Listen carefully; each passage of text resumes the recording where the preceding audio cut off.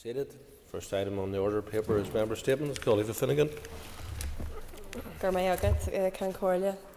I want to acknowledge the publication of the Public Media Ireland report produced by researchers from Ulster University and Dublin City University, which examines the future of public service broadcasting in the context of constitutional change on this island. This report is a timely and important contribution to a growing conversation not only about constitutional features, but about how our shared public institutions might evolve to meet the needs of a modern, diverse and inclusive society. The launch of the report reflected the level of political and public interest in these questions. The research highlights long-standing issues that people across the island are all too familiar with, issues around access, fairness and equality in public services broadcasting. For many years, people in the South have been unable to access BBC content, while people here in the North have faced barriers in accessing RTE programming. There have also been persistent concerns around geo-blocking, particularly in relation to major sporting events and moments of national and cultural significance. These are not abstract problems. They affect how people engage with culture, sports, news and public life. They shape who feels included and who feels left out. One of the most striking findings in the report is the preference expressed for the establishment of a new all-island public service broadcaster in the event of constitutional change, rather than simply extending or adapting existing systems that were never designed to serve the whole island equally. This is a significant finding. It speaks to the opportunity that change, if it comes, could present not simply to rearrange what already exists, but to design institutions that reflect lived experiences, diversity of identity and the public interest in transparency and accountability at their core. While this report focuses on media, the issues it raises resonates far beyond broadcasting.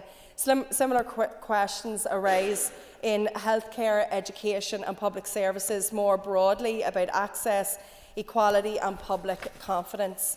And I also welcome the continued engagement between the report's author and Senator Conor Murphy, including plans for further discussion of its findings in the Iraq this next month. That engagement is important if this research is to meaningfully inform public debate. This report should be seen as a starting point, not an end point, an invitation to wider discussion with workers, communities, media professionals and the public about what a shared media future would look like. Those conversations matter because public service broadcasting plays a vital role in democratic life and in how people across this island understand one another. Gormila Mayogov. Alan Buckley. Thank you, Speaker. And I want to use my time this morning in the House to pay tribute to the life of a remarkable young man from County Armagh, Blake McCaughey. On Saturday, to read his mother's tribute, Christine, our beautiful, amazing, inspirational Blakey boy, today you left us for heaven, and you have left a pain I can't describe. No warning, no words, just goodbye. My baby boy, 18 years, you have called me mummy. I'm the proudest mum in the world to call you mine. Blake was, in every sense, an inspirational figure. From a young age, he lived with a rare and complex medical disorder, facing challenges that most of us can scarcely comprehend. Over the course of his life, Blake endured hundreds of medical procedures. Yet, though through every trial, every hospital stay, and every difficult day with his courageous family by his side, Blake met that adversity with extraordinary courage, resilience, and grace. His bravery was humbling to anybody that watched him. His strength was nothing short of remarkable. Blake's life was filled with passions and purpose. He was a devoted superfan of Belfast Giants, and in turn, He was deeply cherished by both players, coaches and supporters alike. His love for the team reflected his love for life, wholehearted, loyal and full of joy. For more than a decade, Blake was an esteemed member of Portadown True Blues Flute Band. To his band family, Blake was a shining light, a friend, a brother, and a source of pride, whose presence will never be forgotten. And for those that seen over the weekend, the outpouring of love from the wider band fraternity was nothing short of remarkable. Blake's wheels were certainly recognisable to anybody that was on the parade, whether that be in local towns, major demonstrations. Blake was always there. Above all, Blake loved his family. To his proud parents, Christine, Andrew, and his adoring sister, Pixie, who stood by him every step of the way, I extend my deepest condolences on behalf of this Assembly. Your love for Blake was foundational and was his strength. And to everyone who had the honour of knowing Blake and encountered that ray of positivity, thank you for a life well lived. Kelly Armstrong. Thank you, Mr. Speaker. Mr. Speaker, I stand today at a critical moment, and this is to do with funding that is not something that is being brought forward by the Northern Ireland Executive or any of the departments of Northern Ireland, but by the Northern Ireland Office.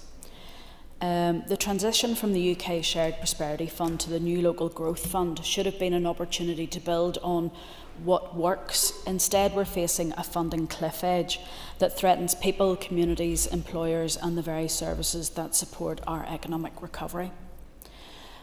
The Northern Ireland Office has made a 64% cut to the programmes that will tackle economic inactivity. 64% of a cut is a significant amount of money for organisations that are helping those the furthest from work into work and support them during work.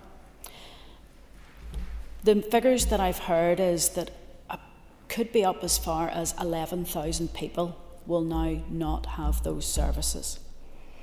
It'll dismantle what has been built up over a number of years by the community and voluntary sector to enable us as a government to provide access to employment for people who have difficulty getting into work.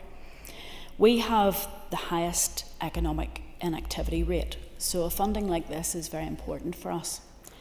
But I have to say that the decision taken by the Northern Ireland Office to continue to deliver a programme that didn't have any Northern Ireland input, didn't have any say by the Minister for Communities or the Northern Ireland Executive, means that there's a programme that has come forward with a 64% cut, where the majority of the money will be spent on capital, not on the skilled people who help others to get into work. And these decisions have been taken without consultation, without impact assessment and without regard for Northern Ireland's unique economic context. That's not partnership. That's not the co-design that we want to have for this place, and it's not sustainable. Mr. Speaker, I am concerned that the Northern Ireland Office has still not allowed Northern Ireland to have a say in the future of this funding, an important funding stream as it is. I'm also very aware of the organisations out there who will now be looking to the Northern Ireland Executive at a time of deep financial crisis, of very, very tight budgets, to look to us to find that financial support to fill that gap. I don't know where that money's going to come from. The Northern Ireland Office took their decision and we're being left with the consequences. Thank you. Billy. Thank you, Mr. Speaker. Mr. Speaker, last week a tribunal found that the Durham NHS Trust subjected 8 Darlington nurses to harassment, violation of their dignity, humiliated the nurses and created a degrading and hostile environment. Now, that was in the case of a transgender woman, a biological male, being allowed to use their changing facilities, so they had to change in front of him. I will add that the same tribunal found absolutely no case against the individual transgender woman, but the effect still had a major effect on those nurses from Darlington. For me, it was a common sense judgment. and I think it's going to have ramifications right across the NHS, including here in Northern Ireland. Now, of course, because I'm raising this, I'm going to be labelled a transphobe, or I'm in a cultural war, because that's what people say. But the reality is this, is I want protections for our transgender community. I want to make sure we have services for our transgender community, including ensuring that all of the health services they require are in place. But none of this should be at the detriment of women. Women deserve to have their own space, free from men. Men should not have the right to go into a woman's space. Women should not be made to change in front of a man. Women who ask for intimate care while in a hospital setting from another woman, it should be accommodated where it can be. It makes absolute sense. I think we have lost sight of what we expect for women throughout the United Kingdom. Of course, we have the Supreme Court ruling which identifies your sex as being your biological sex at birth, and we need to really understand that, and we need to accept that. And 72% of people in Northern Ireland agree with that Supreme Court ruling, and indeed 72% of people in the Irish Republic also agree with that ruling. So we need to adhere to it. And nothing gets in the way of ensuring the rights of women and ensuring the rights of the transgender community. They are not exclusive.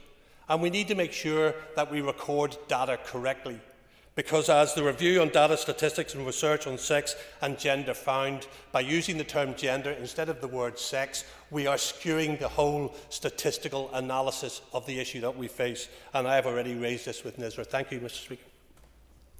Donald Crossan. Thank you, Mr. Speaker. Yesterday, the First and Deputy First Minister stood in this House praising what they described as the great record of delivery by this shambolic executive. It is quite contrary to what I'm hearing and seeing on the ground, and I'm sure others in this House as well, because every week in my constituency I meet people who are not looking for miracles. They're looking for the basics: a hospital appointment that arrives in time, a home that is warm and affordable, a road that is safe, and a system that works for them when life goes wrong. And increasingly, I have to look at them in the eye and explain that the system run by this disastrous executive is continually failing them with their distractions and sham fights over things that don't actually change people's lives. The Stormont executive is failing not just in theory but in real life, and the human cost is absolutely immense.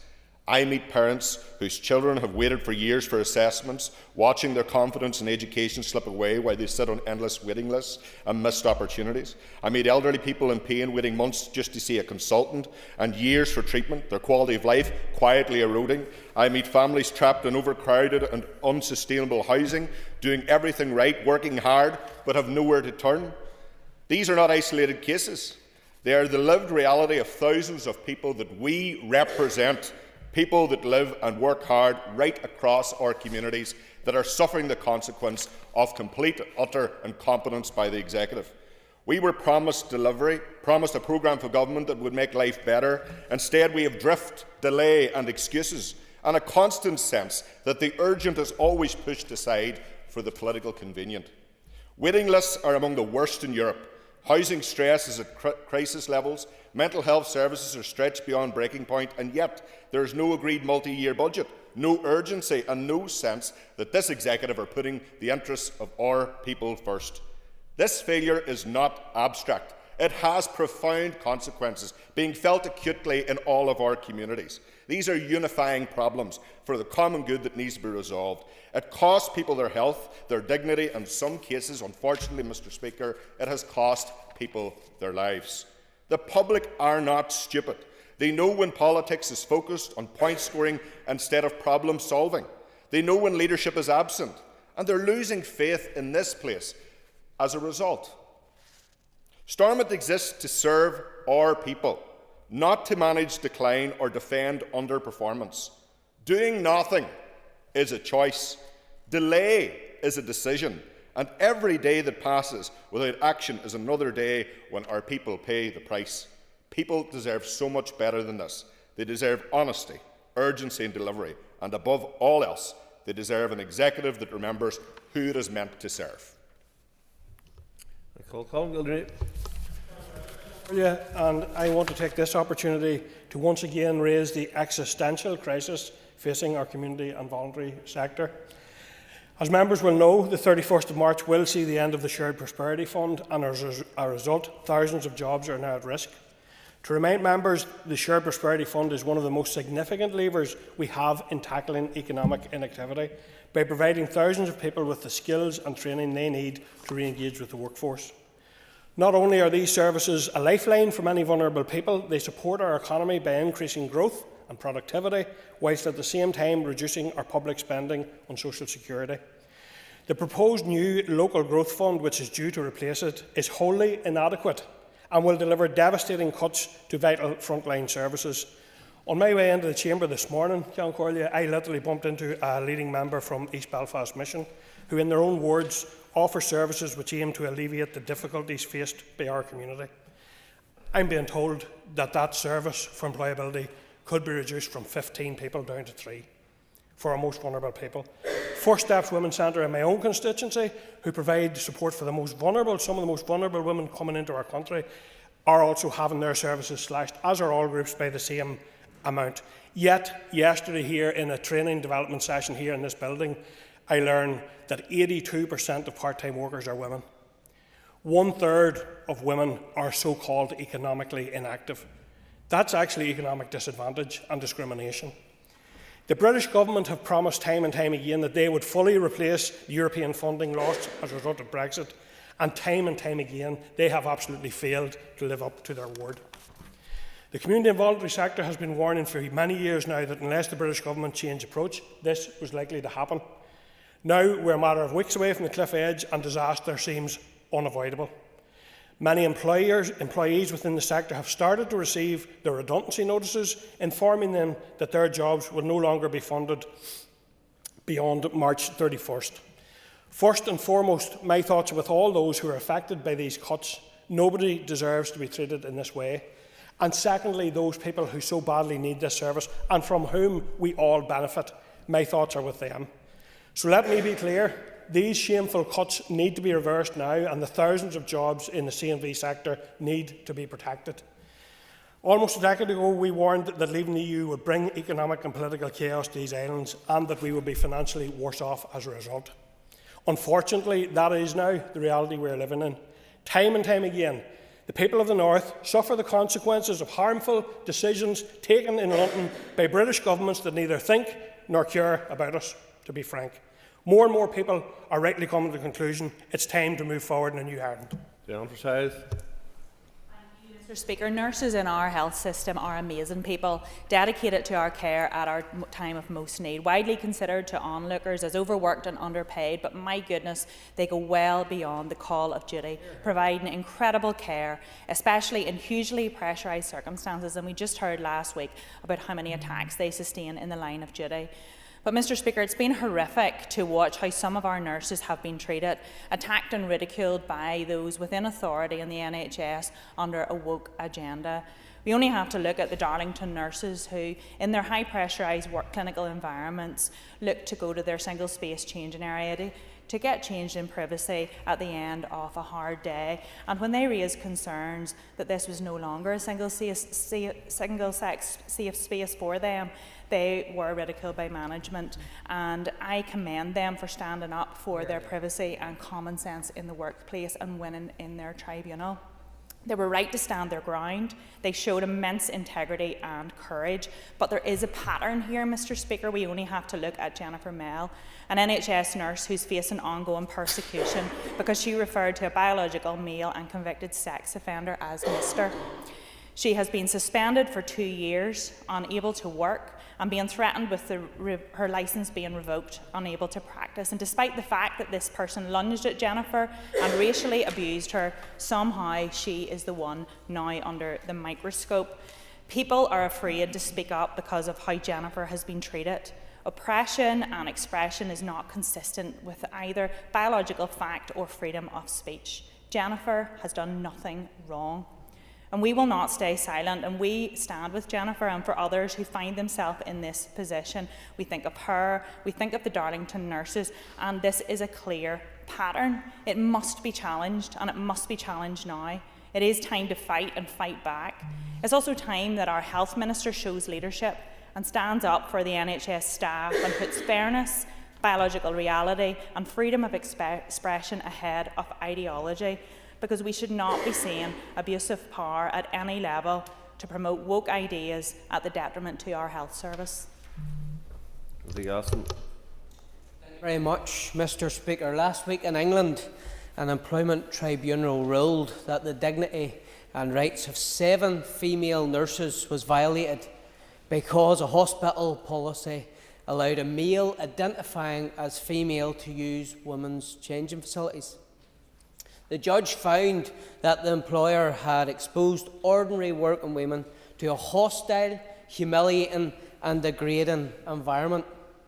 The judge also found that the employer breached health and safety obligations and engaged in indirect sex discrimination by failing to address their legitimate concerns about privacy and dignity. It's correct for members in this House to highlight this obscenity in this case. But in this very building, here in Stormont, in this place, we operate self-identification policy for toilets and facilities on the basis of gender identity, including permitting biological males to use women's toilets simply based on self-declaration of gender. The policy we have reads as if it was drafted by the most extreme of trans activists. And in practice, it was. Remember, Stonewall was consulted on this issue and, going by the resulting document, effectively wrote the policy. The Local Equality Commission defended stalling on this issue on the basis that there can be no reduction in rights. In adopting that position, it has trashed the rights of women, rights which are recognised in countries like, unlike Northern Ireland, are full member states of the EU, such as Poland. Women and girls in Northern Ireland have no statutory guarantee for single-sex spaces. Women, while they're concerned about privacy, religious conscience and/or fundamental rights, are left without legal protections enjoyed elsewhere in our United Kingdom. Rights which are flouted in this building. That's not compassionate. That's not inclusive. I trust in 2026 common sense will prevail and this obscenity will be put right and the policy that we have for toilets in this place scrapped. It's time the only toilet that you were allowed to use in this building reflected your biological reality. Mr. Speaker, policing here in Northern Ireland works best when it serves the entire of our community. Much of the public and indeed political focus on this issue has focused on the underrepresentation of certain sections of our community, and that focus, Mr. Speaker, is important. But there's another issue that receives far less attention in our media and is a growing concern for me, and that is the underrepresentation of working class Protestants within the police service of Northern Ireland. Mr. Speaker, this is not an abstract or academic point. In many working class areas that once saw policing as a proud and respected tradition, confidence in that institution has begun to fall. When any section of our community, Mr. Speaker, disengages with our police, that is bad for us as a society as a whole. A police service which is not reflective of the whole of our community and only parts of it does a disservice to the entirety of Northern Ireland. And that principle, Mr. Deputy Speaker, which some in this chamber and some in the media speak about, must be applied equally. It means recognising where engagement has fallen and where focus needs to take place. So that is why, Mr. Speaker, the current recruitment drive matters. It is more than a campaign, it is an opportunity to reset the message and that we want to see working class Protestant communities apply to join the police service of Northern Ireland. If we want a police service that understands our communities, we need a police service that comes from our communities. Representation will strengthen local knowledge and improve communication. I want to place on record, firstly, my thanks to community organisations and partners in North and West Belfast who have engaged with the police service to try and ensure that this obstacle is overcome. I want to pay tribute to our policing board members, and in particular Joanne Bunting, who for many years raised this important issue. I, Mr. Speaker, send a clear message from this chamber and from these benches. We want to see members of our community and of the working class Protestant community apply to join the police service of Northern Ireland. I look forward to other political leaders in this chamber calling on their community to join the police service of Northern Ireland. John Stewart. Mr. Speaker, and I just want to use this opportunity briefly to pass on my best wishes and good luck to Carrick Rangers Football Club tonight and the Amber Army ahead of their County Antrim Shield final against Cliftonville at Seaview.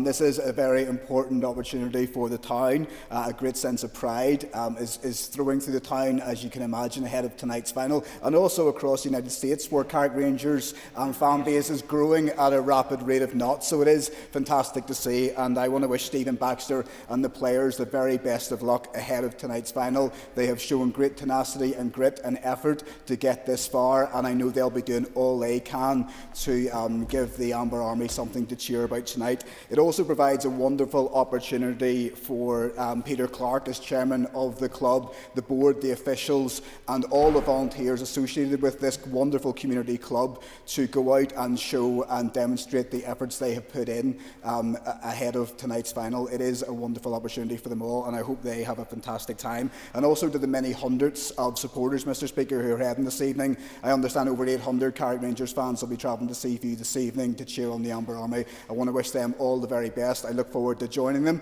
and hopefully we can all return to Carrickfergus tonight, marching with pride as we hold the County Antrim Shield. Thank you very much, Mr. Speaker.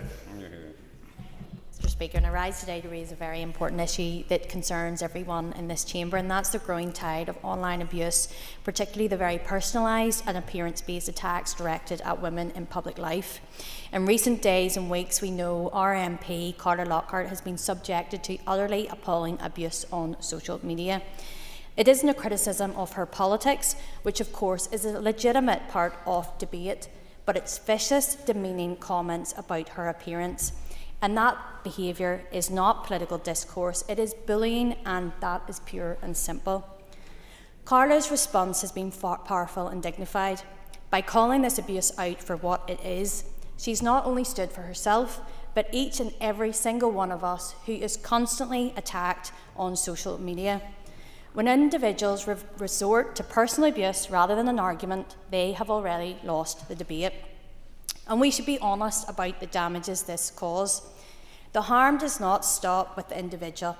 It extends to their families, their children and their loved ones. And we all look in the mirror in the morning, and we may wish we looked slightly differently. But that gives nobody the right to pass judgment or hurl abuse at another human being. Much of this abuse comes from trolls hiding behind anonymous profiles, and they have a lack of consequences. Our platforms like Twitter and Facebook have done very little to tackle this problem, and there's no doubt that stronger account verification, faster removal of abuse content and real sanctions are needed. But what we're seeing from regulators at the moment is simply not good enough. Women and girls are vulnerable users and continue to face harassment, exploitation and intimidation online, with little meaningful protection or recourse. Voluntary compliance has failed. Without legally binding obligations and penalties that actually hurt these platforms, it will continue to prioritise profit over people. The abuse directed at Carla is horrendous. Nobody in public life or any side of politics should have to endure it. She's a tireless advocate for her constituents and someone who serves with integrity and strength, and those who resort to those vile personal attacks are not fit to tie her laces. This behaviour must be called out for what it is. It must be challenged and it must be stopped. We stand with Carla and every single person that is the victim of this abuse. It's time for social media companies and regulators alike to move beyond the words and take real action. Thank you. Okay. That concludes member statements. We now move to the next item of business, which is committee membership motion from Sinn Féin. Clerk, please read the motion. That Ms Aoife Finnegan replace Mr Danny Baker on the Committee for Justice, and that Mr Danny Baker replace Ms Aoife Finnegan on the Committee on Procedures. Thank you. I call Sinead Ennis to move the motion. Moved. The question is, the motion stand in the order paper be agreed. All those in favour say aye. Contrary, if any, no. The ayes have it. The ayes have it. Received notice from the Minister for Infrastructure. She wishes to make a statement. Minister. Well, good Corlia, and with your permission, in compliance with Section 52 of the NI Act 1998, I wish to make a statement regarding the North-South Ministerial Council Inland Waterways meeting, which was held at the North-South Ministerial Council Joint Secretariat Headquarters in Armagh on the 28th of November 2025. The Executive was represented by me as Minister for Infrastructure and by Junior Minister at the Executive Office, Joanne Bunting. The Irish Government was represented by James Brown, Minister for Housing, Local Government and Heritage, and this statement has been agreed with Junior Minister Bunting, and I am making it on behalf of us both. I chaired the meeting, and the following is a note of what was discussed. We welcome the progress achieved by Waterways Ireland since the last meeting of the Council in the inland waterways sector, including ongoing work on Phase 3 of the Ulster Canal Restoration Project.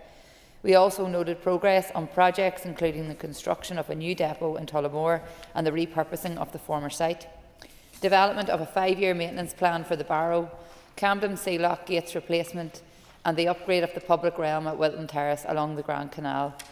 We welcome the continuing collaboration with other stakeholders in the delivery of greenways and blueways and the extensive energy retrofits.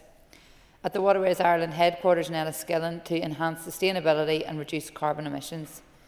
We recognise the achievements of Waterways Ireland in reaching the finals for Best Digital Marketing Campaign at the All-Ireland Marketing Awards and A Boatman's Journey at the e-Government Awards. We also recognise Waterways Ireland's commitment to the implementation of its people strategy and its commitment to staff well-being.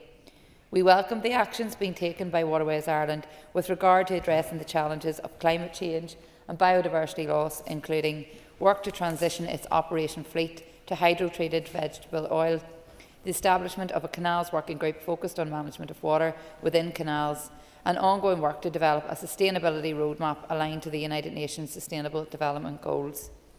We noted the draft Waterways Ireland annual report and accounts for 2024, which have been submitted to the Controllers and Auditors General in both jurisdictions. We noted that Waterways Ireland draft 26 business plan has been submitted to sponsor departments and is currently under review. The draft corporate plan for 2026 to 2028 is currently being prepared, and the draft business plan 2026 and draft corporate plan 2026-2028 will be presented to the Council for approval at the earliest opportunity. We consented to the granting of a number of Waterways Ireland property disposals, and we received a presentation on the Shannon Tourism Master Plan for 2020 to 2030. We noted the partnership between Waterways Ireland, Fáilte Ireland and 10 local authorities in developing the master plan, the collaboration with other stakeholders, authorities and agencies in the region to deliver the master plan, the success of the master plan in its first 5 years and other initiatives that have developed since implementation of the master plan commenced. We noted the progress made on the construction of the Narrowwater Bridge between Cornamuckla, County Louth and Warrenpoint, County Down, and we agreed to hold the next Inland Waterways sectoral meeting in spring 2026. In closing, Nascan Corlia, my officials and I look forward to our continued work with the Minister for Housing, Local Government and Heritage and their officials in all the areas of cooperation in the Waterways Ireland sector. Thank you, Minister. I call on Justin McNulty. Justin. And thank the Minister for his statement. Minister, just disappointed that there is no mention of the Newry Canal in your statements, and Newry Canal has the potential to become a new blue-green artery through our countryside and connecting Carlingford Lock, ultimately potentially to the Shannon estuary. Where are we on that, please, Minister? As the member is already aware, Newry Canal isn't within the remit of Waterways Ireland, so that is why it wasn't be discussed. Could I welcome the Minister's statement? Minister, the restoration of Ulster Canal presents great opportunities to reconnect Ireland's inland waterway system, as well as boost the tourism and local economy. Could I ask the Minister what is the current position in relation to the Ulster Canal restoration project? Yes, so the Ulster Canal project is being progressed in 3 phases. Phase 1 is Lough Erne to Castle Saunderson, and Phase 2, Clonus to Clonfad, are both now complete and open for navigation. And I had the pleasure of visiting Clonus last year, and it is a fantastic project. Work on the 3rd and final phase, Castle Saunderson to Clonfad, is in progress. Pre-construction work, including acquisition of lands and renewal of planning permission, is underway. Phase 3 is subdivided into 4 sub-phases, and the current estimated completion date of all sub-phases is 2028 to 29. And I'm fully committed to supporting the completion of this ambitious project, which is transformational to communities and businesses in the region. All funding for the project to date has been provided by the Irish Government, including funding through the Shared Island Fund, with further commitments in place. Speaker, thank the Minister for bringing the statement to the House. The statement references the success of Waterways Ireland in terms of its marketing campaign and the positivity around that. I was wondering, can the Minister outline any learning or cooperation that can be applied to her department in improving messaging on important issues such as road safety, and maybe in looking at the principle of doing more with less? Okay. Well, look, I suppose just on general and a broad kind of response to that, we're always looking at about what we can do and how to maximise the budget we have to have the greatest impact. The member will be aware that in this year we've increased the budget for road safety advertising and campaigns, and I think we have made really good use of that. There's always more we can do, and that's something I continually review to see what we can do to have the best impact we can. Members, I will remind you that I will allow questions about Waterways Ireland in the ministerial statement.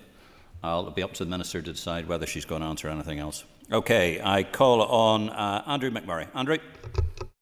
Deputy Speaker, thank you, Minister. Minister, what work has the Minister done in developing blueways within Northern Ireland, and how will this have an effect on tourism and the marketing of Northern Ireland as a destination? Well, I think there's been some significant work. A lot of that has been done in conjunction with Waterways Ireland, and I've given some of the examples there. I think there's so many more opportunities that we need to explore. Obviously, funding will be an issue, and I think that's why the likes of Shared Island funding is so important. That enables us to progress some of these really important schemes. I think there's lots of opportunities, and we can be looking at that kind of outside of the work we're doing collaboratively on an all-Ireland basis to see what more we can do across the north, whether that's in conjunction with councils or other bodies as well. So that's something that I am very open to, and would like to see what else we can do. And I thank the Minister for her statement and answers so far. Minister, what specific targets has Waterways Ireland set in relation to carbon reduction, biodiversity protection and sustainability, and how will progress on these be measured and reported on? Thank you. Well, Waterways Ireland has an increased focus on the sustainable management of the natural environment on the waterways. Given its remit, it's intrinsically connected to the protection of biodiversity and ecology. Its 10-year plan has climate action and sustainable development as one of its strategic priorities, and all of its activities align with the United Nations Sustainable Development Goals. An ambitious training programme on climate action and sustainability has been delivered to upskill the senior management team and provide a dedicated curriculum for all staff. In 2022, Waterways Ireland adopted its 10-year climate action plan and continues to deliver on this. They have also developed a heritage and biodiversity plan which forms the foundation for the sustainable management of the body's assets for this and for future generations. And on a more practical level, Waterways Ireland is leading by example. I mentioned in the statement the hydrotreated vegetable oil, so they've migrated its fleet in the northern region to using hydrotreated vegetable oil fuel, and we did get a presentation on that, which I think was absolutely excellent. And as well as that, as I've mentioned previously, Waterways Ireland is also in the process of retrofitting its headquarters in Enniskillen and other buildings to reduce its carbon footprint. And I want to thank the Minister for her statement. It's very welcomed. Minister, the work on Waterways Ireland recognises that our waterways do not stop at the border, and neither does climate change or biodiversity. What steps is Waterways Ireland taking to address climate change and loss of biodiversity? Thank you. So I think it ties in with a lot of what I've outlined there in terms of Waterways Ireland's 10-year plan in terms of climate action and sustainable development.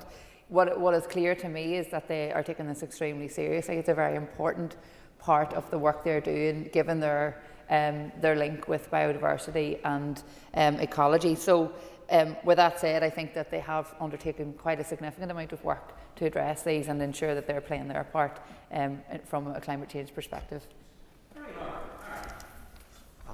First of all, thank the Minister for bringing the statement to the House this morning. My question is on a similar theme. Minister, the statement references the work by Waterways Ireland to transition its operation fleet to hydro-treated vegetable oil. Has there been any assessment of the long-term sustainability and cost of this practice, given the pace of change when it comes to new sustainable fuels technology? Thank you. Well, look, I think as part of the work to develop that has to have been factored in at all stages. I think from what we heard on the day, that this was a really worthwhile and very important initiative, and I think that we have seen it in other areas. Other organisations, even private sector, have started to use similar fuel and methods, and I think we all can play our part in reducing the carbon footprint and the impacts in terms of climate change. So I think it's very worthwhile. If the member would like more information on that, we can certainly get specific details if he would like.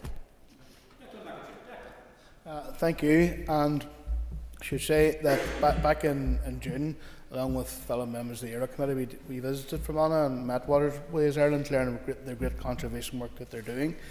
Minister, could you tell us how will the Department assist Waterways Ireland in delivering Phase 3 of the restoration project? Thank you. To deliver Phase 3 of the Ulster Canal Restoration Project, Waterways Ireland will need to acquire lands in County Fermanagh. Waterways Ireland does not have the necessary powers to make vesting orders. However, my department has the powers to make the orders on its behalf.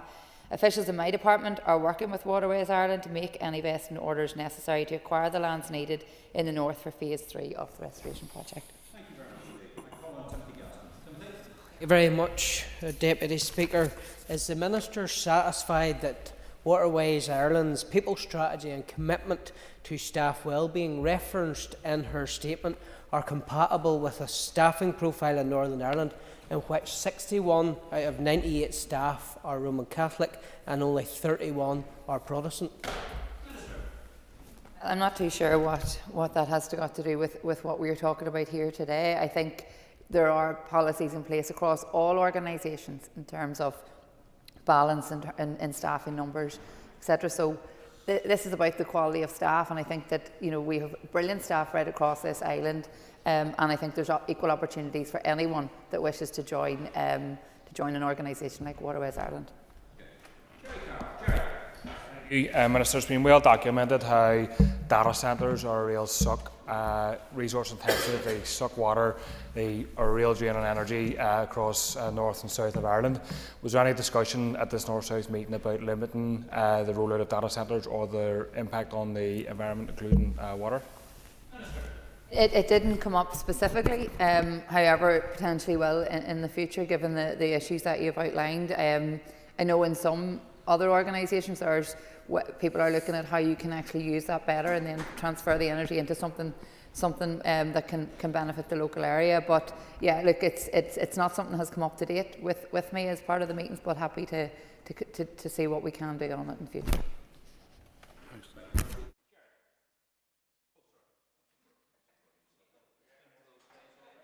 I thought you were all going to look at my wonderful sort of polar bear tie, but there we go. Right, that concludes questions on the statement. Thank you very much indeed, Minister. As we move on, are you ready, Minister for Agriculture? I have received a notice from the Minister of Agriculture, Environment and Rural Affairs that he wishes to make a statement. Before I call the Minister, I remind members that they must be concise in asking their questions. This is not an opportunity for debate, and long introductions will not be allowed. Can I also remind members that you have to be in for the whole statement before you'll be called before the table for answering any questions of the Minister, just to remind people of the rules and regulations. Minister, over to you. Thank you very much, Mr Deputy Speaker. I commend you on your tie. Yes, I did notice. And I want to thank the House for the opportunity to make this statement to the Assembly on the launch of the consultation of the Northern Ireland Draft Nature Recovery Strategy. This statement will explain why a nature recovery strategy for Northern Ireland is a timely and vital intervention needed to reverse the decline in nature. I will also outline to members the arrangements for the launch of the consultation on the draft strategy and the proposed timeline for proceeding to publication of the finalised strategy. Nature is for all of us, but we can no longer take it for granted. Interventions are required if we are to ensure that future generations are able to enjoy and benefit from time spent in nature. Lough Neagh, regrettably, remains a stark example of the consequences of ignoring the needs of nature, with all its human and environmental costs. Other warning signs are also present across Northern Ireland, with habitats not being protected as they should and native species threatened by climate change, pollution, invasive species and land use change. The Nature Recovery Strategy must be the start of a new chapter where we cherish nature, recognising that nature is the foundation upon which society is built. The strategy should serve as a call to action and must ignite a shared commitment to protect and recover our precious natural environment. The strategy is one of my 10 key pledges for this mandate, as published in the Department's corporate plan, and I'm determined to see it not just in place, but implemented, putting nature firmly on the road to recovery. I'm pleased to inform the House, therefore, that a new nature recovery strategy has been drafted and has been launched for consultation later today. I would like to thank the range of stakeholders who helped shape the draft strategy to get it to this milestone. I look forward to engaging with stakeholders during the consultation window and receiving feedback, which I'm sure will be hugely valuable and help inform the final text. The Nature Recovery Strategy meets the statutory requirement under the Wildlife and Natural Environment Act Northern Ireland 2011 for my department to develop and regularly review a biodiversity strategy to further the conservation of biodiversity in Northern Ireland. Its name reflects my belief that we need to do more than just conserve biodiversity. We must also help nature to recover and regenerate, and the strategic objectives and actions set out aim to achieve just that. Sadly, nature is not just in decline across Northern Ireland, but throughout the world, and urgent action is needed to address the biodiversity crisis. We are witnessing further loss of habitats and species and the ecosystem services they provide. These include providing us with our most basic needs, such as food, clean air and water, and shelter. Nature also provides an important role in helping to regulate our climate and offers us opportunities for recreation that enhance our health and well-being. We only have to look back to this time last year, to Storm Owen, as an example of the impact of more extreme weather on our communities and the environment, to realise that nature is our ally in taking climate action. For its size, Northern Ireland is one of the most geologically diverse areas of the planet. This has resulted in a rich and internationally important biodiversity of some 20,000 species across our land, soils, airs and waters. Northern Ireland is home to species found nowhere else in the UK, including pollen, a fish found in Lough Neagh and Lough Erne, Lower Lough Erne, and subspecies such as the Irish heron. I am personally very excited to watch BBC Winter Watch, which airs tonight from Mount Stewart, positively putting the spotlight on Northern Ireland. A significant component of our biodiversity lies within the marine environment, including our sea lochs and estuaries. However, in Northern Ireland, around 40% of the flora and fauna within our most protected sites fall short of the defined standard for favourable condition, with only one of the 49 priority habitat types in Northern Ireland is considered to be at favourable conservation status. Protecting and restoring nature is not just a nice to do. We have a moral and legal obligation to do this. There are huge social and economic benefits of returning to a world rich in nature. In December 2022, Northern Ireland, alongside the rest of the UK, joined the global community in committing to the Cumin-Montreal Global Biodiversity Framework, agreed at the Conference of Parties COP15 under the Convention on Biological Diversity. The Global Biodiversity Framework sets out in 23 targets and 4 goals the urgent actions required to bend the curve of biodiversity loss by 2030 and move towards a 2050 vision where biodiversity is valued, conserved, restored and wisely used, maintaining ecosystem services, sustaining a healthy planet and delivering benefits essential for all people. The framework sets an ambitious target to move us towards a 2050 vision, which is known as the 30 by 30 target. This essentially commits us to having 30% of our terrestrial and inland water and our marine and coastal areas effectively conserved and managed for nature and biodiversity by 2030. There is also an existing biodiversity duty which applies to all government departments and public bodies, which states that it is a duty of every public body in exercising any functions to further the conservation of biodiversity so far as is consistent with the proper exercise of those functions. This is supported by the legislative requirement to set biodiversity targets in the Climate Change Act Northern Ireland 2022. The reality is that currently in Northern Ireland we are sitting at around 9.9% of our terrestrial land area and approximately 38% of our terrestrial waters being designated as protected sites, although some of these may not be in good enough ecological condition to be suitable to contribute towards the 30 by 30 target immediately. The objectives and actions in the draft Nature Recovery Strategy aim to fulfil our global commitments, legislative obligations and climate goals, providing bigger, better managed and more connected nature. The draft Nature Recovery Strategy demonstrates my commitment to fill in the actions in the global biodiversity framework. It also highlights the actions we are already taking at a local level and proposes new actions for Northern Ireland, which add to the existing framework of targets and relevant policies and strategies that are already in place that aim to deliver for biodiversity. I want the Nature Recovery Strategy to be about hope. Hope that nature can thrive if we start recognising its value and taking necessary action. Hope that by stopping the harm and being more responsible, nature can recover. Hope that we can all live side by side with nature and enjoy its riches and benefits. By putting in place plans and actions to restore and better manage areas for nature and adopt more nature-positive policies using the best available science and evidence, we can ensure it's protected for future generations. Indeed, there is already so much good being done and many great projects across Northern Ireland demonstrating nature recovery in action. As Minister, I've had the privilege of seeing that work at first hand. The Life Raft project on Rathlin, for example, is truly inspiring and will be transformative for the seabird population on the island. It shows what can be achieved through cooperation with local communities, environmental organisations like the RSPB and my department. At Moran Park, the Woodland Trust are restoring and conserving our ancient woodland as part of wider efforts to preserve one of our most stunning landscapes, again illustrating what can be achieved by collaborative working. Peatland is one of our most precious habitats and an essential carbon sink, and supported by our new peatland strategy.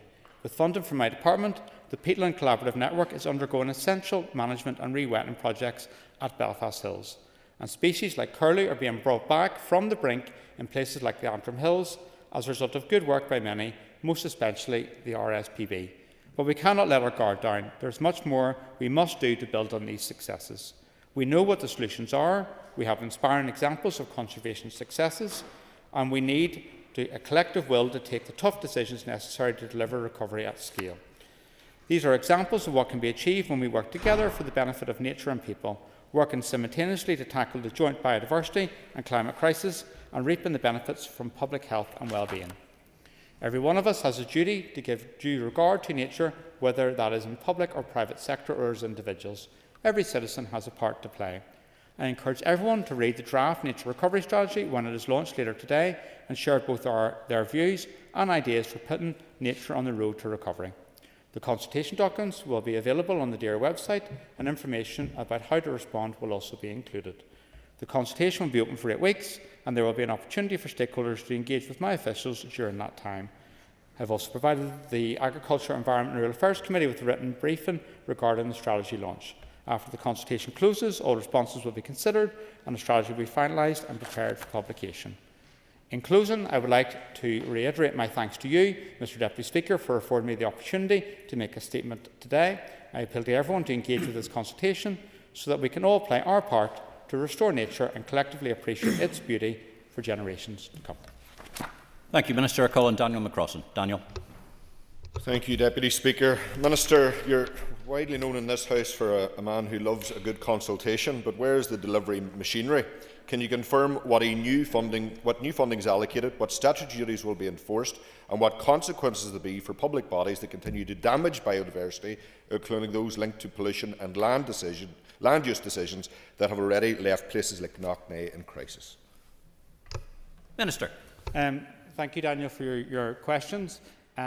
If I didn't carry out consultations, I would rightly be criticised, because I think it's an important statutory duty, and also to give people an opportunity to have their say, and that's what I'm giving over the next 8 weeks. There is lots of actions that need to be taken to restore nature. I'm very conscious of that. I see the situations, not just in relation to Lough Neagh, but also in relation to our uplands. I'm taking action in regards to that. There's 4 pillars, for example, in relation to water quality, which would also transpose across here to this issue, which is education and incentivication, and also regulation and enforcement. I'm not going to find wanting in terms of regulation and enforcement, but in terms of that education and incentivication, it's important we do that. I've received the draft budget from the Finance Minister. As a department, we're going through that to see what we can do with that. It is challenging financial circumstances, but I'm a person with hope, and I'm also very conscious that there's funding, for example, through Peace Plus, and also through Shared Island. I'm very grateful for the Irish Government in terms of the support that they've been giving us around nature, particularly in relation to peatland restoration, and it's important we work on an all-Ireland basis. Lots to do, and it's something I'm very committed to doing. Thank you very much indeed, Minister. I call the Chair of the Agriculture Committee, Robbie Butler. Robbie. Thank you, Mr Deputy Speaker. I'm sure you'll agree with me that interdepartmental working is crucial to the success or failure of this strategy. We've just had an oral briefing from the Infrastructure Minister on inland waterways, and it's undeniable that inland waterways will play a significant role in achieving a 30 by 30 target, because they uphold most of and some of our most important biodiversity. So, Minister, in regard to the revitalisation, for example, of the Lagan Canal in my own constituency, what interdepartmental ambition do you envisage happening to deliver on those targets, but also the prosperity of biodiversity and the prosperity of our communities? Minister. Thank you, Robbie, and I think it's an important issue. The statutory duties around nature already exist, so public bodies, if they have responsibility for those areas, need to uphold those, and that's important I say that. I am aware of the issues that you set out around that, and it's important we all work together, because what we see is the benefit of nature, particularly for tourism, but also if you visit these areas, particularly at the weekends, you'll see them very, very busy, and that's something that people appreciate nature. If there's particular issues you want me to follow up with the Infrastructure Minister, I'm happy to do that, but I know we've all got a role to play in terms of restoring nature so that it's there for future generations to enjoy. Minister, I call on Aoife Finnegan. Aoife. And I want to thank the Minister for his statement. Minister, biodiversity loss is already significant. What specific actions in the draft strategy will be prioritised in the first year to ensure early delivery? Minister. Thank you. And there's a number of actions that are already underway. They're set out in the Environmental Improvement Plan, and there's additional actions then being reflected within the Nature Recovery Strategy. I think it's one of the important issues in terms of supporting our farming community, and that's in terms of farming with nature. We started the rollout of that last year in terms of the transition scheme, and there's further actions to be taken this year. We're doing that as a process of co-design. I think it's important we do that. There's a lot of work that needs to be done to support our farming community around the challenges in terms of nature, so we can build that resilience going forward, and that's something we're focused on, alongside delivering on our peatland strategy, which we launched last September. So lots to do around these issues. They're a key issue for the general public. They raise it with me regularly, and I'm also committed to continue to engage with my Irish Government colleagues, because these issues in terms of biodiversity are transboundary, and it's important we cooperate on these issues. I call on Tom Buchanan. Tom. Deputy Speaker, Minister, we're all passionate about the preservation of our nature and our wildlife. How does your strategy sit alongside large infrastructure projects and, for example, wind farms that are mainly developed in and amongst the boglands, the peatlands, where the heather is, which is rich in biodiversity and bird life and all of that? Minister. So this sits quite comfortably alongside that. The Infrastructure Minister recently published a strategic policy planning statement in relation to renewable energy, and that would interrelate to these issues. Each application in regards to renewable energy is considered on its merits, and NEA will give us a response to that. But there's real benefits to us as a society in terms of investing in renewables, in terms of lower bills, but also that energy security. So I view these things in a wider prism, and I think there's real benefits associated with us all working together to restore nature, but also deliver us that energy security going forward. Thank you, Minister. I call on John Blair. John. Thank you. And can I thank the Minister firstly for his statement this morning and also for the actions he is driving in his department to help deliver on nature recovery. On a matter directly related to nature recovery, can I ask the Minister for an update on actions to tackle ammonia pollution? Minister. Thank you, John. So the issue of ammonia is of serious importance, and for anyone who's in any doubt about that, if they read the report from the Office of Environmental Protection, which was published in 2024, it sets that out, and also in terms of the history with regards to how the department was approaching this. I'm very, very aware that ammonia emissions in Northern Ireland remain stubbornly high, and I'm determined to find a pathway to reduce ammonia emissions, as well as being able to support sustainable development within the agricultural sector. Following engagement with the farming and environmental sector representatives late last year, I believe that we can work together to develop a Northern Ireland-wide ammonia support programme to unlock this issue. My officials will be working at pace with stakeholders to develop this pathway which reduces emissions, and we must do that, and also address practical issues like replacement sheds. I will continue to engage with the Finance Minister in relation to the draft budget, because that's quite important for me to find a way forward in relation to this in terms of the funding and sustainable farm investment scheme, so we can support farmers to take the appropriate actions around this. Let me be no doubt that the levels of ammonia pollution in Northern Ireland are of serious concern to me. I believe we can find a way forward to this, which reduces the ammonia emissions, but also deals with the practical issues that have been reported through to me from the agriculture community, and that's something I'm very keen to progress in the months ahead. Thank you very much indeed, Minister. I call on Declan McAleer. Declan. Statement. Minister, almost like a follow-on to that. Obviously, land use is going to be critical to the realisation of this strategy, and 75% of the land here in the north is farmed. So what engagement have you had with the farming sector, or what plans do you have to engage with the farming sector to make sure they're on board in the realisation of this strategy? Minister. Thank you, Declan. So there's two ways. One is in terms of that co-design around the Farm with Nature schemes that we're rolling out, and I think it's important we do that. The other one is in terms of that wider issue around land use. So the Farming, Food and Countryside Commission did a lot of work in terms of a land use framework. We hope to be able to publish that in the short time ahead. I want to thank everyone who's engaged with them on that. They'll come back with that report, and then I'll provide us a template for moving forward. But I want to do this in conjunction with people and in partnership with people, so we can find better ways to manage our land, and most importantly to build that resilience. And I'm very conscious that we need to build resilience in terms of nature so we can deliver a successful future for farming, and that's what I'm committed to doing. Thank you. I call on Gareth Wilson. Gareth.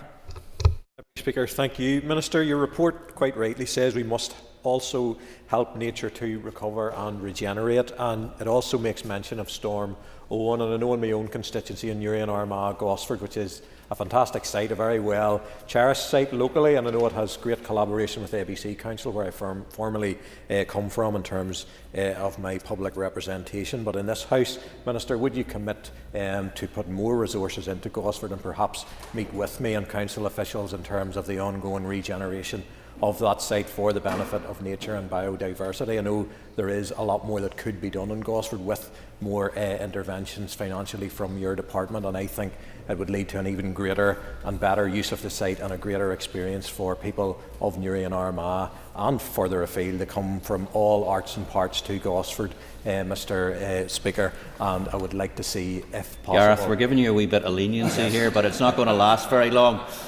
You get one question. Okay. Would you commit to more resources and helping in terms of the regeneration potential? Thank you. Minister. Thank you. 10 out of 10, that's probably the longest question I've got. Even Matthew's never got away with that. So in terms of the impact of the storm, I think most of us in this room will know places in our constituency that were affected by it. And tonight will be profiled on BBC Two in terms of Winter Watch, in terms of the impact on Mount Stewart. And we've got to learn lessons from that in terms of climate adaptation.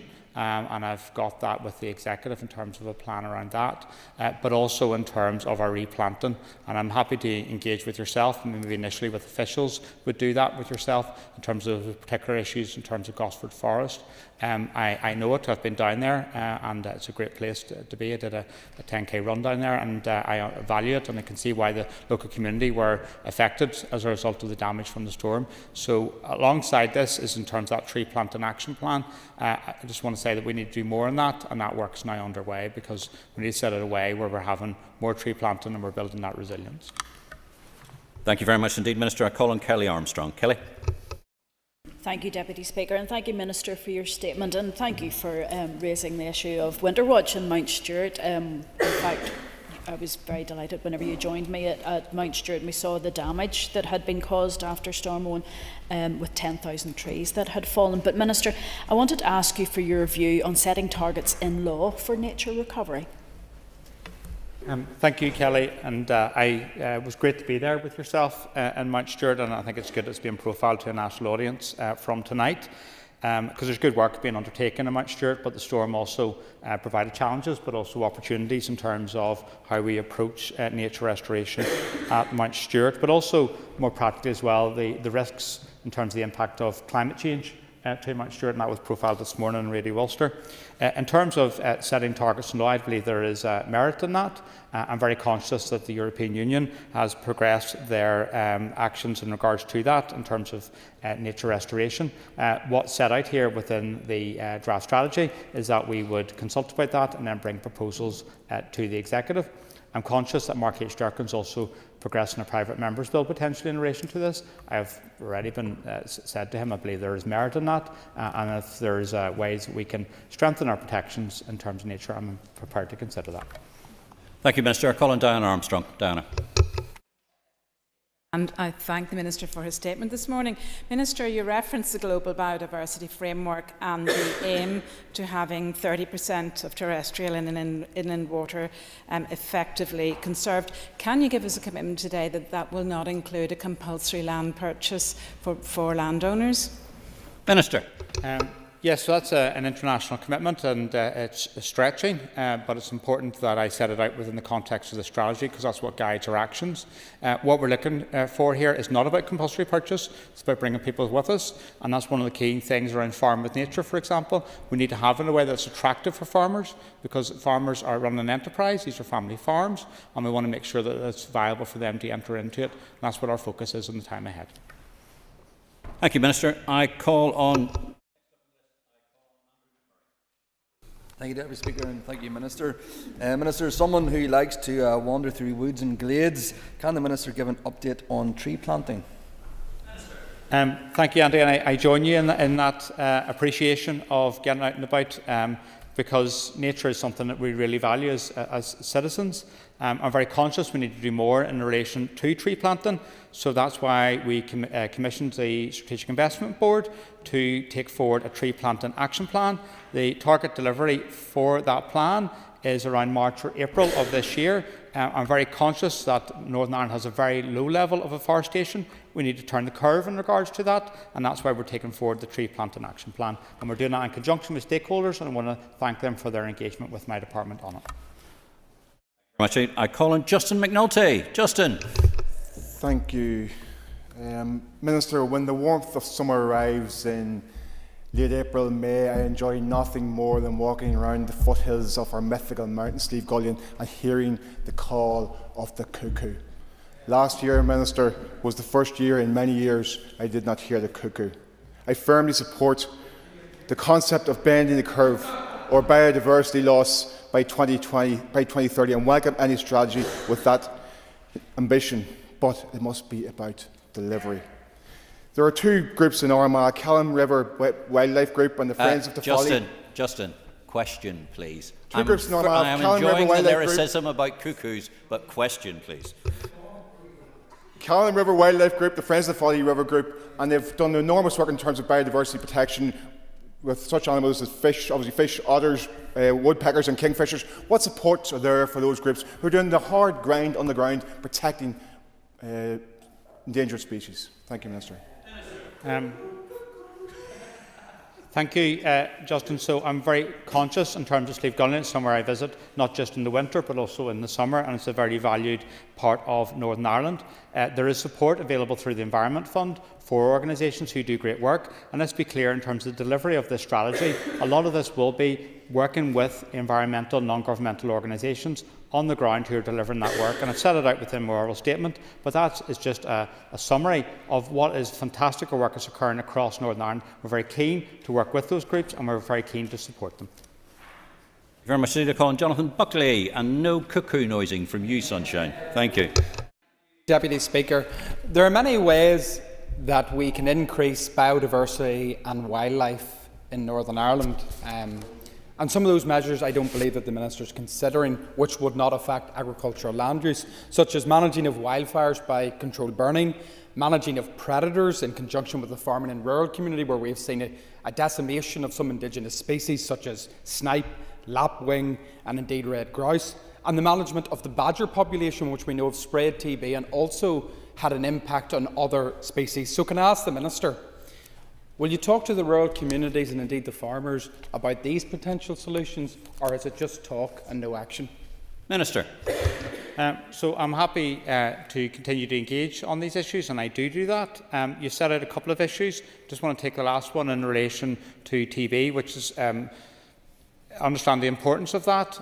We were going to undertake a consultation in terms of wildlife interventions this spring. It's important people respond to that. I understand that that is one of the three pillars around our TB blueprint, also around people and cattle, but I understand the importance of this. The other one, just in relation to prescribed burning, there is an action in terms of the wildfire strategic framework to undertake a review and consultation around that, and I think we need to do that. I understand that farmers have a massive role to play in terms of management of these areas and hopefully preventing those wildfires. There's one side which is in terms of regulation around that, but also the one is in terms of education, and I'm happy to continue to engage with stakeholders on this so we can find a better way forward, because whilst it may be winter now, my mind's already focused in terms of the potential for wildfires again occurring, and that's why we need it. This nature recovery strategy also plays a role in terms of how we better manage those protected areas, but the best way to do that is in cooperation and in consultation with the landowners. Call on Timothy Gaston. Timothy. Very much, Deputy Speaker. Minister, on page 34 of your strategy dealing with pollution, it talks about 30% of water pollution incidents are traced back to farm source. It goes on to say Northern Ireland Water are responsible for 10% of them. It's reported that more than 7 million tonnes of untreated raw sewage enters our waterways each year, but yet that's the only time Northern Ireland Water is mentioned in your strategy. So where in your strategy or the supporting documents can I read the specific actions, targets and timescales you are setting Northern Ireland Water to limit the amount they are discharging into our waterways? Or is this another opportunity for you to give Northern Ireland Water a bye ball and kick the farmer? Minister.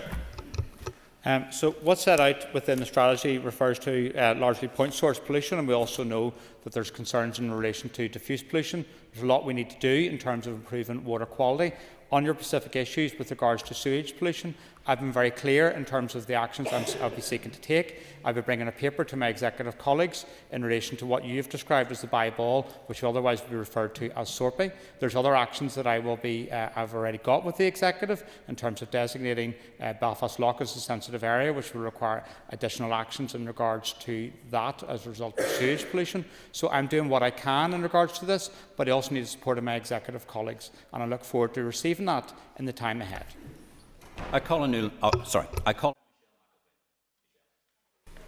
Mindful of the Minister's responses in relation to ammonia levels, can I ask the Minister if this strategy is just a further attempt to reduce livestock numbers in Northern Ireland? No. Minister. Oh. And I apologise, I missed the very start of the statement. But Minister, how does the draft nature recovery strategy address the specific challenges faced by rural and border communities, particularly in relation to land use pressures and access to environmental supports? Thank you. And the statement previously moved much faster, so don't feel that bad. I rushed down here as well. This is integral in terms of how we support rural communities, particularly in terms of the ecosystem services that nature provides. And that's something that why we want to consult. We want to get views back. And if there's any other views, what we want to do around this, very keen to hear that. But in terms of the opportunities from this, particularly in relation to good green jobs around peatland restoration, they're very clear, and I want to be able to deliver that for rural communities. And we just check our ease while we hand over on the top table. Thank you.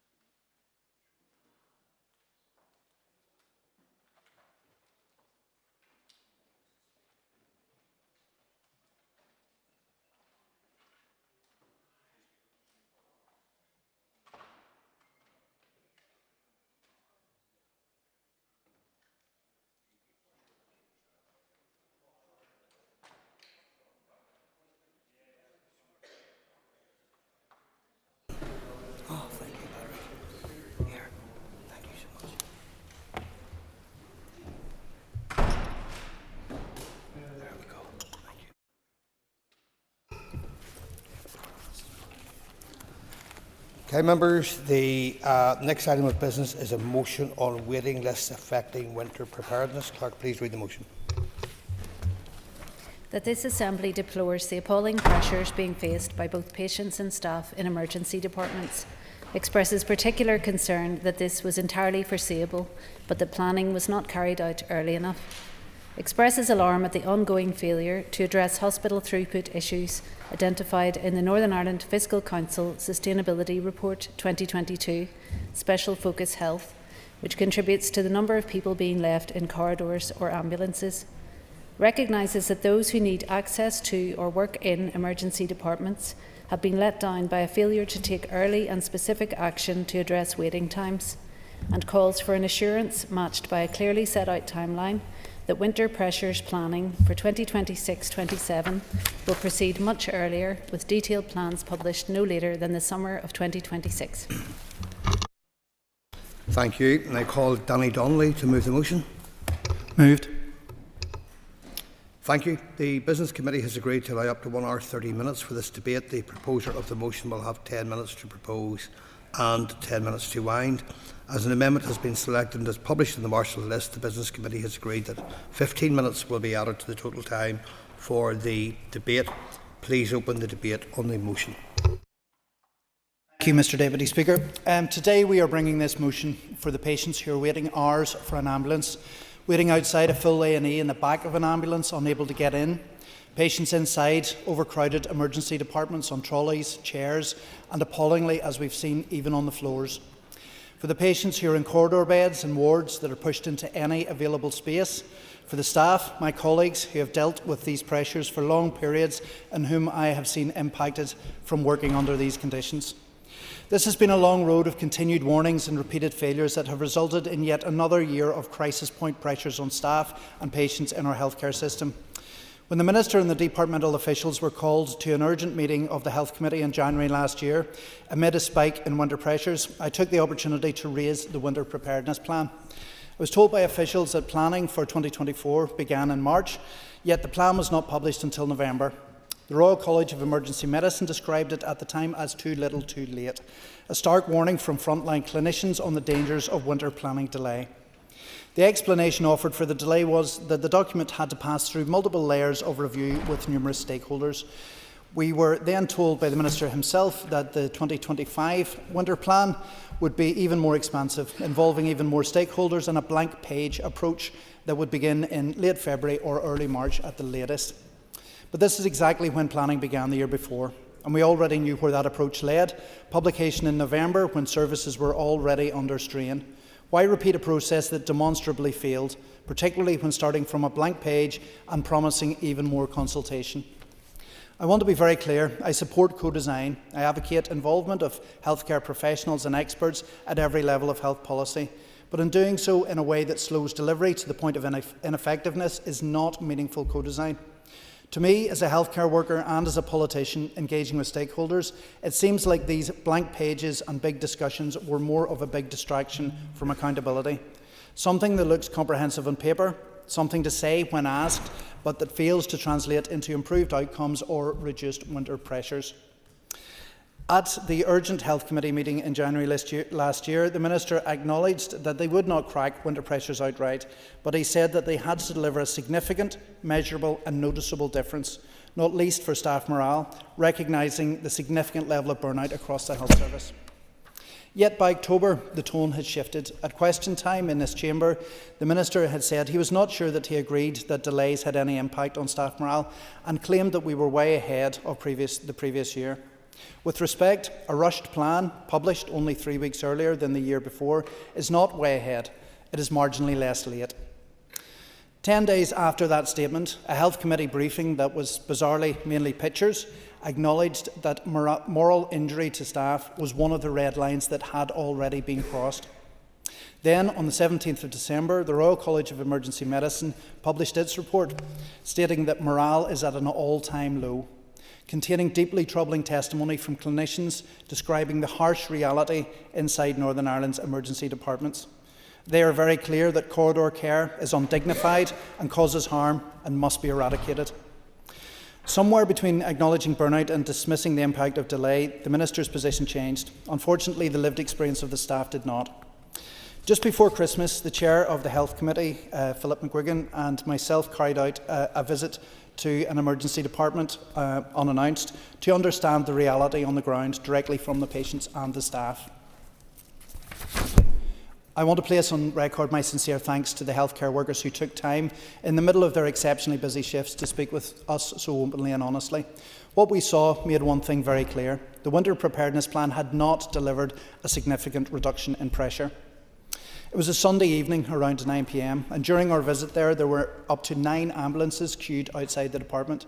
The longest wait in the back of an ambulance at that point was 6 hours and 21 minutes, and we were told it had been 7 hours the night before. Inside the department, there were 114 patients. 30 of those patients had infectious conditions requiring side rooms. 52 patients were waiting on trolleys. The longest wait for a bed in a ward in the department was 4 days and 16 hours. There were between 14 and 16 corridor beds in use, and there was no spare cardiac capacity. Only 1 respiratory bed was available for any patients who might require specialist non-invasive ventilation.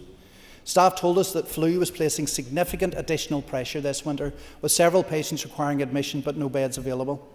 Wards were running with 3 extra patients each without additional staff. We were told that flow has stopped. When it becomes this blocked up, it becomes very dangerous for patients if emergency care is needed. While winter pressures are not new, ambulance delays and corridor care are no longer seasonal issues. They are now year-round features of our system. On the night we visited, around 100 patients in the hospital were medically fit for discharge, but they were waiting for care in the community. The figures speak for themselves. Patients are waiting far too long in inappropriate settings, and it is clear that harm will occur as a result of these delays. In 2022, the Royal College of Emergency Medicine, using the standard mortality ratio, worked out that there were approximately 1,400 deaths associated with long waits in EDs in Northern Ireland. In Scotland in 2024, there were around 800 deaths. Now that's almost double the number of excess deaths here in Northern Ireland, with a population that is 3 times smaller. The Minister wanted measurable differences, yet when I ask repeatedly about the standard mortality ratio, the response has been to say that determining causality in such cases is complex and not possible due to the limitations in current data collection systems. But you cannot credibly claim that progress is measurable if you're not measuring the harm that you are trying to prevent. When the plan was published, I submitted an urgent oral specifically to ask how this plan would reduce winter pressures. The Minister talked about vaccination uptake programmes, yet vaccination uptake by staff was not above 40% in any trust in Northern Ireland this winter. He discussed improving mental health and learning disability bed pressures to reduce demand on EDs by ensuring that the right care is available in the right place. Yet the mental health strategy has been 80% shelved, with only 16% funded overall. And we know that the PSNI is taking more than 100 concerns for safety calls every single day, almost none of which involve crime, but people who need mental health care. He talked about supporting social care delivery in the community and improving the system flow in hospitals, yet independent domiciliary care workers, one of the most essential parts of our social care system, did not receive the promised pay uplift to the real living wage. The RCN also released a report on the crisis in corridor beds last week, and as previously highlighted, the Royal College of Emergency Medicine released an alarming report with testimonies from clinicians exposing the harrowing reality inside Northern Ireland's EDs. The Minister has spoke about avoiding ED attendance and admission for end-of-life care for people who have a preference to be at home. And yet we have recently had an inquiry into palliative care in Northern Ireland that concluded that palliative care is fragmented and under-resourced. Now, and I hope the Minister would implement the recommendations within the report to improve this vital service. Mr. Speaker, this plan was rushed. A rushed and uncoordinated paper containing little that was genuinely new and even released on social media before it was provided to members of the Health Committee. These may have been things that the Minister wanted to fix, but patients and staff are still suffering harm from severe consequences of winter pressures and a lack of planning and transformation. And I call on the Minister to deliver detailed plans for winter 2026-27, no later than the summer of 2026. Warm words and good intentions are not enough. The impact of the Minister's winter preparedness plan was not significant, measurable or noticeable, and the staff are now more burned out than ever. This year's plan has failed. Thank you. Thank you. And I call Jerry Carroll to move the amendment. Move, Deputy Speaker. Thank you. You'll have 10 minutes to propose and 5 minutes to wind on the amendment. All other speakers in the debate will have 5 minutes. Please open the debate on the amendment. Thank you, Deputy Speaker. Winter comes every year, and this isn't a surprise and shouldn't catch the Minister or the Executive off guard, but each and every year, including this winter, the Executive acts like annual winter healthcare crisis is unprecedented. And there's nothing I could disagree with in the member's motion. I thank him for bringing it, or indeed in his opening comments, but I think my amendment adds to the motion, and I'll expand upon that. The motion correctly deplores the disgraceful pressures faced by patients and staff in emergency departments, but these pressures are entirely foreseeable. Plans that are published in mid-October or November are entirely, as has been said, too little and too late. This year we're in the same position, Deputy Speaker. Corridor care, as it's maybe euphemistically called, is a visual manifestation of the disastrous state of our health service. People in medical crisis are being treated in corridors and in staff changing rooms and denied the dignity and respect that they deserve, and this has become completely, unfortunately, normalised. And last winter, one patient waited 19 hours in an ambulance before hospital admission. People are routinely spending up to a day in the A&E waiting rooms before seeing a doctor. This is completely unacceptable, Deputy Speaker. Last January, over 45% of patients were waiting more than 4 hours in A&E, which is the worst performance across these islands. And people here in the north are now 4 times more likely to be waiting for planned care than in England. And we have 127,000 people waiting over a year for a first outpatient appointment. This is completely unacceptable, and I think the figure already mentioned is worth repeating. The fact that there was 1,400 excess deaths occurred here linked to long A&E waits and double the rate of Scotland, as has been said, despite our smaller population. So the system is killing people. That's the blunt reality of it. At the root of this crisis, Deputy Speaker, is the systematic degradation of our healthcare workforce. Costs of hospital care have risen by 28% compared to just 8% in England, but none of this reaches the workers' pockets, and actually healthcare staff are fighting to get an insulting 3.6% pay offer from October, and that's backdated to April, as has been the case in England, and told to just accept it. And is there any wonder in this situation, Deputy Speaker, the staff morale is at rock bottom and people are leaving the sector and leaving, in many cases, the country. We have 35% more registered nurses per capita than England, but we have longer waits and worse outcomes because the system is hemorrhaging experienced staff. The executive solution in this regard is privatisation, Deputy Speaker, in the form of handing contracts to private, not independent, private providers, and in the past decade, this executive has paid £125 million of public money on one hospital alone. This is outlandish. Waiting list initiatives actually funnel public money into private healthcare companies' coffers, once again throwing good money after bad. And this is a dead-end strategy. You can't solve a crisis in public healthcare by enriching private profiteers. Every pound, Deputy Speaker, spent on private sector contracts is a pound that could employ nurses, retain experienced doctors, or reduce the crushing workload driving staff away. The solution is staring us in the face. Stop privatisation, stop spending public money on private healthcare companies for waiting list initiatives, and invest directly in our health service and its workforce instead. Pay healthcare workers properly and recruit and retain staff by making healthcare jobs attractive again. This executive must build capacity in our public system rather than subsidise private profits. And an amendment of a similar nature was passed in this House last year, and I hope and trust it will be the same from members today, Deputy Speaker. We know what the problems are, and we've known for years. The question is, will this Minister and the Executive have the political will to fix them, or will we continue this predictable cycle of crises and private sector profiteering while patients suffer and workers burn out? People demand and deserve better. Just to expand on some of the figures, we know for the UK that there has been a 525-fold increase in the number of people receiving what's called corridor care. That is treatment on trolleys, and I suspect it's a higher figure for here. I hope the Minister can give those figures today. And I've lost count the number of times over the winter period this year and previous years seeing social media stories of people and their loved ones waiting 12 hours or more in a corridor waiting to get the appropriate treatment. This is completely unacceptable. And over 2/3 of nurses with the RCN have reported delivering care in, and I quote, overcrowded and unsuitable places every single day. Not only is this unfair and unjust for patients, but it's totally unsustainable for the people working in the sector and unsustainable for the sector more generally. And the reason why we're in this situation is simple, Deputy Speaker. Long-term divestment in our NHS over the last 15 years or so. We've seen A&Es close, run down, we've witnessed beds being pulled out of hospitals and not replaced, and disgracefully we've seen repeated attempts to take advantage of our healthcare workers and deny them proper pay and pay parity in a timely manner. We also have the situation, Deputy Speaker, of people who are medically fit, as was referred to in passing, for discharge, but who are unable to leave the hospital or the healthcare setting because there is no care packages in place or available. These issues are all completely connected, Deputy Speaker. Despite the best efforts of underpaid care workers, the private for-profit model doesn't work for patients, and it doesn't work for people working in the sector. Patients often receive 15-minute appointments and don't receive the detailed one-to-one care required.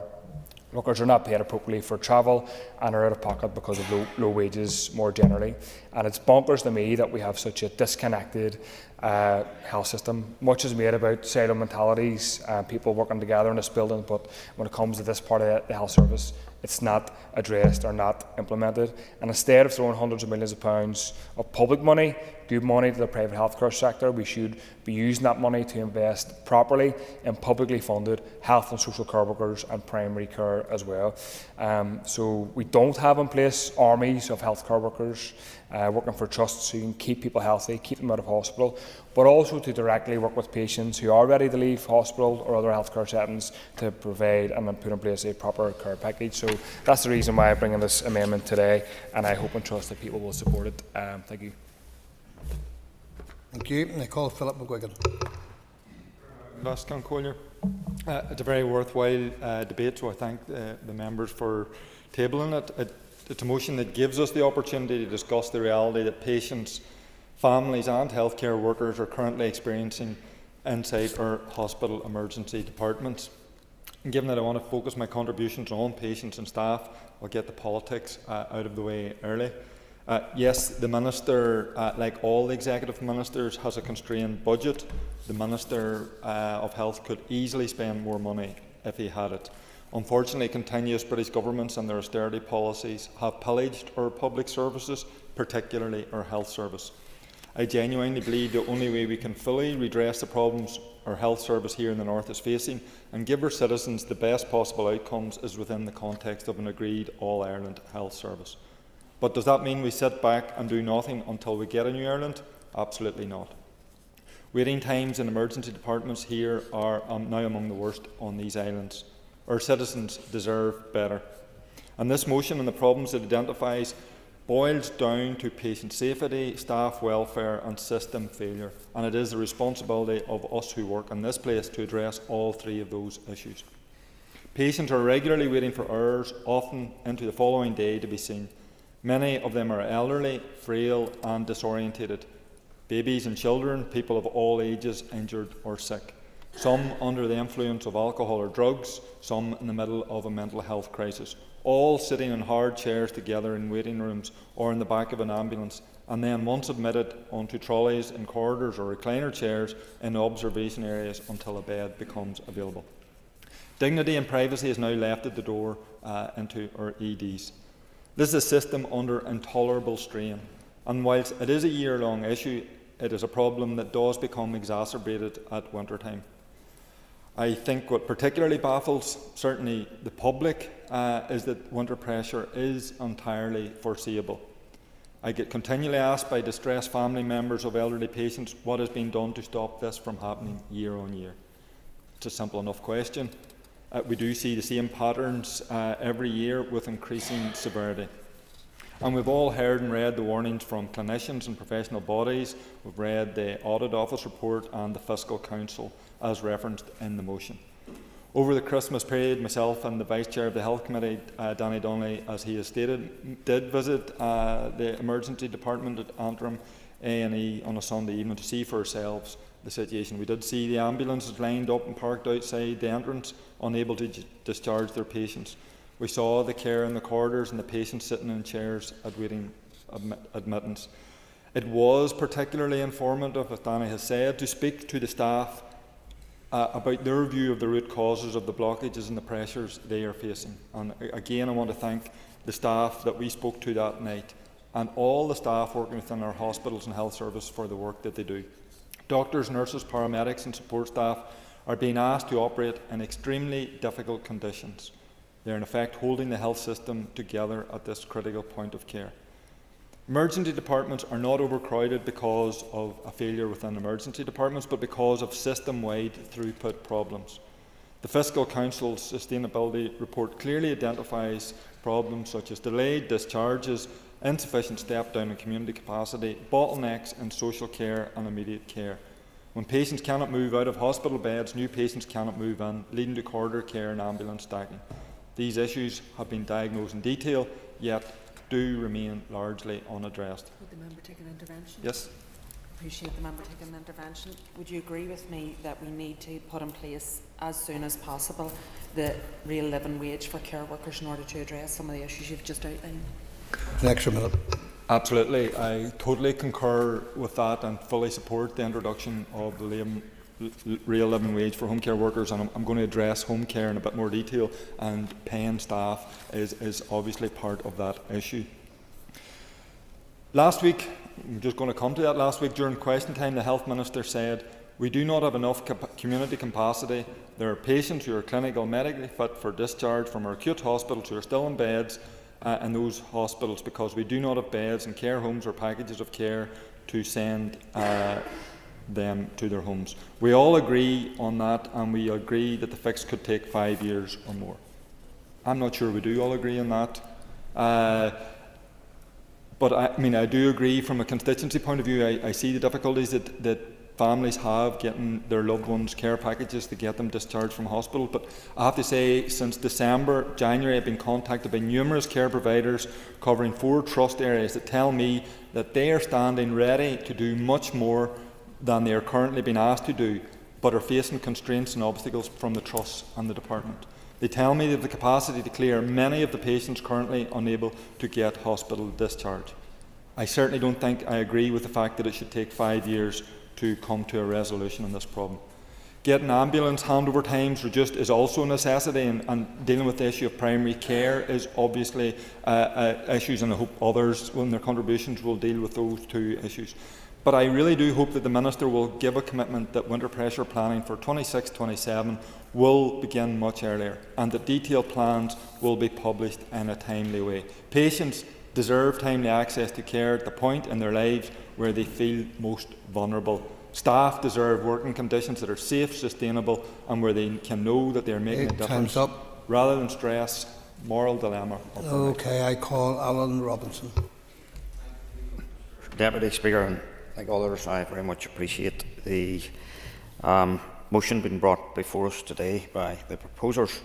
The evidence just about every day across social media, all winter to date, and from accounts from our constituents and medical staff, is that emergency departments are totally gridlocked. Ambulance handovers are under exceptional and unprecedented pressure, and waiting lists across outpatient, inpatient and diagnostic services are at levels that would have been unthinkable even a decade ago. Official stats of emergency care waiting times from July to September 2025 showed that just 44.7% were seen within 4 hours, and 10,879 patients spent over 12 hours in EDs that month alone. When I was writing this speech on the evening of Wednesday, January 7th, the stats for the winter period had not been released, and I do dread to think what poor stats will be produced. But on that evening, I looked at the average wait times to be seen in the main and largest hospital in my constituency, which showed Galvin average wait times to be seen sitting at 418 minutes, just under 7 hours, just to be seen.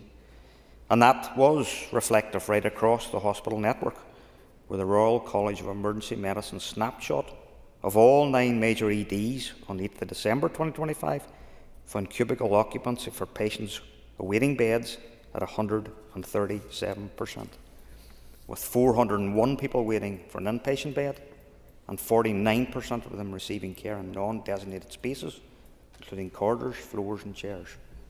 One patient had been in ED 124 hours, or otherwise 5 days. Clinicians unanimously reported patients coming to harm in current conditions. Indeed, the RCEM say that applying the standard mortality ratio to Northern Ireland's 12-hour admitted patient waits suggests a conservative estimate of 1,122 excess deaths in 2024 linked to long waits and unsafe conditions. We all know that overcrowding is not just an ED problem, but rather it is a whole system flow failure, a phenomenon RCEM has documented extensively, including the mortality risk as referred to, associated with long delays from arrival to admission, including ambulance offload waits of 8 hours. When an ambulance cannot hand over, it can't respond. When an ED staff cannot remove patients on the wards, the front door of the hospital effectively jams. And when inpatients who are medically fit cannot be discharged, beds remain blocked.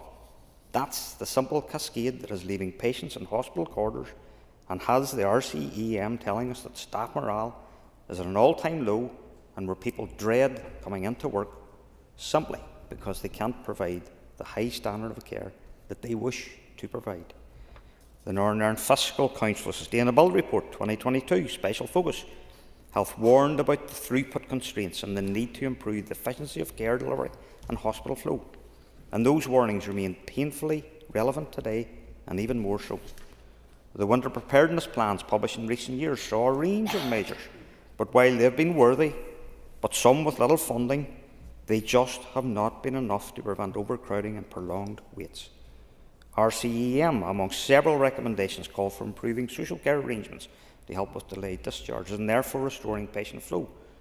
The 2025-26 Winter Blueprint acknowledges the structural drivers such as ambulance handovers, bed flow, discharge problems, proposed improved handover targets, vaccination clinics and extra GP sessions. But bed occupancy and discharge pressures remain through the roof. But they didn't stand a chance this winter, when at the starting point of the winter pressures, my colleague Deanne Dodds revealed that on the 1st of October 2025, 589 inpatients that were fit to leave were left languishing in hospital. Addressing delayed discharges issues needs to be top of the agenda. Any plan that does not properly resolve patient discharge and care packages is doomed to fail, meaning hospital and emergency departments will only ever operate at a fraction of their real capacity if this elephant in the room is not dealt with decisively. Thank you, Mr. Deputy Speaker. Thank you. I call Alan Chambers. Mr. Deputy Speaker, I want to begin as others have, by acknowledging the very real pressures faced each and every day by patients and staff in our emergency departments. Our health workers in particular also deserve our thanks, and to be honest, they deserve better than easy sound bites and hindsight politics. This motion is long on indignation but very short on responsibility.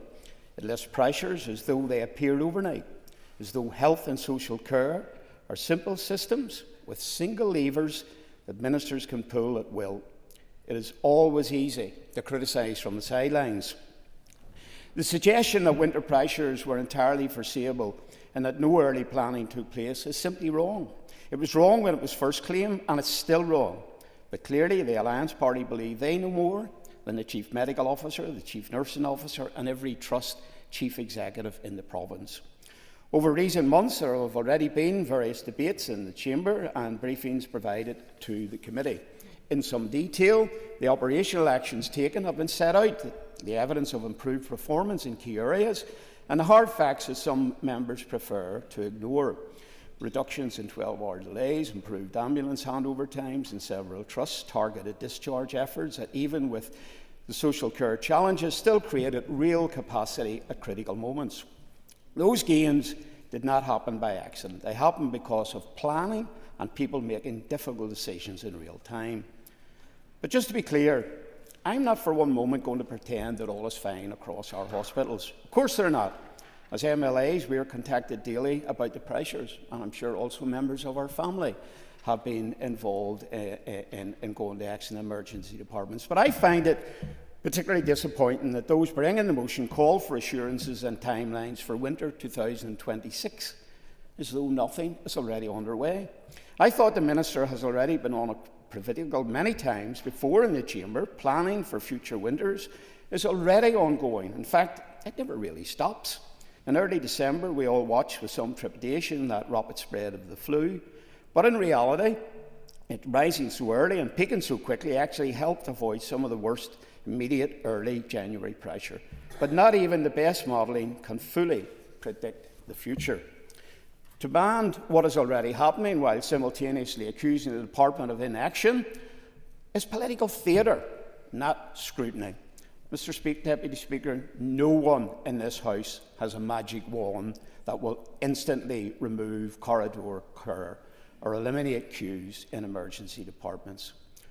What we do have is a responsibility to be honest with the public about the scale of the challenge and to support practical evidence-based measures that stabilise the system while long-term reform continues. As we're seeing from the Alliance Party, criticism comes very easy for them, but our health services require MLAs to show willingness to engage with complexity rather than reduce it to mere headlines. This motion offers little acknowledgement of the progress that has been made in extremely constrained circumstances, and certainly will do nothing to help the morale of the workers at the coalface. And the utter reckless amendment from Mr Carroll would see patients come to harm. We don't live in an ideal world. Instead, we live in a world where the independent sector overall is delivering a very small proportion of activity, but activity which is undoubtedly saving and prolonging lives each and every week. Patients and staff don't need more motions like this. They rightly expect leadership and sustained efforts, yet the proposers unfortunately fail to deliver either. Thank you, Mr Deputy Speaker. Colin McGrath. Deputy Speaker, I have one of those speeches where I was going to start with I want to acknowledge the tone and intent of the motion and the contributions, but I'll skip on to paragraph 2 after the last speech. People are waiting on trolleys and people are waiting in corridors, and ambulance crews are waiting outside emergency departments, unable to respond to the next 999 call because the system cannot absorb the patients that they are already caring for. And no one in this chamber is blind to the pressures that our emergency departments and hospital systems are under, and no one should pretend either that the winter has caught us by surprise. As has been referenced before, it comes roughly in the same time every year. So these pressures were foreseeable, they were predicted, and we have repeatedly warned about the difficulties that there is in the system to deal with it. And I think it's important to outline I'm sure most would agree that as part of this debate, it's not about blaming the frontline staff. In fact, it is the opposite. Those ambulance crews, the nurses, the doctors, the porters and the support staff are the ones that are actually holding the system together with patience, goodwill and hope, which frankly should not be taken for granted. But patience is not a safe staffing strategy, and goodwill doesn't put food on their tables, and hope is sadly diminishing amongst staff.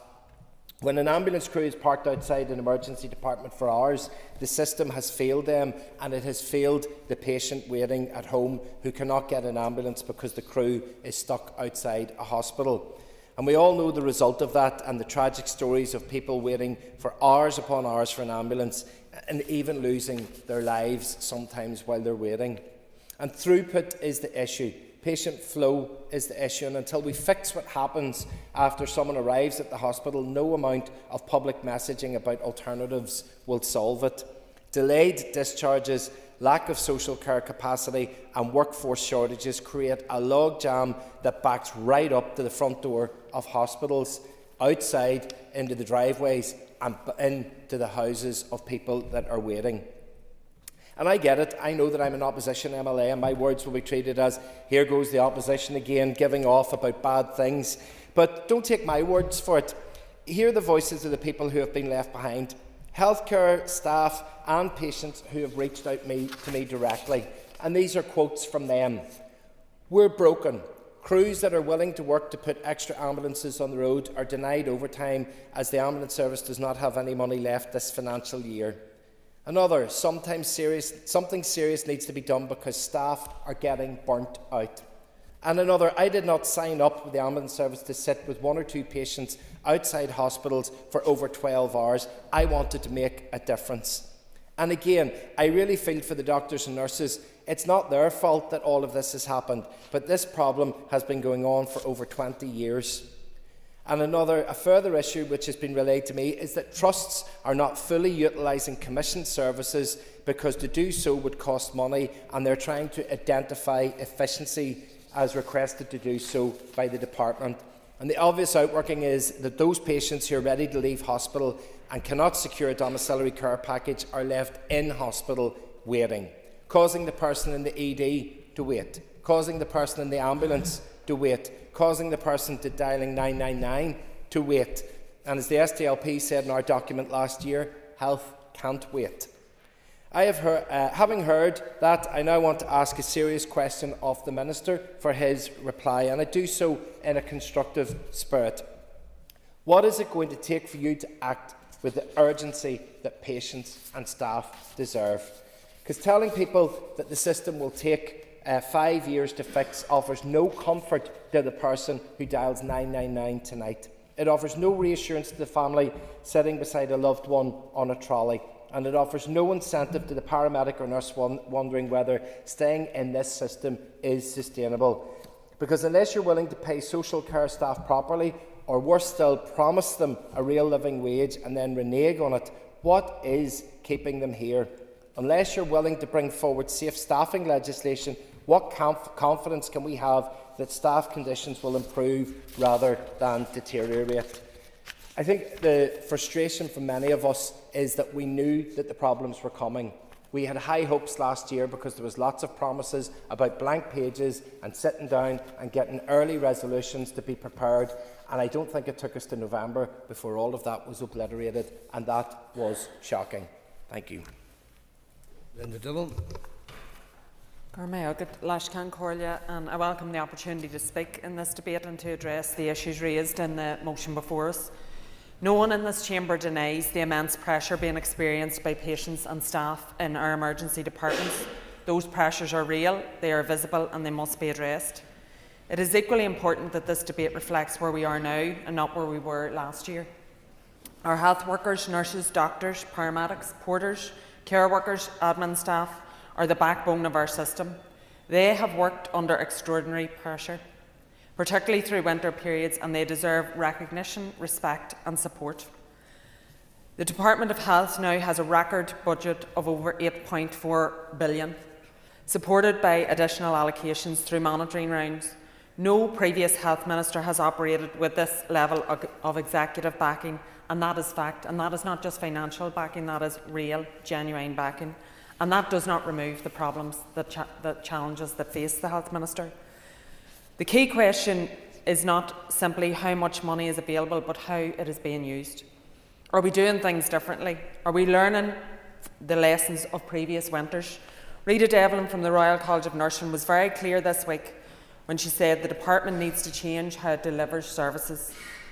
This is the nurses, the very people who are delivering the service. So we need to hear the Minister outline how he's taken on board what Rita and others are saying. None of us wanted to see a repeat of what happened last year. Ambulances queued outside emergency departments, patients waiting for hours or days, and exhausted staff struggling to cope. The situation is unacceptable. I was contacted by a family whilst I was here in the chamber last week because their mummy lay on the ground in the street in Dungannon in the rain for over 7 hours waiting on an ambulance. The risk to her health and the absolute indignity for that lady was a horrendous experience for her and for her family. This chamber and the public expect to see real outcomes in our hospitals, in our GPs' practices, in people's homes, regardless of when the planning began. The greatest difference we know can be made by keeping people out of hospital, and this must be a priority, and we have talked much about the shift left. But that means strengthening our primary care, and that means investment. Improving access to GPs, again, needs investment. Investing in community nursing, creating better pathways for access to the care needed, and ensuring domiciliary care packages are in place. If we are serious about easing pressures on emergency departments, we must strengthen frailty pathways across the system. Older people living with frailty are among the most likely to present at A&E in crisis, often because the right support was not available earlier in the community. Frailty pathways, including rapid assessment, same-day emergency care and hospital-to-home services, allow people to be treated safely without unnecessary admission. They protect dignity, improve flow through hospitals, and ensure that those people are not ending up in EDs, which quite honestly are not suitable places for them. And we know all of the reasons for that. That is why we need better use of community-based pathways, including dementia-specific support to prevent avoidable admissions and support timely discharge. This is about patient dignity, it is about system flow and staff safety. I also want to be clear about the role of scrutiny. The Health Committee has repeatedly raised concerns about transparency, and we can only scrutinise what information we are given. So if we are serious about reform, we need to have honest conversations, not only about the scale of the challenges was outlined by the member across the way, but also about how, when and why service delivery will change. So we need to understand how the department is going to address these issues, how we will change how services are delivered, so that we can scrutinise that, so that we can consult properly with all the stakeholders and have honest conversations. This is really, really important stuff. And speaking as somebody who spent most of Christmas in hospital with my father, I can tell you that the staff are doing outstanding work in the face of very, very difficult circumstances. So we need to seriously look at how we're delivering services and the pathways. And I did see through that experience where maybe pathways could be improved, where people are going to EDs when they're actually repeatedly ending up back on the same ward for the same reason. Is ED the best way for that admission to happen? And maybe it is, but we don't know. We don't get the opportunity to understand why that's happening. So we just need to get more information in terms of, as a committee, to scrutinise and to understand what is happening, why it's happening, and how we can help you to fix it. Diane Dodds. Thank you, Mr Deputy Speaker. And like others, I want to start my few remarks today by just recalling a constituent's experience. A couple of weeks ago, I was phoned by a constituent. His elderly father-in-law had fallen. It took 23 hours to get the ambulance to that gentleman, and 24 hours after he was in the ambulance, he was still in the back of the ambulance at Craigavon Hospital, confused, and the family extremely worried about him. And everyone across this chamber can recount a similar story. But really, that's not the health service that we want to be talking about today. I do support the general thrust of the motion, but I do think that the motion probably misses one of the points that I think is quite important, and that is it's not about the time to prepare, it's about what you actually do prepare, and the scale of your ambition in preparing for winter, because as sure as day and night, we're going to have a winter, and we're going to have a series of winter pressures. So I just want to put that on the record as well. Yes, I will. Mr Deputy Speaker, and thanks to the member for that. Would the member agree with me that the most important part of addressing winter pressures is building capacity within our community so that we can safely and timely discharge people whenever their admissions are finished and their treatment is finished? An extra minute. Thank you. I'm just about to come on, so that's very, very timely.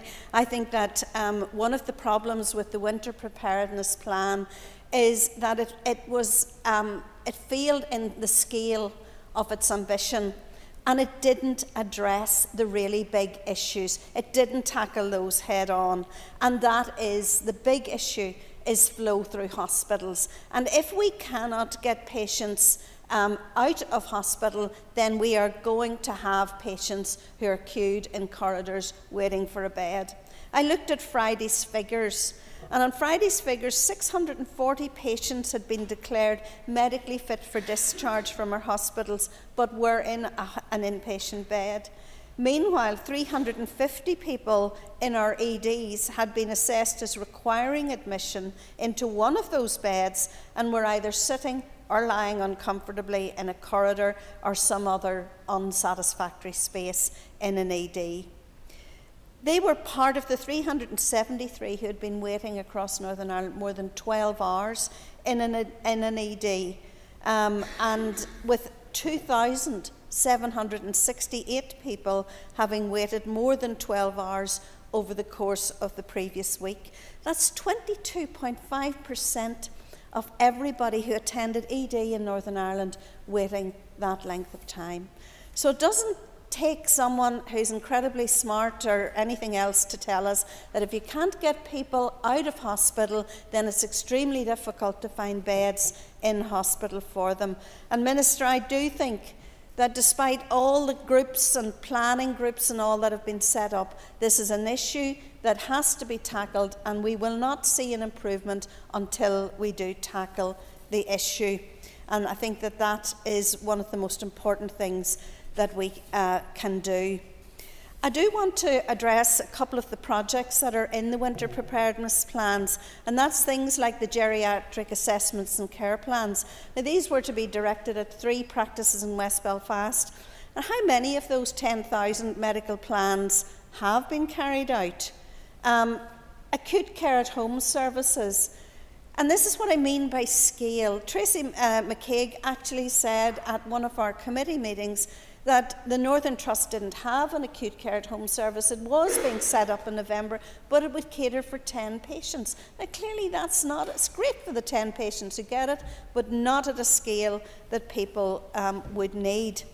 And again, the improving and looking at mental health and learning disability bed pressures, how has that been improved during the winter preparedness plan?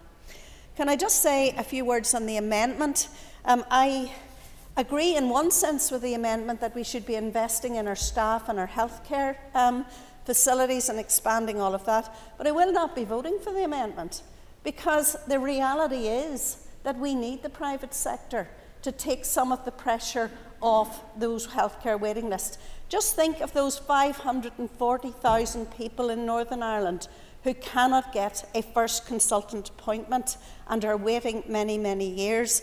I'll also not be voting for it because this is the same chamber that regularly votes and asks for more and more money for the reimbursement scheme to send people where? To private clinics in Dublin.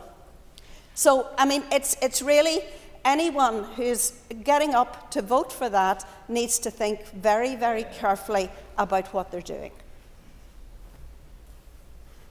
David Honeyford. Deputy Speaker. It's been a really, bar one, it's been a really good and honest discussion focused on people. But with new Ulster Unionist leadership, we get new Ulster Unionist arrogance. And blaming the Alliance Party for their minister is really pushing it to an absolute limit, because this motion focuses on the extreme pressures that are on to the people that are attending our ED departments, pressures that are felt most acutely by our constituents, that are patients that are left in trolleys or in ambulances, or actually our constituents who are staff having to work under the conditions that none of us would accept for ourselves or for our families. What is happening in our health system has been shocking for years. The failure of concurrent ministers to deal with this and actually bring change to reform is shocking. And this is the point now that has actually been normalised. The crisis was entirely, as has been said repeatedly across this chamber, it was entirely foreseeable. It was forecast because it's repeatedly happening year on year. It's simply a failure to plan and then to resource that plan. I was speaking to an ED consultant yesterday, and what was said was previously what was a winter crisis has now led to become a 12-month of the year crisis. It's become standard practice, but then that spikes even further in the winter months. And we look at the evidence from the Nuffield Trust.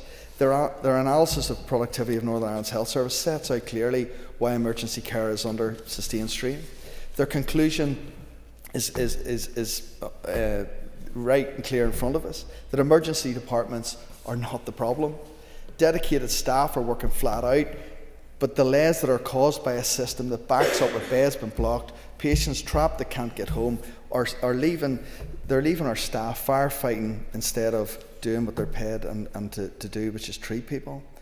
We have brilliant frontline staff, and I think all of us here need to thank the staff for the job and the work that they do every day. They do an incredible job to make sure everyone that comes into that department gets the emergency care and the very best care that they need. What is failing them is the system around them. They cannot move patients through or on, and creating delays that no amount of goodwill in their part can fix. Yeah, of course. I spoke to an ED consultant last night, and you mentioned healthcare workers there. And even just in your latest discussion, would you agree that it's affecting morale, all these issues? Extra minute. Absolutely, absolutely agree. And the morale is the difficulty with a lot of this is that, and what was said is this become normalised. This has become the standard. And when I was speaking to them yesterday, talked about the problem. Every problem has been filtered through the emergency department. People can't get access. Something the PAC have been dealing with recently is the access to GPs. People can't get access to their GPs. And then when they do get access to their GPs, the practice of how it works is for them to get into special care hubs. They still have to go through emergency departments because they can't access. So everything has been filtered through that one department. Last night there was 10, and this was chatting on the phone last night. There was 10 ambulances sitting outside the Ulster Hospital. One of them was an emergency straight in, and 9 of them patients were catered and cared for in those ambulances. 5 of those ambulances could have been dealt with by a GP out of ours or community care, but those have been put and left in emergency department because the services elsewhere aren't there. Our emergency departments are not failing to meet time targets because staff aren't working hard enough or because demand has suddenly surged. They're failing because the system is not functioning. And Northern Ireland has persistently poor throughput problem, and patients who are medically fit can't be moved on. There's nowhere for them to go. They're restricted care in the community. Beds remain blocked. Ambulances queue outside, and the corridors become holding areas. Actually, what was said when they were in England was a discussion around turning the lights on or dimming the lights at night. And in Northern Ireland, they couldn't get over that we had to keep the lights on for people sleeping because there was so many people lying in corridors in our ED departments that were there for days upon days. Our emergency departments are left carrying the consequences of the department. And this is the issue that was highlighted by the Northern Ireland Fiscal Council in its 2022 Sustainable Report on Health. It warned explicitly at that time that unless delayed discharge and patient flow were addressed, winter pressures would continue to get worse. And that warning remains, was never acted on, and that urgency was never there to deal with this. Patients, our constituents, the public and the staff pay the price. We need those published details, the winter plans, as soon as possible. And we need them brought through year on year to allow better workforce, for realistic bed modelling and genuine integration within social care and community services. It would also bring a lot of transparency, so the gaps that are identified could be identified earlier, and the Minister and the Department could actually be held account for closing those gaps or not closing them. So the choice before the Assembly is really clear, and it's really refreshing to have a debate that in the main is everybody's of one voice, that we need to back our ED departments and move to bring change. Thank you, Mr. Principal Speaker. Thank you, Speaker. This is one of the most crucial human issues that could come before this House. The motion does speak to the reality that people across our society are living with every single day. The truth, a health service that is failing them at their most vulnerable moments. Our emergency departments are not just under pressure, they are overwhelmed, undermanned and underplanned, and it is the patients who are paying the price. I am inundated, like many members of this House, each and every day with complaints about the state of the emergency departments on our waiting lists. Elderly people left for hours on trolleys, parents spending entire nights in emergency departments with sick children, ambulances stacked outside hospitals because there's nowhere else to offload them onto the hospital. This is not care delivered with dignity, it is care delivered out of desperation. People are refusing to go to the emergency departments because they are so sick and tired of the state and the conditions of which they have to sit in. These figures expose just how bad this crisis has become. And I don't believe it actually paints the full picture, because not everybody is attending these departments, particularly those, unfortunately, that are quite ill. In 2024-2025, 132,741 patients waited over 12 hours in emergency departments, up from 121,043 the year before. This is not a blip. It's a signal of a system that's going backwards. Over the last 5 years, emergency departments attendances here rose by 28.9%, from just under 594,000 to over 764,000 attendances a year. Demand has surged, yes, yet planning has clearly lagged behind. And let us be clear and honest about this. The Executive, unfortunately, has presided over the worst hospital waiting lists, not just in these islands, but among the worst in Europe. That is not something that any executive should try to explain away. Behind those statistics are real people experiencing care without dignity. Nowhere is this more stark than in Galvin Emergency Department. It is cramped, there's one toilet for the entire area to use, there's hard seats, no safe or designated child-friendly area, people sitting on floors for hours. Families trying to comfort distressed children in overcrowded waiting rooms, elderly patients left exposed, exhausted and humiliated. And I find this deeply personal, Mr. Speaker. My own mum, weeks before, unfortunately, she passed away, cried because she was traumatised by what she endured in the emergency department in Galvin. I left her outside in the car with the heat on because there was nowhere to sit in the emergency department until such times as she could be seen. That is a system that is failing and is entirely inhumane. People should not have to endure this. And yet, the crisis we are talking about today, we've been talking about for 10 years, and it's not improving. The Northern Ireland Fiscal Council warned years ago about hospital throughput, delayed discharges, and the inevitable knock-on effect of emergency departments. Reports were written, warnings were issued, but winter came once again, and this executive were unprepared. And what is perhaps most galling is the silence from those with greatest responsibility, because the executive is collectively responsible for this failure. Too often, Sinn Féin and DUP ministers can hardly mention the crisis because they're embarrassed about the situation and often just want to labour the blame on the health minister. The executive is collectively responsible for this mess, and it is high time they listen to people on the ground and put solutions in place that is actually going to take the pressure off this service.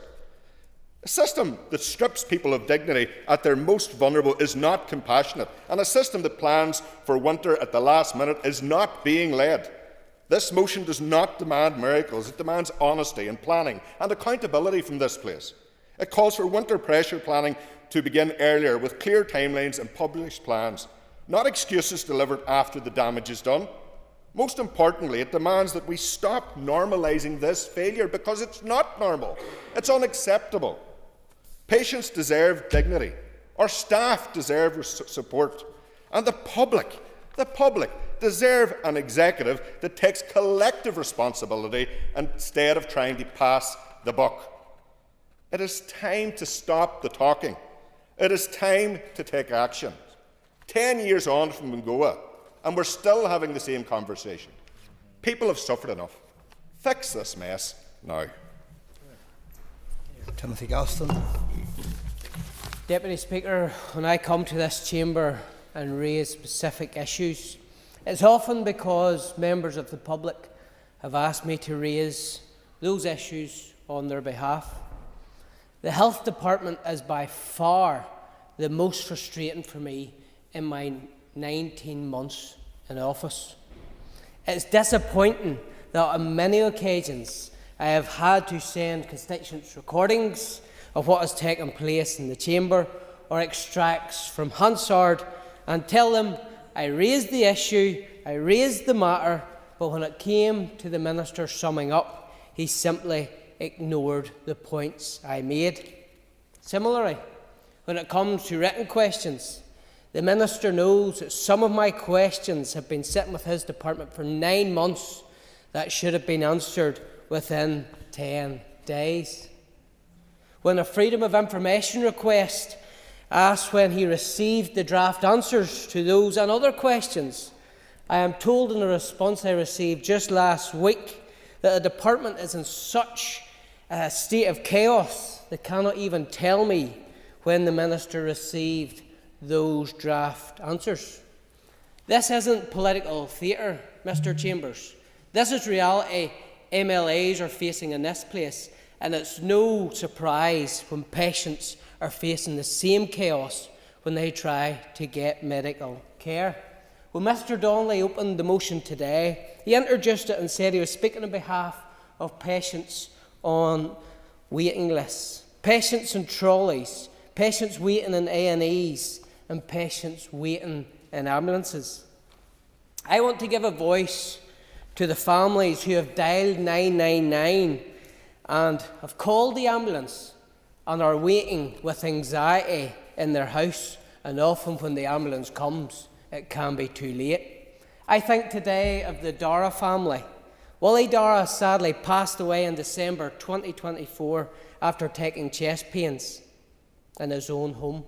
His wife rang 999 only to be advised that the quickest way she could get her husband to A&E was for her to take him in the car. Sadly, Mr. Dara never made hospital, and he took a heart attack in a lay-by on his way. In April 2025, the ambulance service confirmed that an ambulance was indeed sitting in the Ballymena depot, but due to being within the last hour of shift, the crew couldn't be assigned. Because Willie Dara was classed as a Category 2, that crew couldn't be assigned because of action short of strike. Let that sink in. Recently I asked a narrow, operational question inquiring if crews are at least being made aware that a Category 2 call has been logged within the last hour of their shift. Instead of addressing the issue, the response gave a vague, waffly answer about winter plans, flu trends and hospital discharge pressures. It mentions not a single word about ambulance call handling procedures, not a single word about notification protocols, not a single word about industrial action constraints, or whether any system change has been made to alert crews that there is a Category 2 call sitting. 9 months on, it appears no progress has been made. 9 months on, it appears no lessons have been learned. I know the Minister he may be on notice, but he's in his place here today. I trust he will give the Assembly a clear and direct answer. Has any progress been made on this critical and crucial issue? What measures are now in place to ensure ambulance crews are informed when emergency calls are being logged but not responded to? Not everyone is in the union. Having a policy of not advising crews a Category 2 call is sitting or has come in has been fatal in the past, and if it's not addressed, will be fatal again. Happy to give way. Raises the issue. It's quite shocking, honestly. Everyone does have a right to strike, but in our engagements in the past, I have been given assurances. I know that if staff were told that they would react, so it's very disappointed. Next minute. The member makes a very good point. If the staff are told there's a Category 2 command, some man has chest pains that has a history of heart problems, I have no doubt that crew would go out. But the problem is, that crew's not even told that such a call has come in. That's a failing and something that should have been put right 9 months ago. I believe it still hasn't been put right today, and I asked the Health Minister, during his summons up, I'll even give him an intervention, has he put that issue right? Because that's something that should be addressed and addressed today, not months in the future. It's been fatal in the past, and it'll be fatal again if we don't put that right. Last week, the member for Upper Bann raised issues, Diane Dodds, deeply troubling stats about the emergency and critical calls with the Minister directly. She told the House that she had received a message saying that the Northern Ireland Ambulance Service was about to call a critical state and that there were currently 160 emergency and critical calls from those who are waiting for ambulances that could not be answered. Minister, it's time you get a grip of this issue. It's time you sorted it out once and for all. Our constituents deserve better than they're getting at the present time. It's not the fault of the ambulance service. It's not the fault of the crews. Time's up. Thank but you. There's something wrong with the policy and it needs addressed today. Mr Gaston, time's up. I'm now going to move on to calling the Minister. We're going to leave it to the Minister to determine whether he wants to make a start now. He's indicating no. So that takes us to position, members, where I tell you that the Business Committee has arranged to meet at 1 p.m. today. I propose therefore by leave of the Assembly to suspend the sitting until 2 p.m. The debate will continue after question time, and the next member to be called will be the Minister to respond. Sitting is by leave suspended.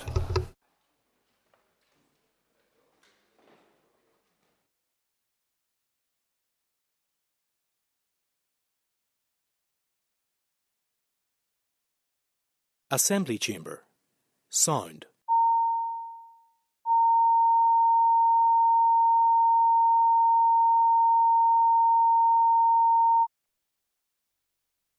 Assembly Chamber.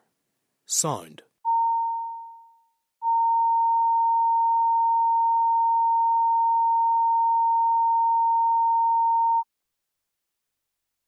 Assembly Chamber. Sound.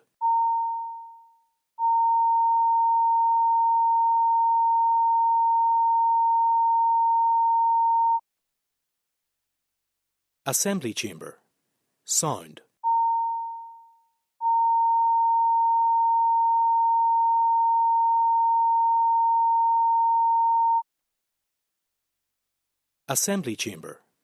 Sound.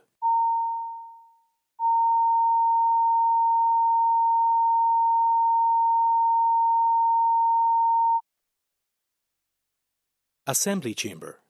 Sound.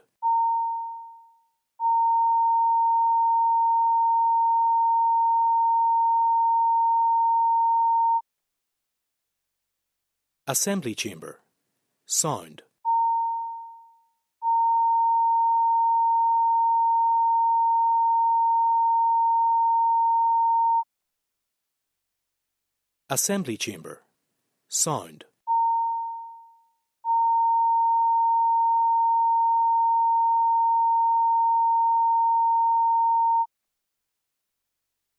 Assembly Chamber.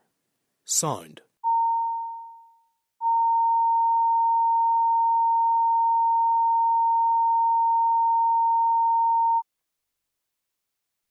Assembly Chamber. Sound.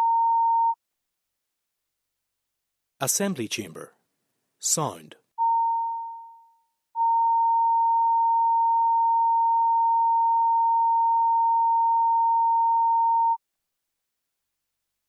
Assembly Chamber. Sound.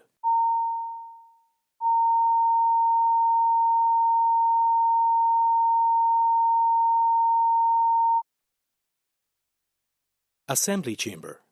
Sound.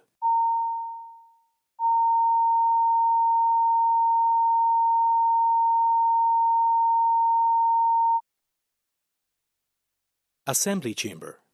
Sound.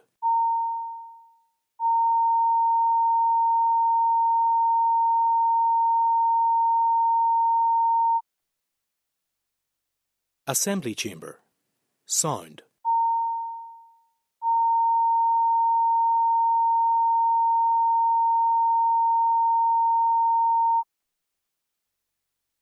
Assembly Chamber. Sound.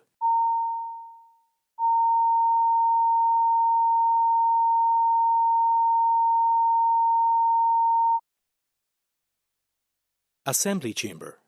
Sound.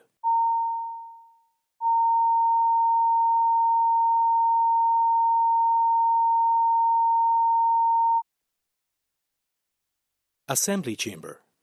Sound.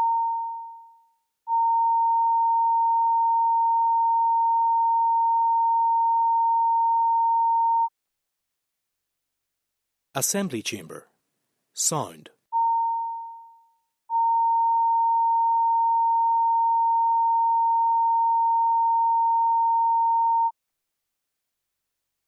Assembly Chamber. Sound.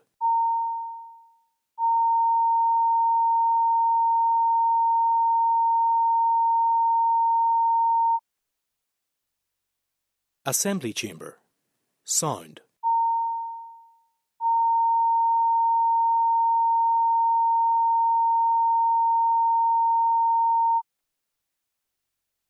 Assembly Chamber. Sound.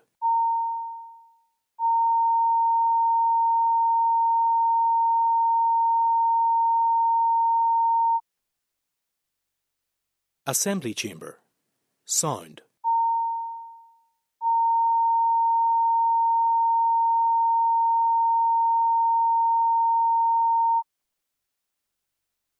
Assembly Chamber.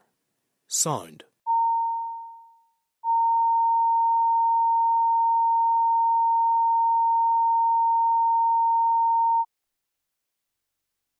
Assembly Chamber. Sound.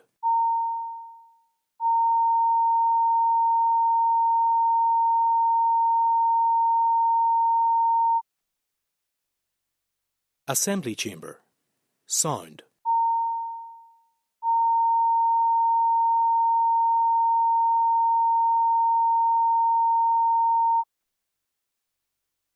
Assembly Chamber.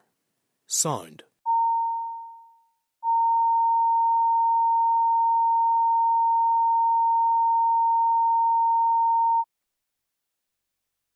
Assembly Chamber.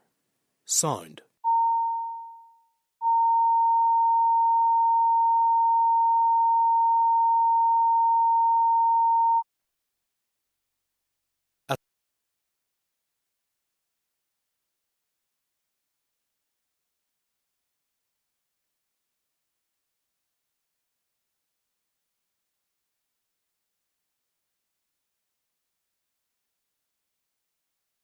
Things resumed. Time for questions to the Minister of Justice. And I call Philip Brett. While Prison Service does not comment on individual prisoners or their management, NIPs do not operate a Christmas home leave scheme, as is the case in some other jurisdictions. However, eligible prisoners who are already engaged in pre-release testing may be approved for temporary release as part of that process, which coincides with the Christmas period. Each individual is the subject of a comprehensive multi-agency risk assessment prior to approval of any period of temporary release, and all those released temporarily coinciding with Christmas 2025 period return to custody without incident. The prison service is responsible for helping prisoners rehabilitate so they can return to the community and avoid reoffending. This work makes Northern Ireland safer and reduces the number of crime victims. Pre-release testing is an important part of rehabilitation and has been consistently endorsed by independent inspectors. Most prisoners go through the various stages of pre-release testing successfully and reintegrate back into the community. These prisoners are much less likely to reoffend and create more victims, so pre-release testing is and will remain an essential part of rehabilitation. Mr. Brett. And I thank the Minister for that update. Whether or not, Minister, there's a policy in place that specifically allows Christmas release, the fact is that we had a murderer released over Christmas and we had someone convicted of stabbing a pensioner in the head with a screwdriver. In my opinion, and I think in the public's opinion, Minister, a life sentence should mean a life sentence. So in your forthcoming sentencing bill, do you plan to increase the minimum tariff for those convicted of such heinous crimes? Well, as the member knows, a life sentence in Northern Ireland does indeed mean a life sentence. However, that sentence does not have to be served solely in custody. So any life sentence prisoner who is released when their tariff has been served, and that tariff is set by a member of the independent judiciary, can be recalled to prison at any time should they breach the conditions of their licence or pose such a risk as to make those in charge of their supervision believe that they cannot be managed in the community. The idea that simply containing people in prison for life is the solution to violent crime, I think is debunked by the American system, where the actual safety of the public is not improved by people often receiving multiple and consecutive life sentences with no hope of any rehabilitation. In fact, what it has done is lead to a much less safe prison environment. Minister, it's an important point, but can I just ask the Minister to outline the legal basis where pre-release testing through secondary legislation, that is Rule 27 of the Prison and Young Offenders Centre rules, can actually override primary legislation, which is the life sentence order, which says a prisoner should not be released until he's completed his life sentence? The life sentence order refers to permanent release back into the community at the end of a sentence, and therefore no one is permanently released from prison until they have served their tariff or their sentence, depending on the nature of the sentence. However, Rule 27 does provide the prison service with the opportunity, both for those who are still serving their tariff and still serving their sentence, to have short periods of release. And amongst the reasons for that, so there are compassionate health and other grounds for which those short periods of release into the community, temporary release into the community, are possible, is for the protection and enhancement of their rehabilitation, and so it is not at odds with the life sentence order, because of course that is about permanent release into the community as opposed to temporary periods of release while someone still remains in a custodial environment. Owen Tennyson. Mr. Speaker, and I thank the Minister for her answers. Could I ask the Minister if she could outline the risk assessment process that is undertaken as part of pre-release testing? When the Parole Commissioners make recommendations on an individual prisoner, the Prison Service will fully risk assess that person and begin the work to prepare them for release and reintegration back into society. The risk assessment tool used is primarily the Assessment Case Management and Evaluation ACE scheme, which will be carried out by Probation Board Northern Ireland. A multi-agency case conference will also consider all relevant information with subject experts invited as required. There is no presumption in favour of granting leave at the expense of the primary consideration, which is protection of the public. Prisoners are initially tested under the supervision of prison staff, progressing to periods of unaccompanied release before potentially progressing to living and working in the community.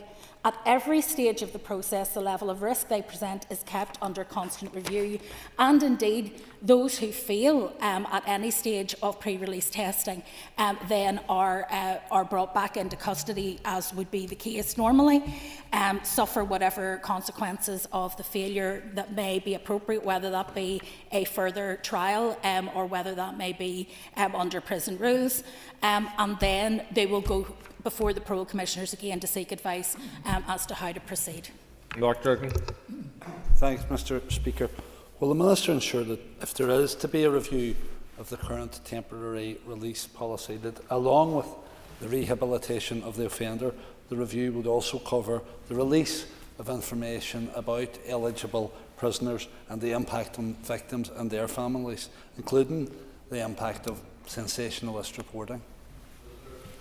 Well, I think it's a very important point. There will always be those who will fail pre-release testing, but they are not the majority of prisoners who go through the system, most of whom take the opportunity for rehabilitation seriously and actually want to change their conduct and behaviour. And it is our role in the prison service to do that. But we do so recognising that it is an incredibly sensitive issue, particularly for victims of crime.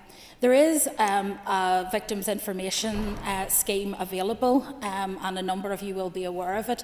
It is currently being reviewed because we have had highlighted to us in recent days some failures of that system in particular cases, and so I have asked that a further review of that system be undertaken. As things stand, a victim is required to register for that service, because often receiving information about the perpetrator of a crime is something that victims no longer want. They don't want contact with the justice system after the case is concluded. They want to put it behind them and move on. However, others may rightly want to be kept appraised of what is happening with a particular prisoner, particularly when it comes to release, in order that they can ensure that there are no shocks if they're walking down the high street in their local town and bump into the person who's there without knowledge.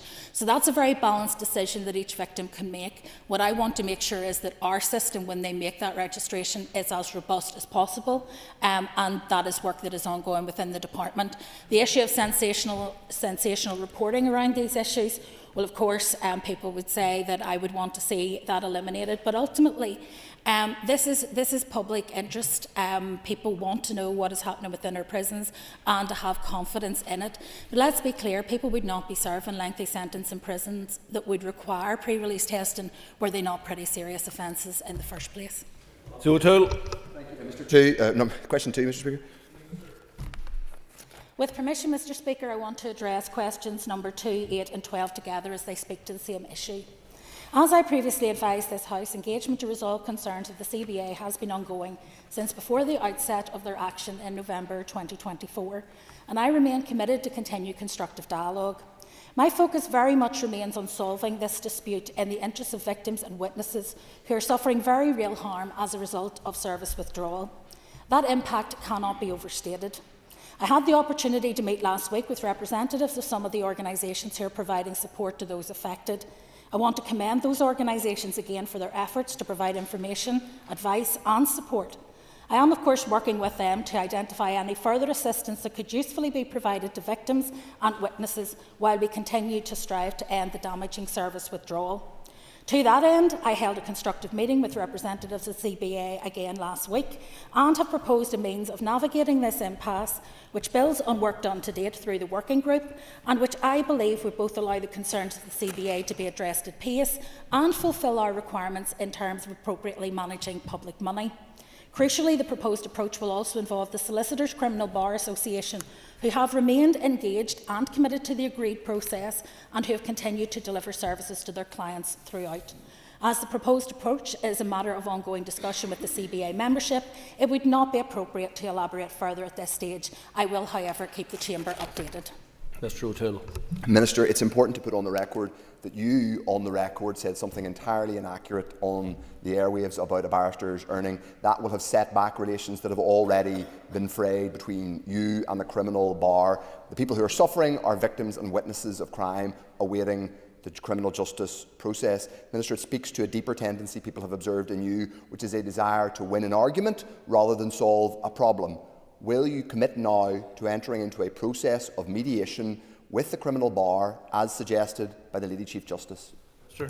I note that every time the member asks a question, he always tries to in some way impugn my character or my integrity as part of his questioning.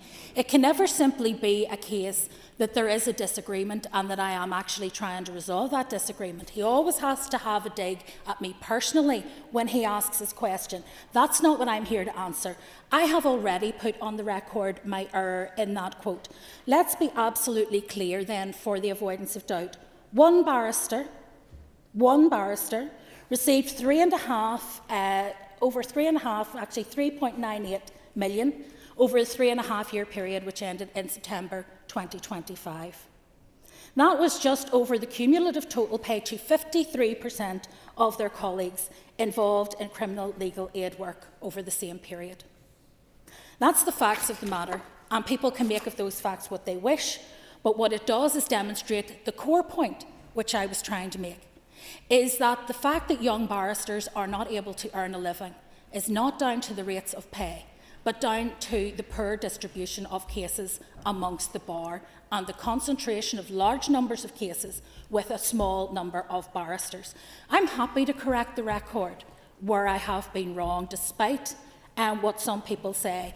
And I am not about winning an argument here, but I am about protecting public money. And I have to be. And were I to come to this chamber in the context of the budgetary constraints that we face and be profligate in my spending of public money, I'm sure the Leader of the Opposition would be the first to his feet to suggest it's a character trait of mine. Okay. Minister, in your statement last week, you noted that 74% of legal aid expenditure went to just 22% of Criminal Defence Counsel. What more can be done by all involved to ensure that funds and work are being better distributed? Thank you.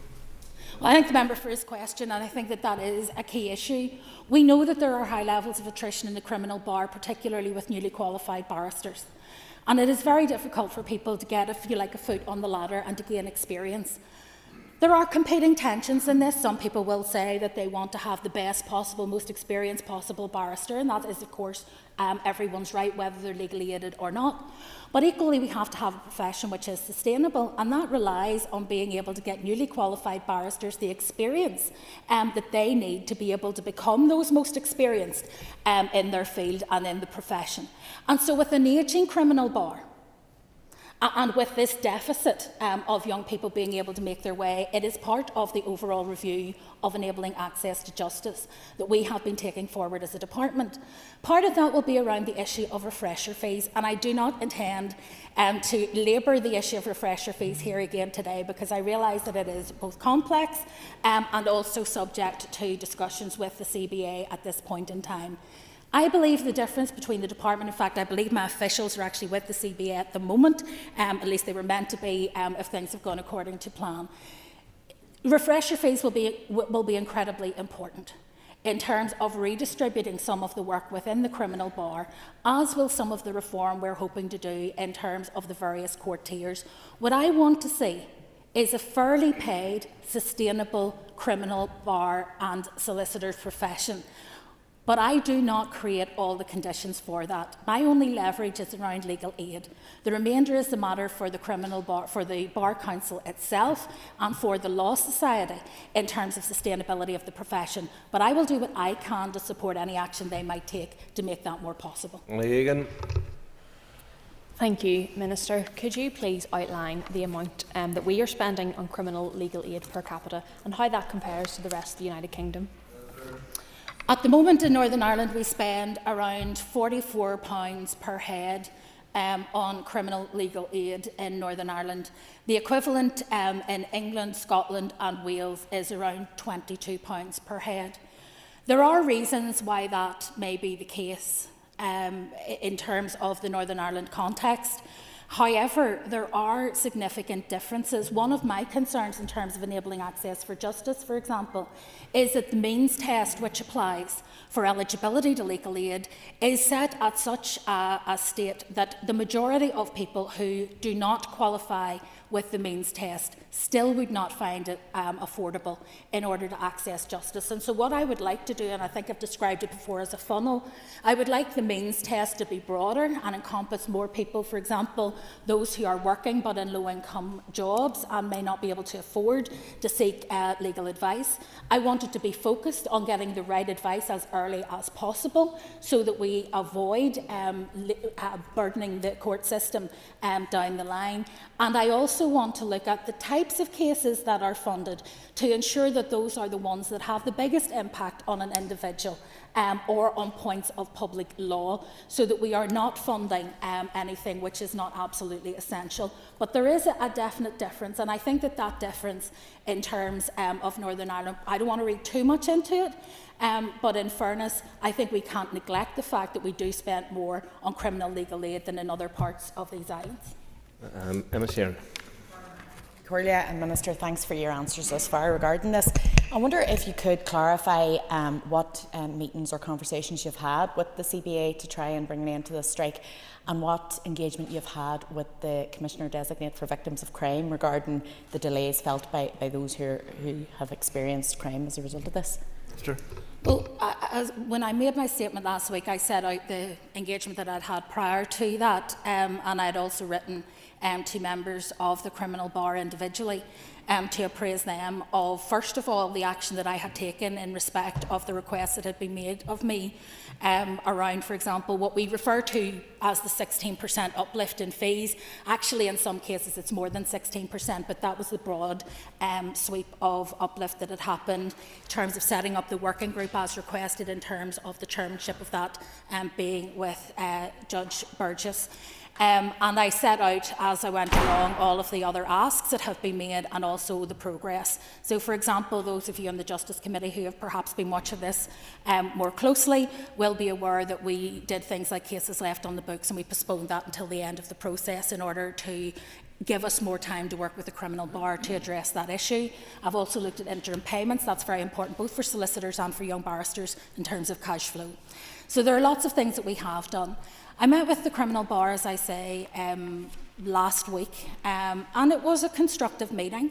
I put to them, because in response to my letter of the 5th of January, I got a much clearer response back about what it was that they actually wanted at this stage to discuss. And so we were able to sit down, look at that ask, not all of which will be achievable, and I think they appreciate that that is the case. But I did sit down with them to look at how we could handle those issues and do so in a way that would expedite a return to full service delivery in the Crown Court, and also to press with them that as an interim measure I would like to see the derogations that have been requested for those most serious cases to be dealt with as generously as possible. I also met last week with PPS, with the voluntary community sector support organisations, and with the Victims of Crime Commissioner. I call Mr. Jerry Carroll. Minister, there appears to be a different approach being taken by your department and yourself with regards to the criminal barrister strike, which is certainly welcome. Do you have any concerns, Minister, if you don't adequately fund criminal barristers, that they may, and don't meet their demands more generally, that the barristers will go after more financially lucrative aspects of law, leaving working class communities in particular, without effective representation in the court system? Yes, sir. Well, I have always been very clear that I am supportive of the criminal bar and criminal solicitors and the work that they do. So, for example, the Solicitors Criminal Bar have provided me with evidence as part of the working group that have allowed us to move on a parole pilot. It has allowed us to increase PACE fees to ensure that people who are in the courts and need that support immediately are able to get it. But what I won't do is pay additional fees to people who are already being paid particularly well, unless they can justify with evidence that those fees are indeed justified and those uplifts are justified. Tom Burgess said that there was justification for a 16% uplift based on the evidence that was presented to him, and that's what he presented to me, and I accepted it and I backdated it to December 2024.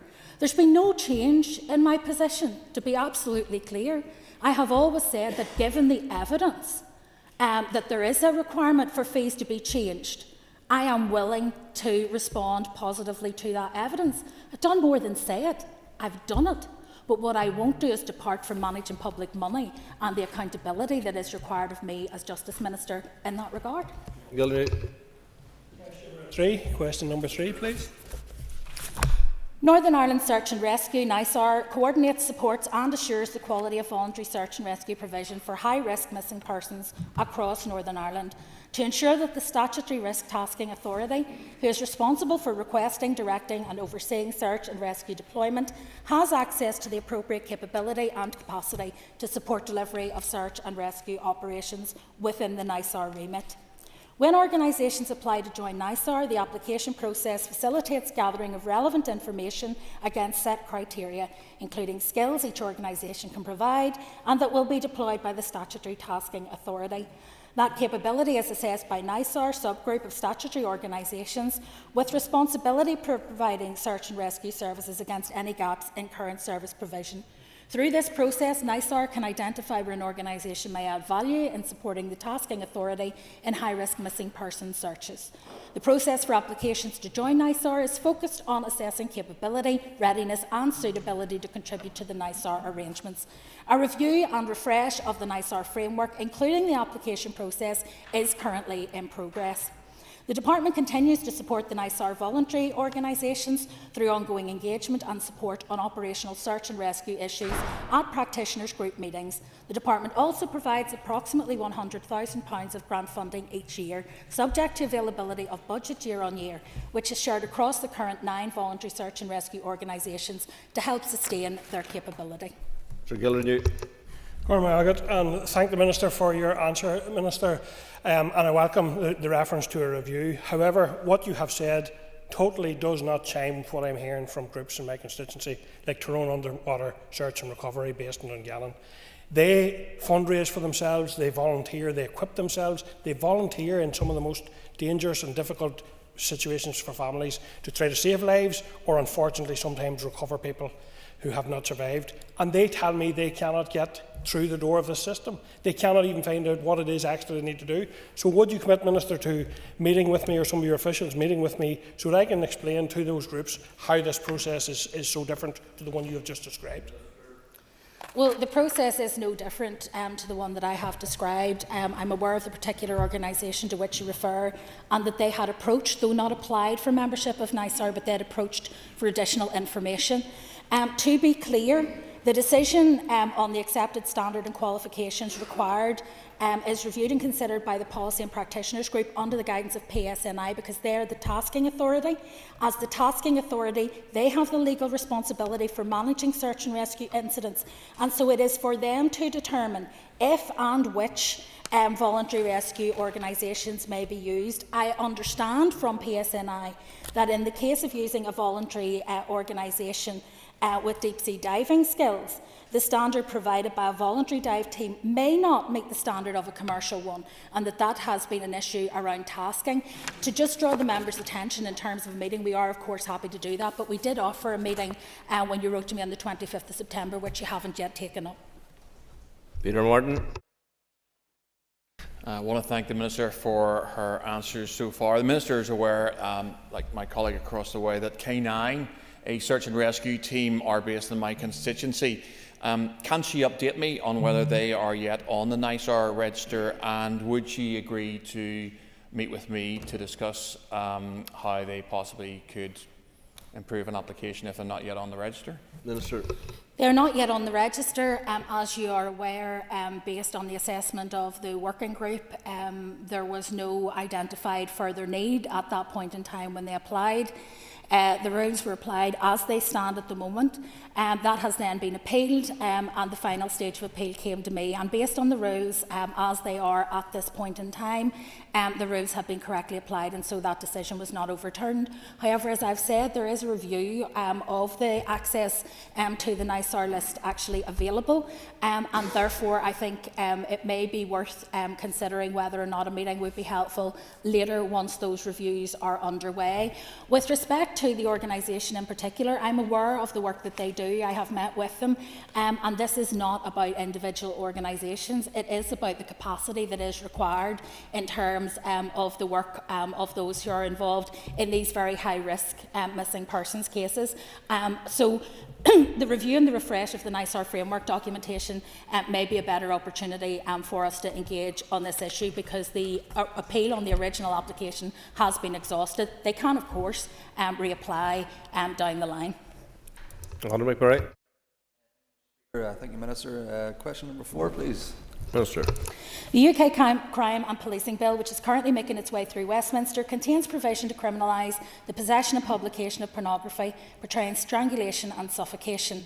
I've been engaging with the UK Government and intend, subject to the agreement of members of this House, to extend this provision to Northern Ireland to ensure that similar protections are afforded here. The provision aims to strengthen existing protections provided under Section 63 of the Criminal Justice and Immigration Act 2008, which extends to Northern Ireland as well as England and Wales, and which criminalises the possession of extreme pornographic images. Under this existing provision, an image falls within scope of the offence where it portrays an act which threatens a person's life. However, an independent review of pornography commissioned by the previous UK Government and carried out by Baroness Burton was concerned that images of non-fatal strangulation or suffocation may not be caught by the offence, having found no evidence of anyone being prosecuted for content on the basis of these images. Worryingly, the review also highlighted that strangulation and suffocation pornographic content is rife on mainstream platforms and is having real-world impacts on how people are having sex, particularly amongst young people. The provision proposed in the Crime and Policing Bill implements the recommendations of that review that depictions of non-fatal strangulation and suffocation should be clearly and explicitly captured in illegal pornography offences. Non-fatal strangulation and asphyxiation or suffocation is already illegal across the UK. As members know, I provided for this offence in the Justice, Sexual Offences and Trafficking Victims Act, Northern Ireland 2022. However, its depiction in pornography normalises this behaviour and, as the review found, is having a malign influence on men and boys' perceptions of its real-world impact. Mr McMurray. Thank you, Minister. Minister, how does this fit into the wider package of measures that you have brought and will bring forward to combat abusive behaviours online and in the digital sphere? Well, members will know that this is something which I am passionate about, and I want, where possible, to address serious sexual offending. In the last mandate, I introduced a new domestic abuse offence that marked a step change in capturing, controlling and coercive behaviour. I introduced new offences of stalking, upskirting, downblousing, cyberflashing and 4 new offences to tackle adults who pretend to be a child with a view to sexual grooming, which bolstered the child grooming offences, and those are unique to Northern Ireland. I also created a standalone offence of non-fatal strangulation and enhanced protections around offences of abusive position of trust and the disclosing of private sexual images. I believe those measures have added real and tangible, valuable protections, and the extension of this will also, I believe, add to the cadre of offences that we are dealing with.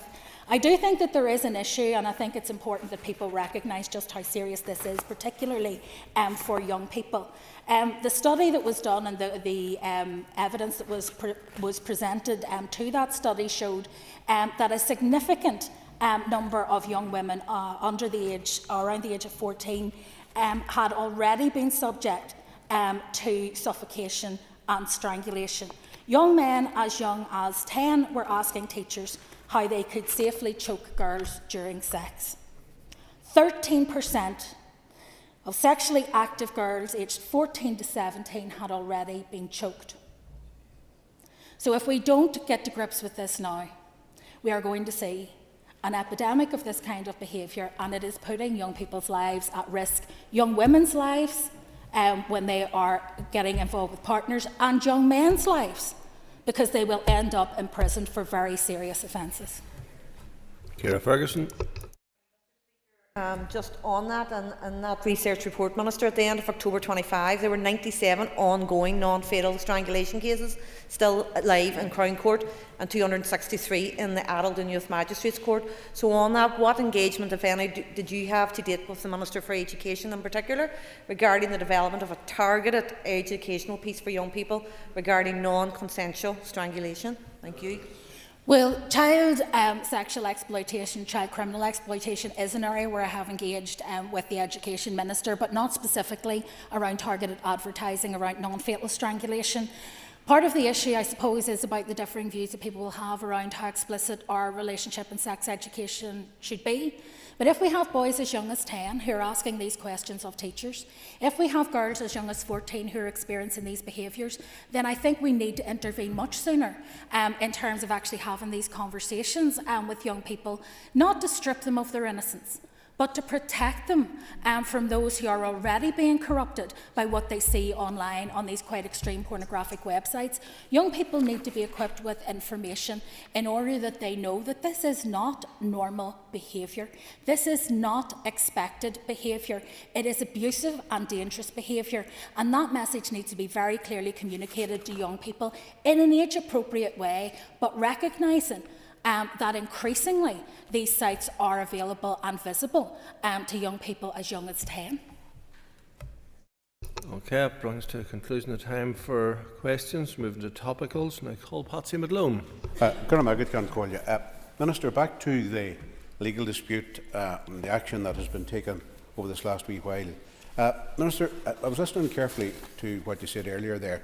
Have you had direct engagement with the Bar of Northern Ireland? Yes. And following on from that, thank you for that bit. Can you clarify, do you feel that, because it's in all our interest, you've referred to it earlier, there are some barristers who are getting pithy pay, and we want to look after them as well as the victims of crime and others. Can you advise if your feeling or conclusion to that meeting or engagement was a positive one? Well, I met with the criminal bar. I thought it was important to do so because ultimately this dispute is directly with the criminal bar as opposed to the wider bar council.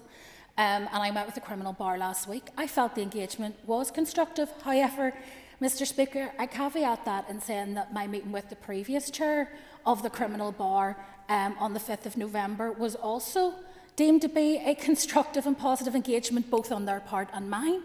I am not taking for granted any outcome of that meeting. They need to go now and liaise with their membership. It is ultimately a membership organisation. What I want to do is give them the time and the space to do that without further interventions publicly, and to allow them to see if we can reach a conclusion. We are also looking at things that were not part of that formal proposal, but that I believe, based on the conversations that we had on the 5th of November, could actually be solved, I think, in a relatively short period of time, and would perhaps go some way to rebuilding the trust on both sides around how this dispute has played out. And I think that would be very welcome all round. Thank you, Mr. Speaker. Can I ask the Minister if she agrees with me that the prime focus in relation to the bar strike must be with those victims of crime who have waited a long time for justice? Sure. Undoubtedly so. Ms Cameron. Thank you, Mr. Speaker, and I thank the Minister for that clarification. And can I ask the Minister what options she and her department are currently considering in terms of delivery of services for this, to deal with this withdrawal of services if this does not conclude swiftly? Well, I think that there are a number of things. First of all, I have not given up hope yet that this could be concluded sooner rather than later, and I think it's important that whilst not being overly hopeful, being sensible about it, but that it could be done. And I believe that with goodwill on both sides we can actually get to where we need to be in a relatively short period of time. That depends on people being willing. There are two things that I think we need to look at. One are short-term measures in terms of mitigations. So a number of cases have been assessed, 13 in total, by people who are experts in supporting victims and witnesses and who understand the cases. And those have been identified for a derogation from the strike. And what we're asking is the Bar to proceed with those 13 cases.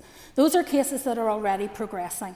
And therefore it would make sense that they would be able to progress to conclusion, and they involve high risk and vulnerable victims. So far only one of those has been agreed, but I understand that conversations are ongoing between PPS and the Bar about some further cases of those 13. So that's one thing we can do. In the longer term we do need to look at this issue, because this is not the first time we have had a strike from the criminal bar. And we cannot have the justice system essentially held hostage like this periodically in relation to disputes. There are things I think we can do better in terms of regular reviews of fee levels and that regular engagement, and I've undertaken to do that. But there are also things we need to look at in terms of alternative delivery of service, which will be for the longer finger, but will still need to be done nevertheless. Gerald Brownlee. Thank you to the Minister for her answers so far. Minister, what is your view on SPOs and their effectiveness? I'm assuming that the member is speaking about the stock and protection orders. There is a plan as part of the legislation that we are bringing forward that stock and protection orders would be able to be put in place either by the judge at the point either of conviction or acquittal, where the judge believes that the person still represents, even if they're not convicted, still represents a risk to the complainant. I think they can be useful. But I do think we need to look at how they're applied, and it's one of the reasons why when we're looking to things like, for example, domestic abuse, protection notices and orders, we want to get the arrangements around these right so that they don't offer any kind of false sense of security to victims who may be relying on them for their safety. Brownlee. Thank you, Mr. Speaker, and thank you to the Minister. Obviously, with an SPO, there has only been 4 that have been issued since 2023, which is horrific. I know the PSNI have already come out and they have relayed some of their frustrations with SPOs and the challenges that they have had, in terms of training. So, what further can your department do, potentially in collaboration with the PSNI and other statutory agencies, to encourage the use of SPOs and to ensure that they are being used effectively and efficiently for those at immediate risk? Well, I think there is a role for PSNI in terms of training, and we're certainly happy to provide people with the resources that they may need in terms of the materials to actually provide information to officers. But the operationalisation of how that would be done would obviously be a matter for the Chief Constable and the Policing Board.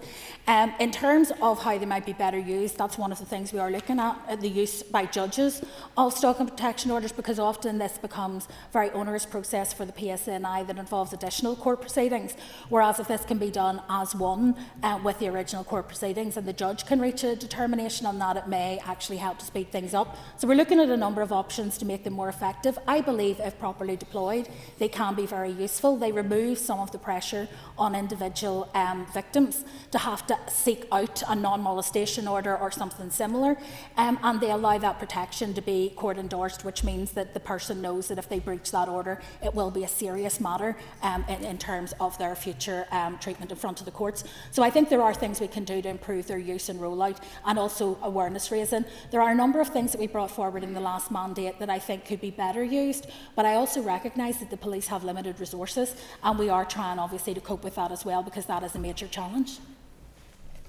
Jonathan Buckley. Speaker, over this past few months we have witnessed blunder after blunder, mistake after mistake at the Department for Justice. It's not a good look, Minister. Can I ask, what's going on? Well, the characterisation that the member has given isn't one that I recognise, and therefore I'm afraid I'm not able to shine any light on this question. Mr. Buckley. Minister, from policing, our courts, our prisons, the public confidence in the Department for Justice is at an all-time low. Minister, do you feel you're still up to the job? Minister.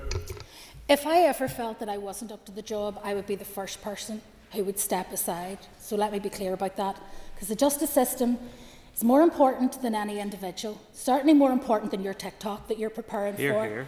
And I think it's really important to say that if people lack confidence in the justice system, perhaps some of those who get up in this chamber week on week and trail the justice system through the mud, ignoring the good work that is done day and daily by highly professional members of the judiciary, of the legal profession, of the prison service, of the police service, and all of the other people who do this work.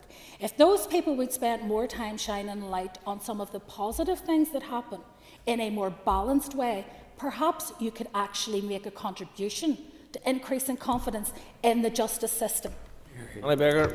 Minister, can I ask for an update on your proposals in relation to protected groups in the new hate crime legislation? Minister. Yes, so I had written to, I'd originally got permission from the Executive to include the standard protected groups in Northern Ireland. So it deals with religion, it deals with sexual orientation, disability and race. So those are already included. In response to both evidence that was presented by Judge Marinan and also further evidence that has arisen over the last number of years from PSNI statistics around hate crime incidents, I wrote to the executive colleagues recently requesting permission not to change the bill and its intent or to change how these aggravators would be applied, but to add transgender as a further protected characteristic. I am still awaiting a formal response from the executive, but I have had response from 3 of the parties in the executive, and those have been positive, and no response or indeed no queries from the remaining party, and on that basis it's now been drafted with transgender included as one of the characteristics. However, that clause will obviously come before the executive for consideration in due course, and we will then see whether there is any further objection at that time. Mr. Baker. Minister, thank you for your answer. And I suppose lastly, would you agree with me that there needs to be increased protection for transgender people who are subjected to hate crime? I believe that anybody who is subjected to hate crime deserves to be protected, but further than that, I think there has to be recognition that there are secondary and tertiary victims of any crime. But that's particularly acute in marginalised communities where people may feel either that the justice system is not responsive or they may feel more vulnerable as a result of such attacks. And that is the purpose of hate crime legislation. It isn't to create a hierarchy or a tiered system of victims because we recognise that a broken nose is a broken nose, a broken arm is a broken arm. But if it's because of who you are inherently and that's why you've been targeted, it has a different impact in terms of somebody's psychology and in terms of other people who identify with that person. And I believe that all of us in this chamber would wish to see an end to such violent activity.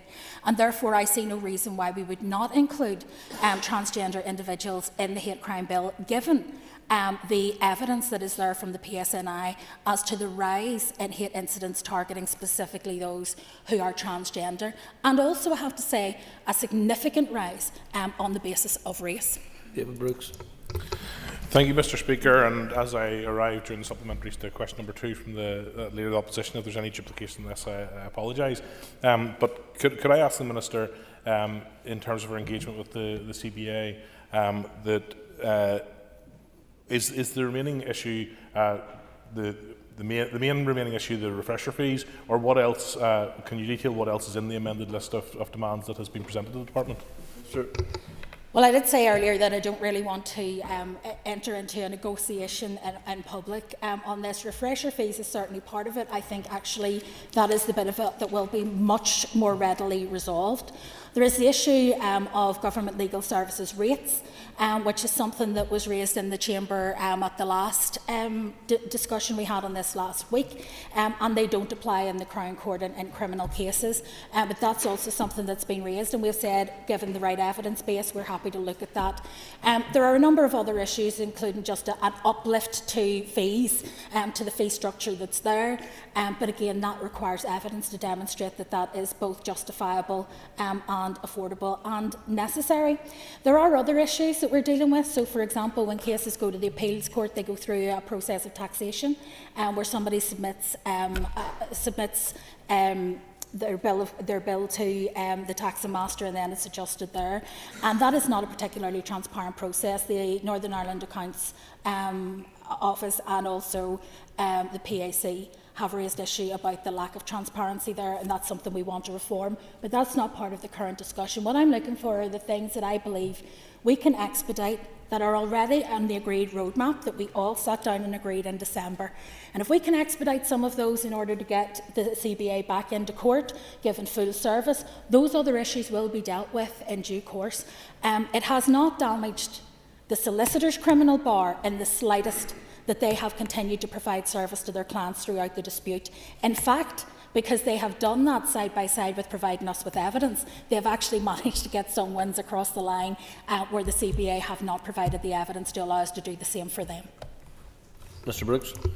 Thank you, and thank the Minister for her response. I heard some exasperation, even in her own voice, when she described the last couple of meetings she had have been described as constructive, but probably without fruit in that regard. Can I ask if there is a stage in future whether she would consider bringing in external mediation, maybe to try and move things along?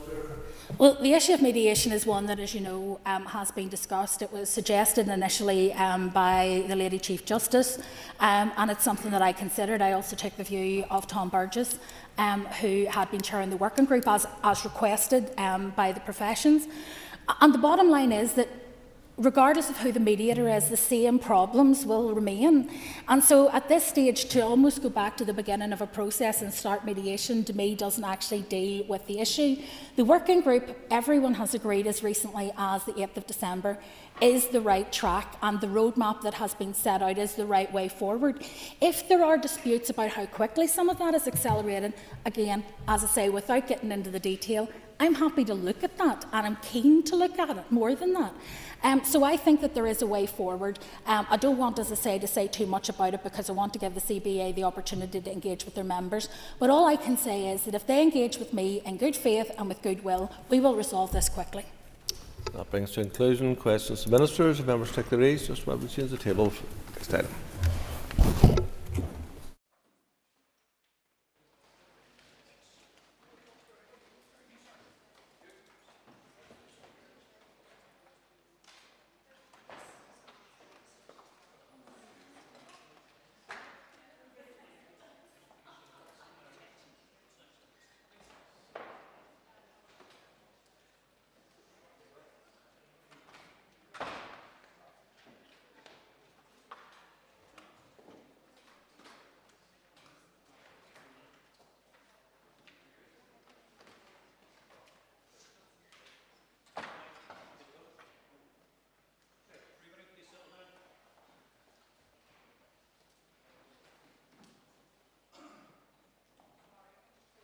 Ladies and gentlemen, the debate is now resumed. Minister, over to you, and you have 15 minutes. Deputy Speaker, thank you very much. I'm very pleased to be engaged in a debate on this issue because it is so fundamental to try to deliver better outcomes for patients, service users and staff, and indeed to talk about the reset, the so-called shift left. To start positively, I'm very pleased that all members who contributed appear to be agreeing with me in my analysis, which I came to after last year's additional winter pressures, that the problem is actually in community capacity. It's not in ED capacity, it's in community capacity. It is about the flow, and I am determined to address that flow by improving community capacity. I note Mr McGrath said he doesn't agree that it's going to take 5 years. I think Mr McGuigan may have been in the same position. I will certainly take that back to the professionals who told me it would take at least 5 years, and I will challenge them once again to justify their time frame. I read a report of Mr McGrath's in the Down News, I believe it was. I thought it was a terrible misrepresentation of the position, but be that as it may. Let me briefly set out what we've observed over the recent period. We mentioned flu rates peaked early this season, and then they began to fall across all age groups leading into the Christmas period. And that did have an impact on our ability to work in ED. Despite that, there were reductions of both the number of patients in ED awaiting admission and the number waiting over 12 hours, once admitted, in the run-up to Christmas and immediately after that. Ambulance arrivals next, they exceeded forecast between the 24th and the 30th of December. Handover delays over 2 hours fell significantly from the 23rd to the 27th of December, but then they did rise again at month's end. All trusts worked to increase discharges in advance of Christmas Day to maximise bed capacity. On Christmas Eve alone, trusts achieved 646 discharges versus 357 admissions.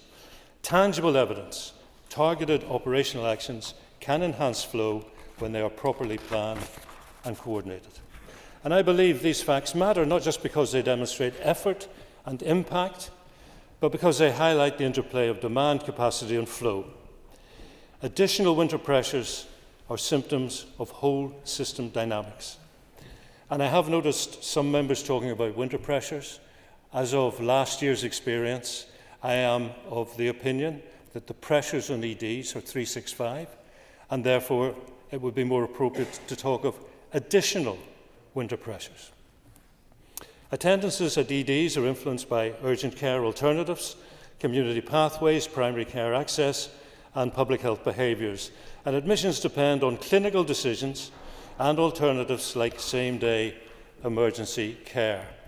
And on that basis, Deputy Speaker, I just want to point out that we have repurposed £10 million to try and deal with these pressures. And that money has gone to enhancing hospital at home, more short-stay inpatient beds, more frailty assessments, and the big discussions that led to this plan really did focus on frailty and care for the elderly. And I do believe if we can crack how we deliver care for the elderly in a growing and increasingly elderly population, we will be a long way towards the reform I would like to see. The 10 million also was spent on increasing ambulatory pathways, not least in cardiology and respiratory, and also with early reviews. Now, those ambulance handovers do reflect ED congestion, inpatient bed availability, and the speed with which patients move through acute care. So, recognising this, we did adopt that whole system approach, the big discussion workshops, led by our Chief Nursing and Chief Medical Officers, and they brought together stakeholders from across HSC to examine pressures and co-design practical responses. And I note Mr Donnelly attributes to me a degree of cynicism in terms of the big discussion. It seems to me he was implying it was almost a political move. I would simply say to him, if he is going to accuse the Chief Nursing Officer and the Chief Medical Officer of allowing me to manipulate them for political purposes, I'd like advance notice of that meeting because I can sell tickets for it. Our overarching plan stresses practical prevention measures such as the vaccination programmes. Community pharmacies are stepping forward through Pharmacy First, and we have public campaigns such as Living Well and Stay Well this winter. And I know members said that the vaccination rates amongst HSC staff were not particularly brilliant. And I don't disagree with that, but they are a lot better than they were last year. So I think that improvement needs to be acknowledged, along with the acknowledgement that we are far, far from there yet. General practice has scaled capacity through additional sessions and support. That's for residents in care homes, including medical care plans. And hospitals retain the capability to open additional beds, and the Regional Coordination Centre supports trusts and the ambulance service in continually managing the pressures. I have visited it, and certainly if the committee has not, I would certainly commend a visit out to Knockbracken. I know members want to see faster progress on those ambulance handovers, progress on reducing waiting times in ED, the removal of corridor care and effective hospital discharge. Well, so do I. And that's why trusts have been asked to focus investment and effort where it yields the greatest demonstrable impact. Redirection to alternative pathways, hospital flow, and handover improvements at EDs. We're already seeing improvements in some of the metrics compared to last year. We've seen a reduction in the number of 12-hour delays. In Belfast Trust, there was a 12.5% reduction year to date. Northern achieved an 8.5% reduction in December, and the Western Trust achieved an 8-point reduction also in December. In Belfast Trust, there are over 800 fewer delays over 2 hours, and Western Trust continues to have the best ambulance handover performance. So we must hold those gains and recognise them and applaud them, while of course building on them throughout the rest of this year. So this brings me to winter 2026. Even as I stand here today reflecting on the current position, I reiterate that planning for winter is a year-round process. However, publication of my intentions and expectations ahead of winter 26-27 will be made available by the summer. I will set out priorities and expectations, focusing on distinguishing between what is unique about winter compared to those year-round pressures. It's important we understand what we can predict and plan for ahead of winter and what we cannot. And this will be followed by the publication of the Trust Winter Delivery Plans, which I want to see by the end of September. The Trust Plans will provide the detailed actions that will be taken to provide operational resilience throughout the anticipated extreme operating context of the winter months. And I sense that we need to do more to communicate how these plans work and the interplay between them. I sense there are some who think the department's plan is it, full stop, end of story, and there's a lack of understanding, and that's on us, that the Trust publish the operational plans. The department plan, I believe, should be about a framework from which the operational plans flow. We know that if I have time, but I have an awful lot to get through because members have raised a lot of issues, and I do want to return to them, not least to Mr Gaston. Winter weather can bring about an increase in falls, and that's why we're looking at frailty. I do want to say there's no single lever that will remove a winter peak or erase acute ED, but what we can do, and what we are doing, is to shape demand intelligently, direct patients to the right care at the right time, strengthen community and primary care in line with shift left, reduce avoidable attendances at admissions, improve internal hospital flow, and accelerate safe, timely discharge. That's the work of stabilising the system while we pursue longer-term reforms. And I want to acknowledge the Chair and the Deputy Chair of the Committee both attended an ED one Sunday evening. And it is the same ED that I've attended in the last number of weeks, the Antrim Area Emergency Department. I attended it in the morning. And in the reception area were 2 patients. And on the far side, most of the cubicles were empty. There was no pressure whatsoever that morning. That morning was the 25th of December. And we all know that we can't replicate that on the 25th of January. But it does say something to me about the demand side of the equation, and we haven't debated that. We haven't mentioned that once in this debate, the demand side. It's all been about the capacity. And if we only focus on capacity, we will always have to come to the conclusion that capacity will never meet demand, even with £8.4 billion of budget. And so in the year 2026, the Department of Health will be trying to put a focus on trying to manage demand, because it seems to me that that can be done. It certainly needs to be tried. So there'll be a focus on helping people to stay well and prevent the need for hospital admission. For infectious diseases, that will include our ongoing vaccination programmes, which remain the best possible protection, despite what some members of this House believe. On that workforce vaccination, recognising protected staff means you protect patients and you sustain services, so I welcome the commitment to the vaccination programme, which was evidenced in that higher uptake in 25-26.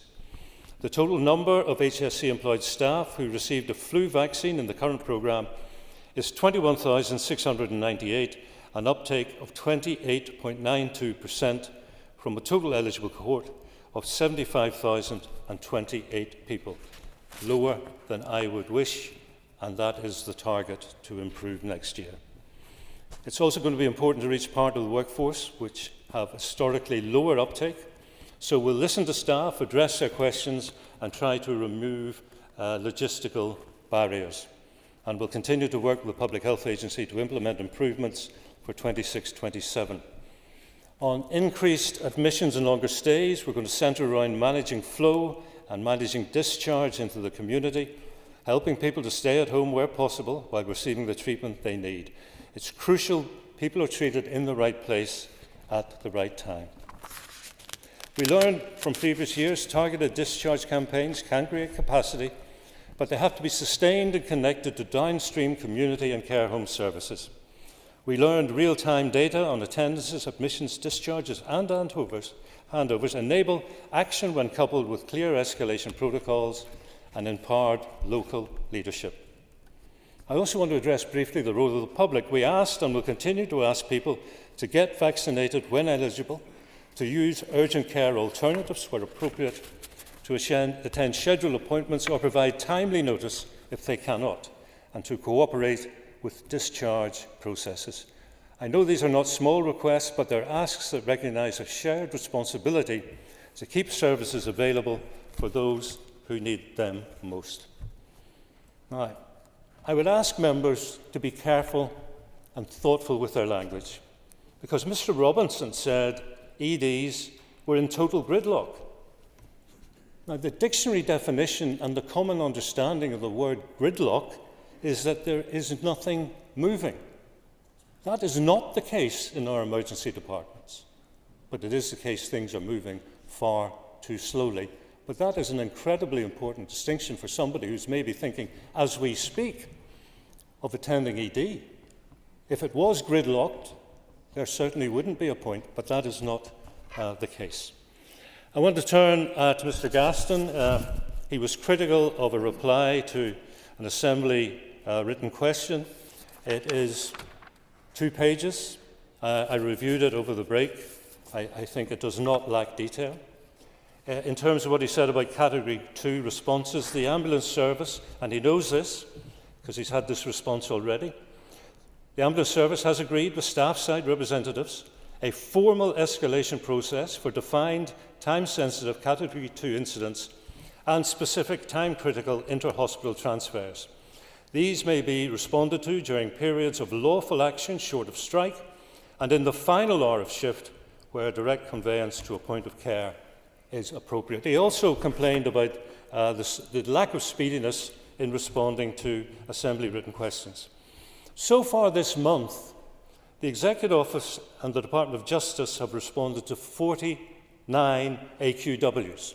That is the lowest of any department. The Department of Health in the same period has responded to 251. In fact, as we approach the second anniversary of the restoration of these of the Assembly, we've answered over 8,000, and we have no additional staff or resource compared to the Executive Office or the Department of Justice to respond to 5 times the number of queries. Thank you, Minister. I call on Jerry Carroll to wind on the amendment, and Jerry, you have 5 minutes. Jerry. Thank you, Deputy Speaker. Thanks to everybody who contributed to the debate. I'll run through some of the comments, Deputy Speaker, and some comments from myself in closing. We had obviously a wide-ranging debate, and most people, I think, recognise the problems in the sector. There was an element of maybe papering over cracks, but I think for the most part, most parties and members painted a realistic but grim picture of the state of our health sector, unfortunately. Philip McGuigan, the Chair of the Health Committee, talked about system failure and mentioned about people waiting a long time on hard chairs in waiting rooms to kind of visualise the scale of the crisis and the problem. And other members across the chamber mentioned about, maybe contrary to what the Minister just said, but mentioned the fact that EDs in particular are laden with people who are struggling to get seen in a timely manner. And I don't understand the logic or the argument, Deputy Speaker, that because there was only 2 people in EDs on Christmas Day that there's no crisis. I don't really understand that argument. Happy to give way if the Minister wants to elaborate on that. Yeah, go ahead. I wasn't saying there isn't a crisis. I was trying to illustrate the fact that we need to look at demand and the causes of demand. I think also we need to be careful about maybe... the member has an extra minute. Thank you, Deputy Speaker. Send out a message directly or indirectly that if you're unwell and if you've been advised to or you've nowhere else to go to, that don't go to EDs. I think also that would be a inadvertently dangerous argument, intentionally or not, that's put out there. We had also had comments, Deputy Speaker, from Alan Chambers, who talked about some of the pressure in the sector, in EDs in particular, and said that healthcare workers deserve more than just praise, indeed. But then he went on to be quite defensive, I think, about the Minister and attacked the Alliance Party. And certainly not my job to defend the Alliance Party, but some would say that was unfair, but I'll leave that up to others to determine. And he called the amendment in my name reckless, and I was almost speechless, but unsurprisingly not quite speechless. Deputy Speaker, people will be glad to hear, no doubt.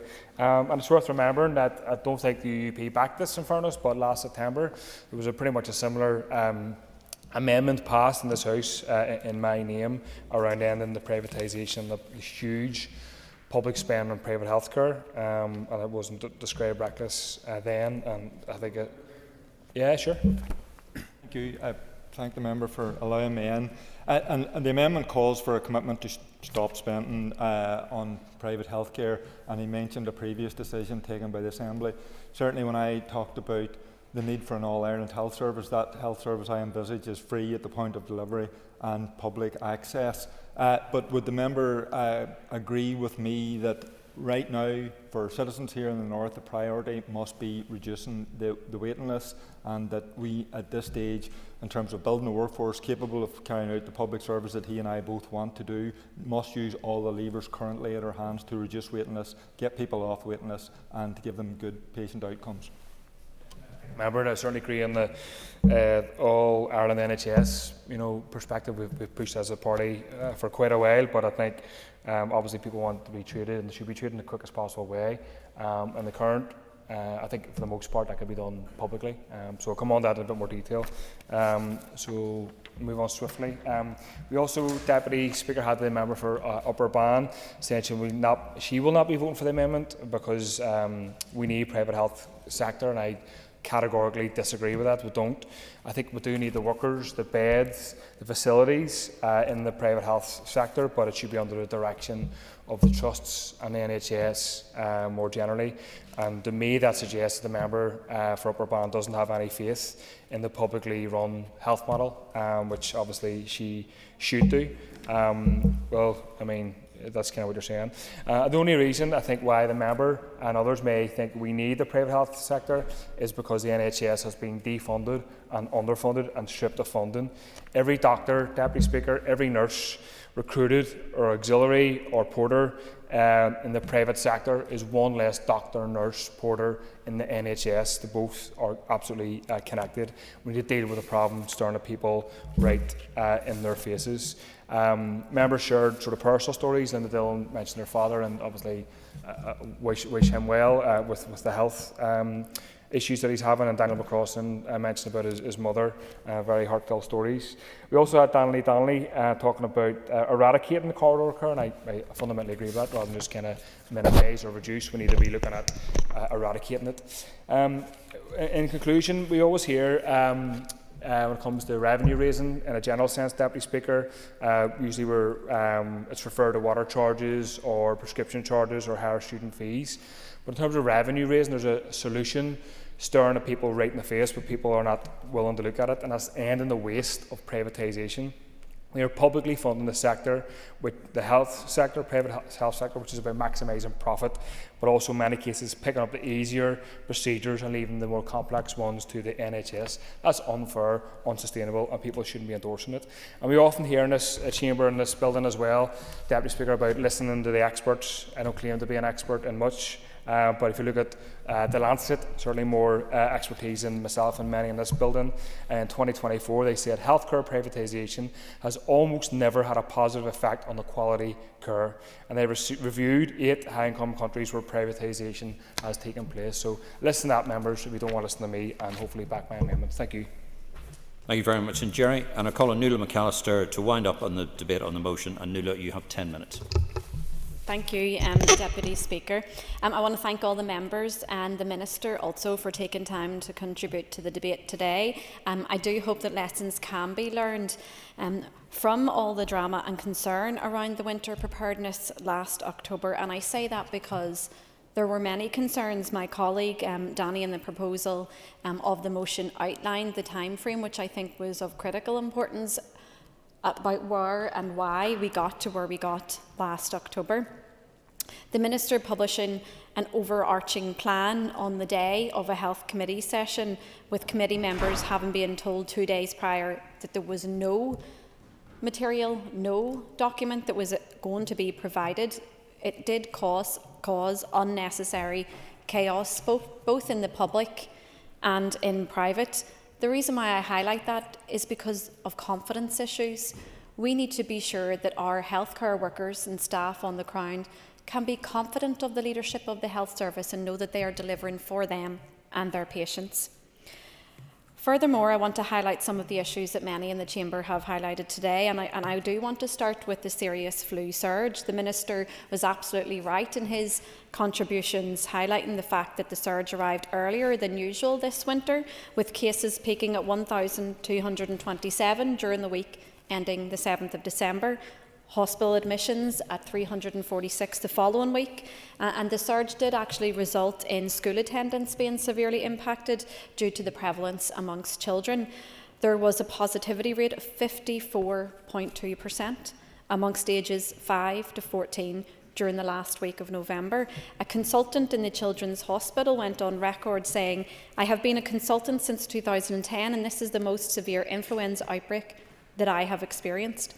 And such a surge in serious flu strain arriving at a much earlier stage is proof that winter preparedness is crucial at a much earlier time and that the health service should be able to cope with increasing pressures. I do also want to pay tribute to the fact that the flu vaccine uptake has increased, but it's simply not good enough. And I agree with the Minister's contributions that everyone can play their part in getting vaccinated, and I encourage that also. But it's also important to highlight the flu vaccine rollout in our schools. As of December, there were still schools across Northern Ireland where children had not yet received their flu vaccine. I also want to say at this point that for the first time in the Winter Preparedness Plan, there was a focus on paediatric healthcare, and I think that's very important, not just coming from a mother whose children have ended up in A&E, but as an MLA who many constituents bring the issue of children's healthcare, which is perhaps not talked about enough in this Assembly chamber, but I think that was a good initiative from the Department and the Trust, and we can hopefully see it expanded this year. One of the most common examples of A&E waiting times from the PHA show waits of almost 13 hours in Altnagelvin, as have been highlighted by a number of other members, and 7.5 hours in Antrim on the 10th of December. Unfortunately, the consequences of the waits are all too infamous. Many of us in this chamber have mentioned corridor care, queues of ambulances outside EDs, unable to admit patients and therefore unable to respond to emergency calls. And I just want to take some of the stats that were brought up from many members. Many members spoke of 9 ambulances outside ED, some 10 ambulance, 4-day waits for wards. We had others highlight 5-day waits in their local emergency departments. We had 7 hours, one MLA, Linda Dillon, highlighting one constituent waiting 7 hours in the street for an ambulance. And we also heard the Royal College of Emergency Medicine's report that 1,400 deaths have been associated with long waits. And to highlight on that, the threshold for long waits and how it impacts on mortality is 12 hours. Whenever you have 12-hour wait, that has a greater 20% chance, I believe. The figures may be slightly wrong on either side, but any increase in mortality rate is wrong because of a long wait. And we also heard that at one point there were 650 patients ready for discharge. At this point, I want to highlight one of the Minister's comments around the public discharge campaign. And I do agree that there has to be a campaign about public discharge. But something that the likes of CARS and I have also highlighted is we cannot put the blame onto families. We cannot put the emphasis onto families to take loved ones out of hospital, because if they cannot cope and they do not have the skills to look after their loved ones, then we cannot then inflict that pain any further. Yep, sure. Would the member agree with me that it's really good to hear about the reduction in ambulance handovers in some trusts? Concerningly for me, Southern Trust is not mentioned in those figures, but we need to understand as a committee what has led to those reductions, and why can it not be replicated across all trusts, or is that at the expense of carers at home? So we just need to understand whether this is a good news story and how we replicate it if so. I agree absolutely. Statistics are so important to learn from what went well and how it can be replicated. And I'll touch on that a little bit further. I want to talk about some of the members' contributions. It was important that in the proposal the timeline of events was highlighted on the floor, and the reason why we are urging the Minister to act earlier is not just because of what and when, but what the member Diane Dodds had said is the what is actually contained. So I do agree with you that would actually strengthen the motion as well, what the actual winter preparedness plan does contain, and who is that actually developed with. It must be those people on the front line. With regards to the amendment by People Before Profit, we agree on this sentiment in its entirety, because we should not have a privatised healthcare. Whenever you have an NHS, it should be free at the point of access for all, from the cradle to the grave. But let's be realistic. If we are to actually target waiting lists at the minute, we cannot in good conscience withdraw from the independent sector. It wouldn't be right for our constituents. There was a few members actually that spoke about, Colin and Philip spoke about privacy and dignity, and I think that's very important for us all to reflect on in this chamber, is the privacy and dignity of all of our constituents and patients when they do wait in A&Es, whether it is in Altnagelvin, where there's just one toilet to be shared, no private space for families. And I also heard many members speak across the chamber about 4-day, 5-day, 3-day waits, and we talk about it like it's the norm, but we don't accept it. All of us don't accept it, but we need the change and we need it to be permanent. I also want to speak on a few comments that were made by the UUP member. It's the same speech. It's almost a single transferable speech that we hear no matter the health motion that comes before us in the chamber. Yes, we're a scrutiny body as a health committee, and it's important to actually highlight and scrutinise where is possible. But we will recognise where there have been improvements. But the UUP have to also recognise that they have held the department portfolio for 8 years.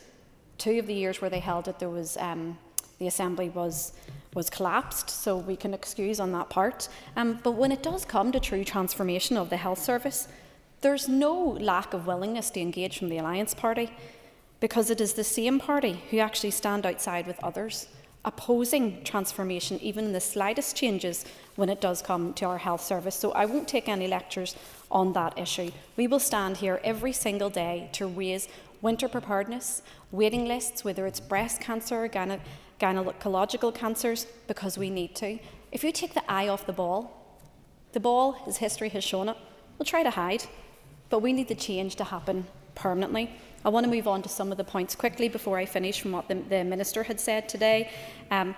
One of the great successes over the past few years has been ambulatory care. It has been fantastic in taking the weight off EDs and taking the weight off inpatient stays. So if that can be increased, that's absolutely fantastic. But we must increase domiciliary care. It's disappointing that the Minister in his remarks did not highlight or respond to the comments made by the Chair of the Committee regarding the many independent domiciliary care providers who said that they are willing to step in and help.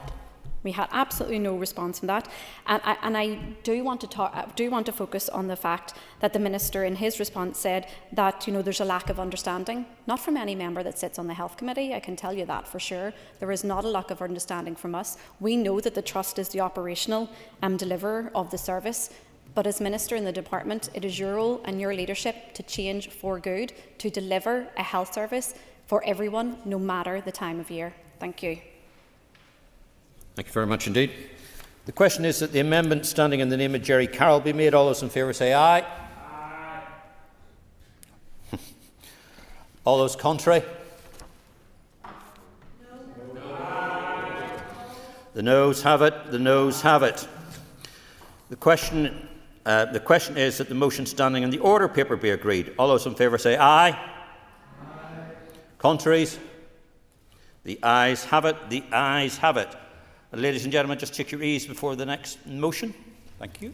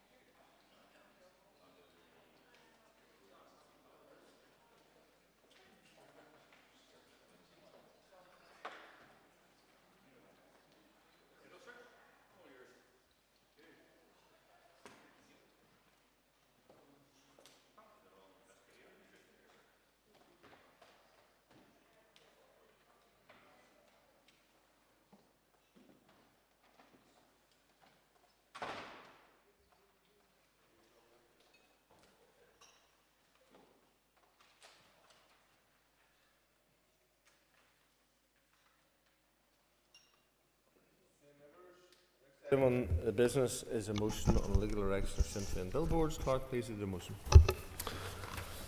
That this Assembly condemns the unlawful erection of Sinn Féin billboards in Uri and surrounding areas, including at the Egyptian Arch, notes with concern that these structures constitute a risk to public safety and were erected without the necessary permissions, believes the Department for Infrastructure's failure to remove these displays stands in marked contrast to the approach by statutory agencies to businesses or individuals that erect signage without lawful authority or planning permission, believes the Minister for Infrastructure's failure to resolve this situation in favour of the public interest and rule of law represents a breach of the ministerial code, and calls on the Minister for Infrastructure to instruct her department to provide the necessary resources and authority to remove these illegal Sinn Féin displays without further delay. Thank you. I call Garth Wilson to move the motion. Thank you. The Business Committee has agreed to allow up to 1 hour 30 minutes for this debate. The proposer of the motion will have 10 minutes to propose and 10 minutes to wind. All other speakers will have 5 minutes. As this is Garth Wilson's first opportunity to speak as a private member, I'd remind the Assembly it is convention that a maiden or member's inaugural speech is made without interruption. However, if you choose to express views of provoking interruption, you're likely to forfeit this protection. I call Garth Wilson.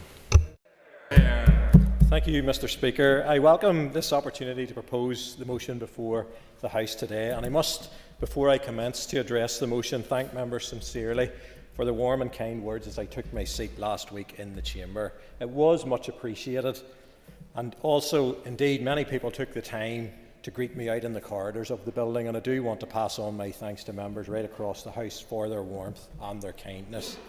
It is also, Mr. Speaker, my first opportunity in the Chamber to put on the record my gratitude for and appreciation of William Irwin, who recently stepped down from his role as the DUP's Newry and Armagh Assemblyman, a role he exercised with considerable success, sincerity and devotion for almost 19 years.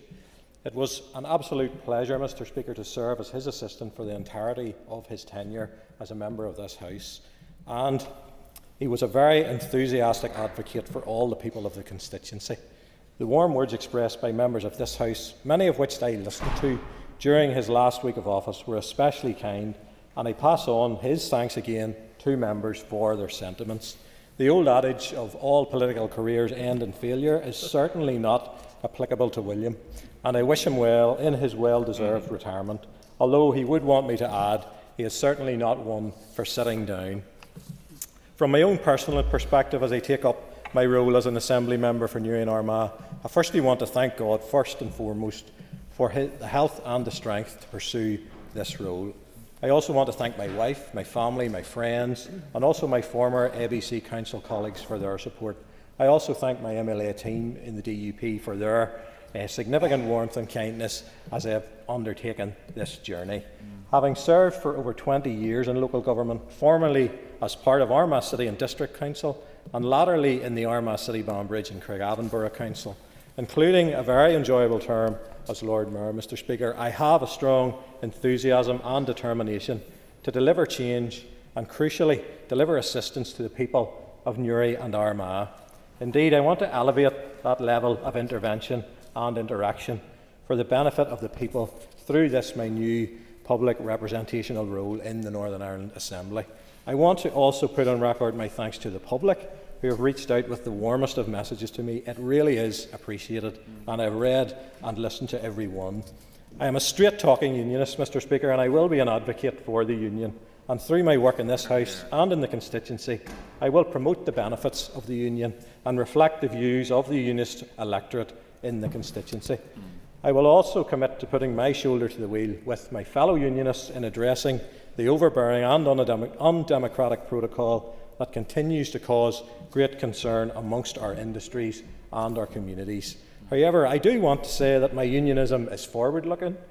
My unionism won't prevent me from reaching out across the divides and ensuring that everyone in the constituency, regardless of their political, religious or cultural backgrounds, will be able to contact me and seek assistance, as indeed they do currently and have done so throughout my years as a public representative. There is much work to do in my constituency, and I will continue to be an advocate for our elderly, for those in the constituency who are vulnerable, and I will continue to be accessible and visible as I pursue improvements for everyone in Newry and Armagh. Issues that require attention, Mr. Speaker, within the constituency remain the importance around securing movement on the progression of the much-needed link roads in Armagh to reduce congestion and improve air quality in the city, the importance of investing in and the protection of our health and social care system in the constituency at all of our busy NHS sites, including Daisy Hill. There is, of course, a renewed importance attached to road safety, especially so, Mr. Speaker, given recent fatalities and very serious accidents on the A27, the A28 and the A3 main routes within the Newry and Armagh constituency. Indeed, our hard-pressed businesses require to be listened to on the cost of doing business, their rates, their town centres and their services. On my appointment to the DAERA committee last week, I truly look forward to this role, and I very much enjoyed my first meeting of that committee last Thursday, along with my party colleagues Michelle and Tom, and indeed fellow MLAs from across the parties. Our rural communities and our farmers will have a voice in Newry and Armagh. That was the case under William Irwin's tenure, and that will be the case under mine. Mr. Speaker, acknowledging your leniency and not intending to stretch that any further, I do now turn my remarks to the motion before the House. The sentiment of the motion before the House is one of accountability and respect for the rule of law that the Minister herself must surely be bound by. As someone who spent 10 years on ABC Council's Planning Committee, serving twice as chairman, the issue of advertising hoardings was a regular application theme, and applications before the Planning Committee received significant scrutiny.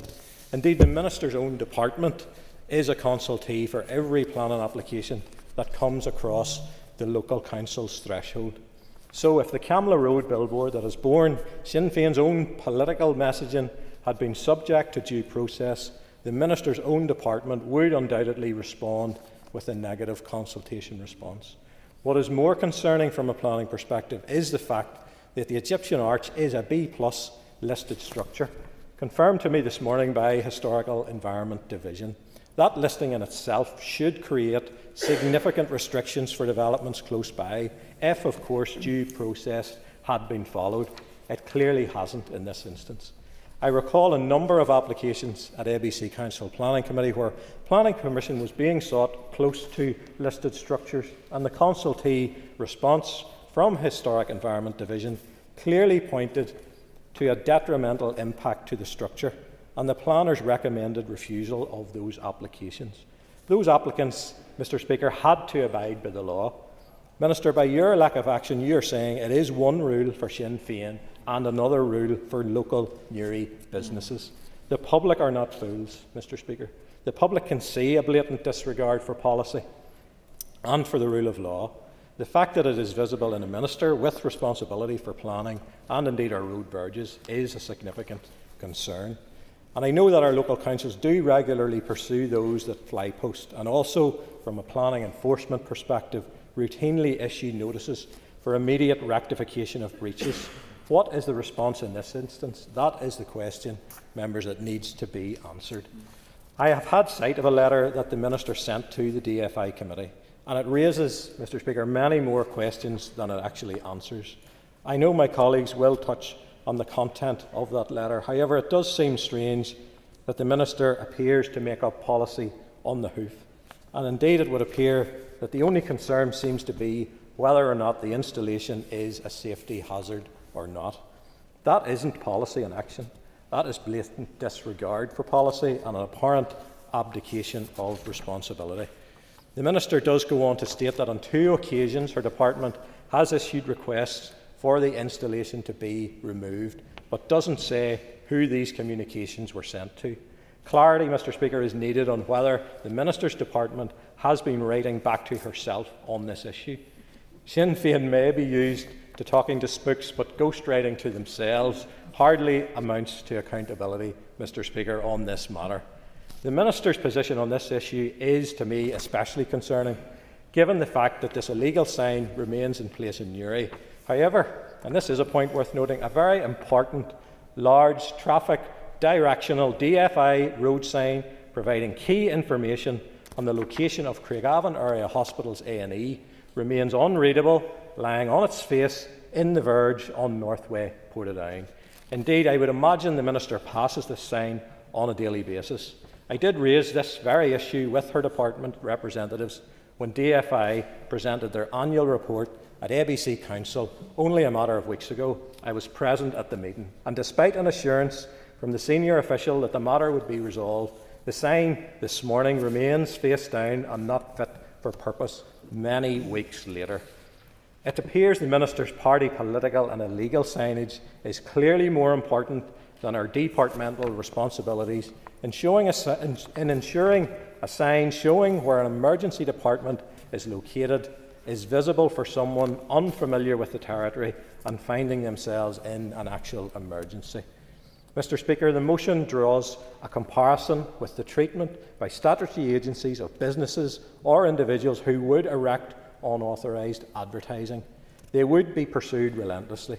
Yet here we have a most unacceptable instance whereby a Sinn Féin minister is disregarding the rule of law, and I believe in doing so breaches the ministerial code. I would urge her to immediately instruct her department to remove these displays without further delay and restore some public trust in the strict systems that should, and in all other circumstances do, govern the location of advertising materials. Mr. Speaker, Sinn Féin are not above the law. I commend the motion. Cathal Boyle. Margaret, I can't call you, and I'd just like to welcome the member of the chamber and no doubt look forward to working with him. I can call you today in the midst of all the important and pressing issues that face us as a society, locally, nationally and internationally. We are spending time in this assembly debating a motion about a billboard. Quite frankly, this is bizarre. Of course, everyone should follow proper planning procedures, but the amount of time that has been spent on discussion and faux outrage at the Infrastructure Committee is nothing short of ridiculous, and we will probably see more of this today.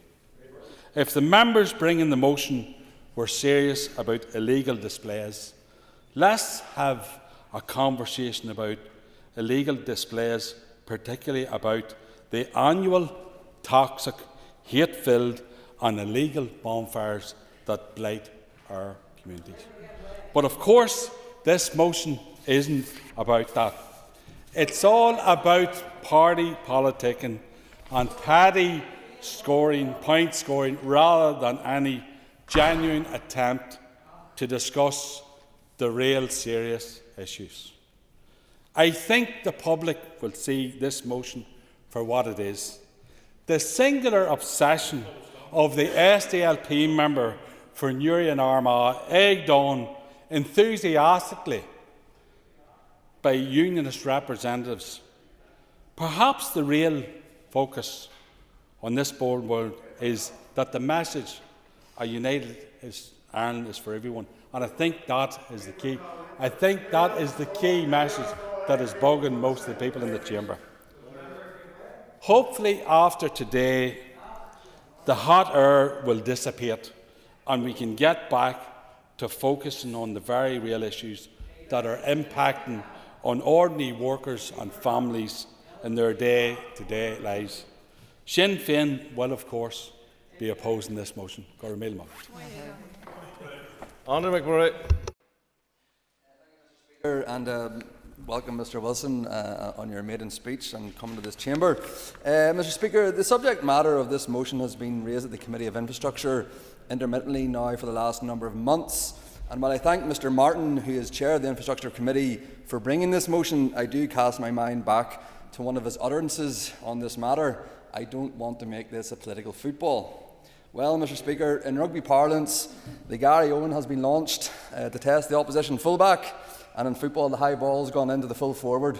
Everyone's hoping for a clean catch. Everyone's hoping for a clean catch at best, or lucky bounce at worst. This is both a serious and a trivial matter. Serious as it is a matter of law, legislation and policy, and to breach this is serious. Furthermore, matters of cultural, political and constitutional expression are constants with which many in our society hold dear. And I wouldn't like to belittle them. However, we could be talking about roads, planning, wastewater infrastructure, flooding, climate change, all of which are serious issues within the infrastructure department. Yet instead we're talking about a billboard at the Egyptian Arch in Uri. When stacked against some of these other topics, it isn't hard to find it somewhat trivial. I do acknowledge that the matter such as this does garner greater scrutiny when the Minister's department holds a level of remit of certain aspects: planning, land, railways. But I also know that the UP would like to have this debated as a single ticket item, an opportunity for a proxy culture skirmish, as well as an attempt to create space between themselves and as a partner in the executive. But the scrutiny must go right across Northern Ireland in relation to the erection of paraphernalia on public property. Mr. Speaker, there are nuances to this motion, but at its genesis it is quite simple. Is prior consent required from the relevant statutory authority before something is publicly erected? It is that simple. The law is clear that permission is required before the erection of any form of advertising. What's more, having had cause to drive past it the other day, the billboard in question is quite the size and quite the structure. On seeing its size and location, a lay person would conclude planning permission would be required for something like that. However, in this instance and many other instances, it has not been sought. Questions and communications to the Department and the Minister on this matter via the Infrastructure Committee have been sought. However, even to the most generous, the responses received have not been overly transparent or conclusive. I have no problem with the current issue highlighted on the billboard. It's a Christmas message to the children of Palestine. Previously, it was a call for United Ireland bearing a Sinn Féin logo. It has also been adjusted by a satirist who wished to express support for Northern Ireland. You would need to have a bit of sense of humour. Mr. Speaker, I have quite a high tolerance for political and cultural messaging. For me, toleration is integral for a pluralistic liberal democracy. However, when the countryside is saturated in subtle, all year round political messaging, even my tolerance can be exceeded. The key question is whether we as a society should continue to allow things to be displayed in public space without a defined process. The key question applies equally whether the subject or the object in question is a Sinn Féin billboard, a go slow sign with political branding, a sign saying no to the Irish Sea border, or a flag of whichever constitutional jurisdiction you hold dear to yourself. The motion references the failure to remove the billboard is contrary to how other businesses and individuals are treated. I can't disagree. Mr. Speaker, every year without fail, and I'm sure many of you others, will be contacted regarding the erection of flags upon lampposts. And coincidentally, lampposts are also property under which the Minister for Infrastructure has some remit. Mr. Speaker, I have cycled the land border. It took me 3.5 days to do so. Along the way, I lost count of overt expressions of political aspiration. This is the way of this country. Certainly would. I thank the member for giving way. And I would agree with him, today's debate is not about the particular political messaging on the billboard, but would he accept that today's debate is all about the size, scale and location of the billboard and the glaring hypocrisy that the Minister in control's party seem to have some association with it? Whether it's ownership, we still haven't found out. Members, next minute. I agree that that is an aspect of this, but again, in Northern Ireland, nothing is ever simple, and it does point to wider issues at hand. And again, the issue of ownership, the issue of public property, the issue of permission, it all ties into this debate. Is that, sorry? Anyway, we can't dodge the fact, we need a process to do it. We can't dodge the fact that there is no process. Where there is no process, there's a misunderstanding. And that is a common thread through this process. My colleague Ms Bradshaw has long been advocating and is bringing forward legislation on the display of flags and emblems. What this legislation calls for is not complicated. What Ms Bradshaw is calling for, what the Alliance Party are calling for, what many people in Northern Ireland are calling for, is clarity through legislation. Clarity will bring consistency and a plan for dealing with displays which have not followed the required process. In conclusion, I want to live in a society... Certainly. For giving way, and my legislation, hopefully if I bring it forward, will provide that clarity. But in the absence of that clarity, would the member agree with me that there should not be a structure there where there is not permission given? Sir, totally agree with the member. Does the member want to intervene as well? Or, okay, dead on. In conclusion, I want to live in a society in which we have a toleration for those who maybe have a different cultural... Sorry, Speaker? Your time is up. Justin McNulty. Thank you.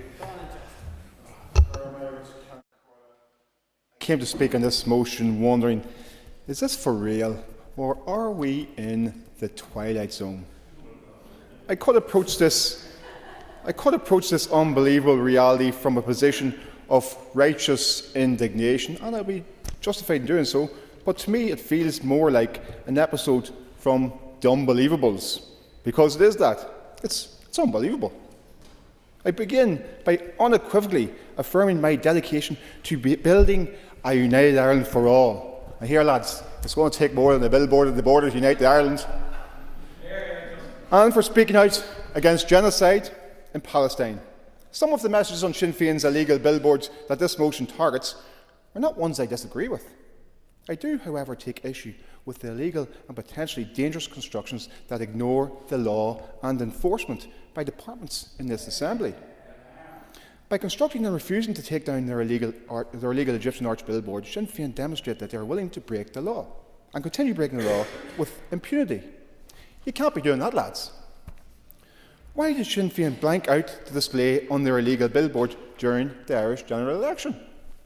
Why? As a member of the Committee of Infrastructure, we have written to the Minister with several questions relating to Sinn Féin's illegal billboard at the Egyptian Arch.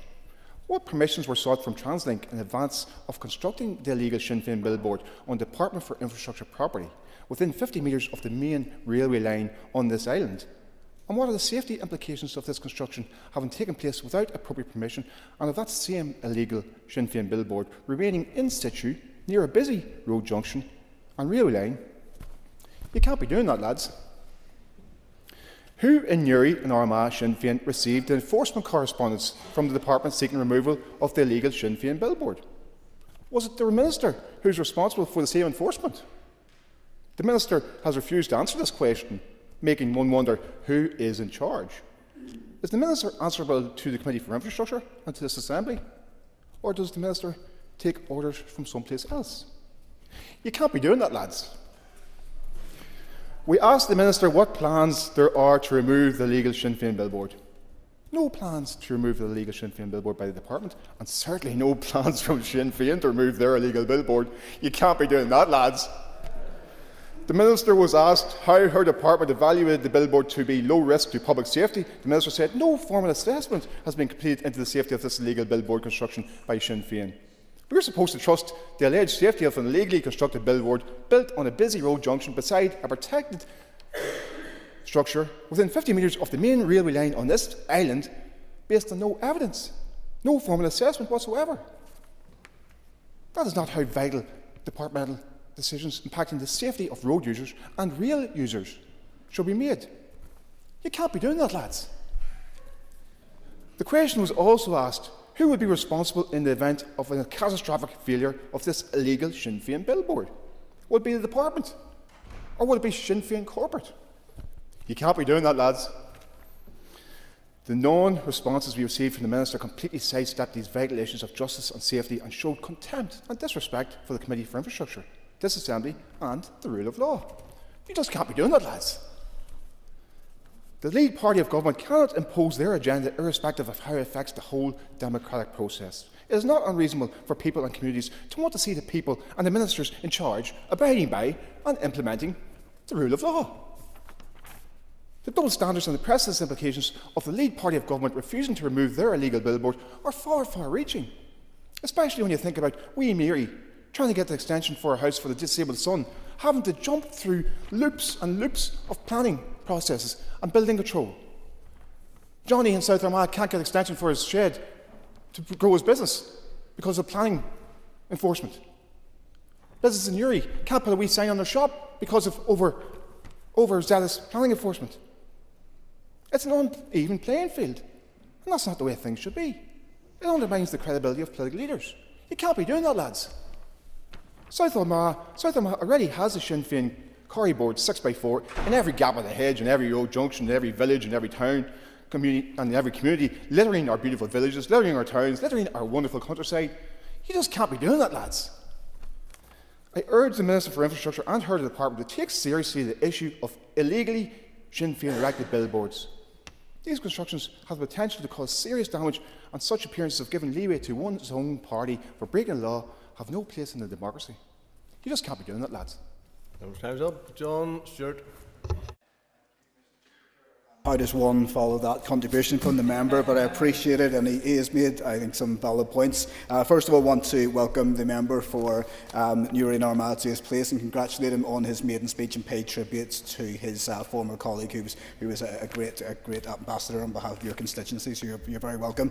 And look, I do agree with the member opposite on one point at least, that yeah, there are undoubtedly better things that we should be doing here today, but I don't blame the proposers of the motion for doing that. There's an easy resolution to this, that is for the Minister and her party colleagues to get together to resolve it and take down the illegal Sinn Féin billboard that is there. Mr Speaker, if I may make a few points, I know this has been discussed at length at the committee. This has gone through 2 ministers and still there is no resolution, and I find that we could be dealing with other things, and it is deeply frustrating that we are dedicating any time to this when there is an easy resolution. Let me be very clear, Mr Speaker, these signs are illegal. They breach planning regulations, they pose a risk to road safety, yet they are all still up. And they remain up because, quite simply, they are Sinn Féin boards and because the Minister agrees with the message. She could have taken action, she could have taken enforcement, but sadly that has not been done. And as other members have said today, small businesses across our constituencies paying the price on a regular basis for inadvertently breaching planning legislation or regulations. And in my constituency alone, in Carrickfergus, one small business owner was threatened with a fine of £3,500, mainly just because their sign slightly exceeded the signage on the front in a conservation area. Someone trying to get by, doing their best, but yet the Sinn Féin Minister, who is over in charge of planning regulations, is allowing these illegally erected billboards to continue. It is simply unacceptable. Minister, this is happening on your watch and on the watch of your predecessor. You're responsible for ensuring that the law is applied fairly and consistently, and it's simply not good enough to stand by while illegal signage remains in place because of its political affiliation. Every day these boards remain in place, they pose a risk to drivers, to pedestrians and communities. And as other members have said, there are serious questions to be asked. In terms of public liability insurance, who's responsible? The department, because it sits on the land that you're responsible for as Minister, or to those who erected it? And that is a very valid point. The second is around cost. You've already articulated in response to what your party colleague did, and I think you have done in written statements as well, Minister, that you have corresponded with those who erected these signs. I'd be interested to know who you're corresponding with and at what cost to the department that has come up to so far. So simply, as others have done today, Minister, I call on you to get this sorted. Use the powers that you have in your department to remove this illegal signage, enforce planning regulations without fear or favour, and show that the law applies to everyone, no matter who you are or what party you represent. Thank you, Mr Speaker. I call Sinead Ennis. Concordia, I hadn't actually intended to speak on this debate, but I simply can't sit here and allow this farce to trundle on any longer, because this is, quite frankly, a farcical debate. I'm old enough to remember, because it was only last Tuesday when Philip Brett, and I'm glad Philip has joined us in the chamber at present, berated Sinn Féin for not using our time in the chamber last week to bring issues and to talk about the real issues, as he put it, affecting our constituents here in the north. And to quote Mr Brett last week, he said, "You had the chance to talk about the cost of living crisis and the issues facing our people, but you chose instead to bring a motion on establishing an EU office in Belfast." And without a single hint of irony, here we have the DUP today bringing a motion about a strip of Corrie with a Sinn Féin logo on it, which, by the way, and this fact seems to have escaped many people in the chamber today, is no longer actually there. And regrettably, but unsurprisingly, Mr McNulty has chosen to follow the DUP in this ignominy. He has chosen to follow the DUP in this ignominy. And if the members, as my colleague Cathal Boylan has said, if the members opposite are truly serious, or if you're genuinely serious about tackling illegal structures, then let's talk about the illegal displays and bonfires. Let's have an open and honest conversation about flags and illegal displays festooning lampposts up and down the length of the north. But you're not serious about it. You want to cherry pick this issue because it suits you. It's not a serious motion. It's not. This motion is about electioneering. It's not a genuine attempt to tackle these issues in any meaningful way. If you want to have a serious and honest debate about it, we're up for it. We'll have the debate. But what we're not going to do is entertain cherry-picking this one issue because it suits your political agenda. Do yourselves a favour, take your colleague Philip Brett's advice from last week, and let's get back to talking about the real issues that people here have sent us to this chamber to talk about. Thank you. Stephen Dunn. Mr. Speaker, and I too would like to commend my colleague Gareth Wilson for his maiden speech today and welcome him to his position as an MLA. This motion today is not about suppressing political opinion, nor is it about cultural expression or symbolism. It's about something far more important, and that is about the respect for the rule of law and also, importantly, the duty on ministers to uphold that law fairly, transparently and without fear or favour. Under the Ministerial Code of Conduct, every minister is required to operate in a way that is conducive to good community relations and equality of treatment, and to also avoid conflicts between public duty and private or party interest, and to uphold the 7 principles of public life. That means taking decisions solely in the public interest and resolving conflicts openly and being as transparent as possible about decisions and actions. Yet in Uri, those principles appear to have been abandoned. A permanent political billboard was unlawfully erected at the Egyptian Arch and surrounding locations without the consent of the landowner, which has been confirmed, without planning permission, which is confirmed and in clear breach of Article 87 of the Roads Order Northern Ireland 1993. The Department for Infrastructure has confirmed that the structure is illegal, and that is in black and white multiple times in correspondence and publicly available. Officials have stated that those responsible were asked to remove it, but despite that, the billboard remains in place years later, as do a number of other billboards in a close proximity as well. That failure to act... Sorry, yes, well, it's... Member for giving way, and much has been made by Sinn Féin members here that this is a trivial issue and not related to the people we represent. Would the member agree with me that planning enforcement matters very much to people? And in my area, the Newry Morning Down planning enforcement team come down in small businesses for their signage, for a misplaced coffee cart. They come down hard and they shut down businesses. This is very important to them to see the hypocrisy in a Sinn Féin dominated council area. Thank you. Yes, I thank my colleague for reinforcing that point, which is indeed very, very well made and very, very accurate as well. And the failure to act stands in marked contrast to how the law is enforced against everyone else: businesses, householders and community organisations and many other groups across the Newry Morning Down area, and indeed right across Northern Ireland, including within my own constituency of North Down, often receive warning letters threatening fines of thousands of pounds and daily penalties for unauthorised signage under the Planning Act and advertisement regulations. Many of these signs are modest in nature and very much non-political. In stark contrast, certainly... The member will recall possibly some years ago in North Down where a gentleman, a farmer, was advertising a charity evening for cancer charity, and he put up 12 posters on lampposts in the North Down area, and the department came along and took every single one of them down and charged him £50, £600 he had to pay out of his own pocket for that. So there certainly is hypocrisy at work here. Thank you, Mr. Chambers. I concur with that, and again it highlights the importance of everybody abiding by the law equally, and it's a point well made. As I said, many of these signs were modest in nature and non-political. Enforcement is swift when it comes to ordinary people, but when it comes to Sinn Féin erecting illegal displays on public land, active enforcement and removal appears optional. And it is double standards, and it does damage public confidence, despite what some in this chamber may say today. And the Infrastructure Committee has been forced to intervene again on this issue just to seek that basic information: who owns or who erected the billboard, who would be legally responsible if it failed and caused injury or death. And I think that point cannot be overlooked or brushed aside. What sanctions are available? What role have TransLink played in any consultation, given the proximity to key railway infrastructure? And also the point about precedent, and has been mentioned already by some of my colleagues, about allowing illegal structures to remain in place indefinitely. And most troubling of all is the Minister's continual refusal to answer a simple, direct question: to whom were the Department's removal requests sent in 2023 and again in November 2025 when the current Minister was in post? And was it in a self-addressed envelope, or was it simply a return to sender letter? Perhaps the Minister will clarify that shortly. The committee explicitly asked those questions, and the Minister unfortunately has chosen not to answer, and it is simply unacceptable but sadly not surprising. Public roads, verges, bridges and rail infrastructure thankfully does not belong to any political party, but they belong to the whole community in Northern Ireland, and ministers are custodians of that shared space, not arbitrators of which laws they choose to enforce. So there's many questions that still remain answered. Was it erected by Sinn Féin? Was the Minister aware of its erection?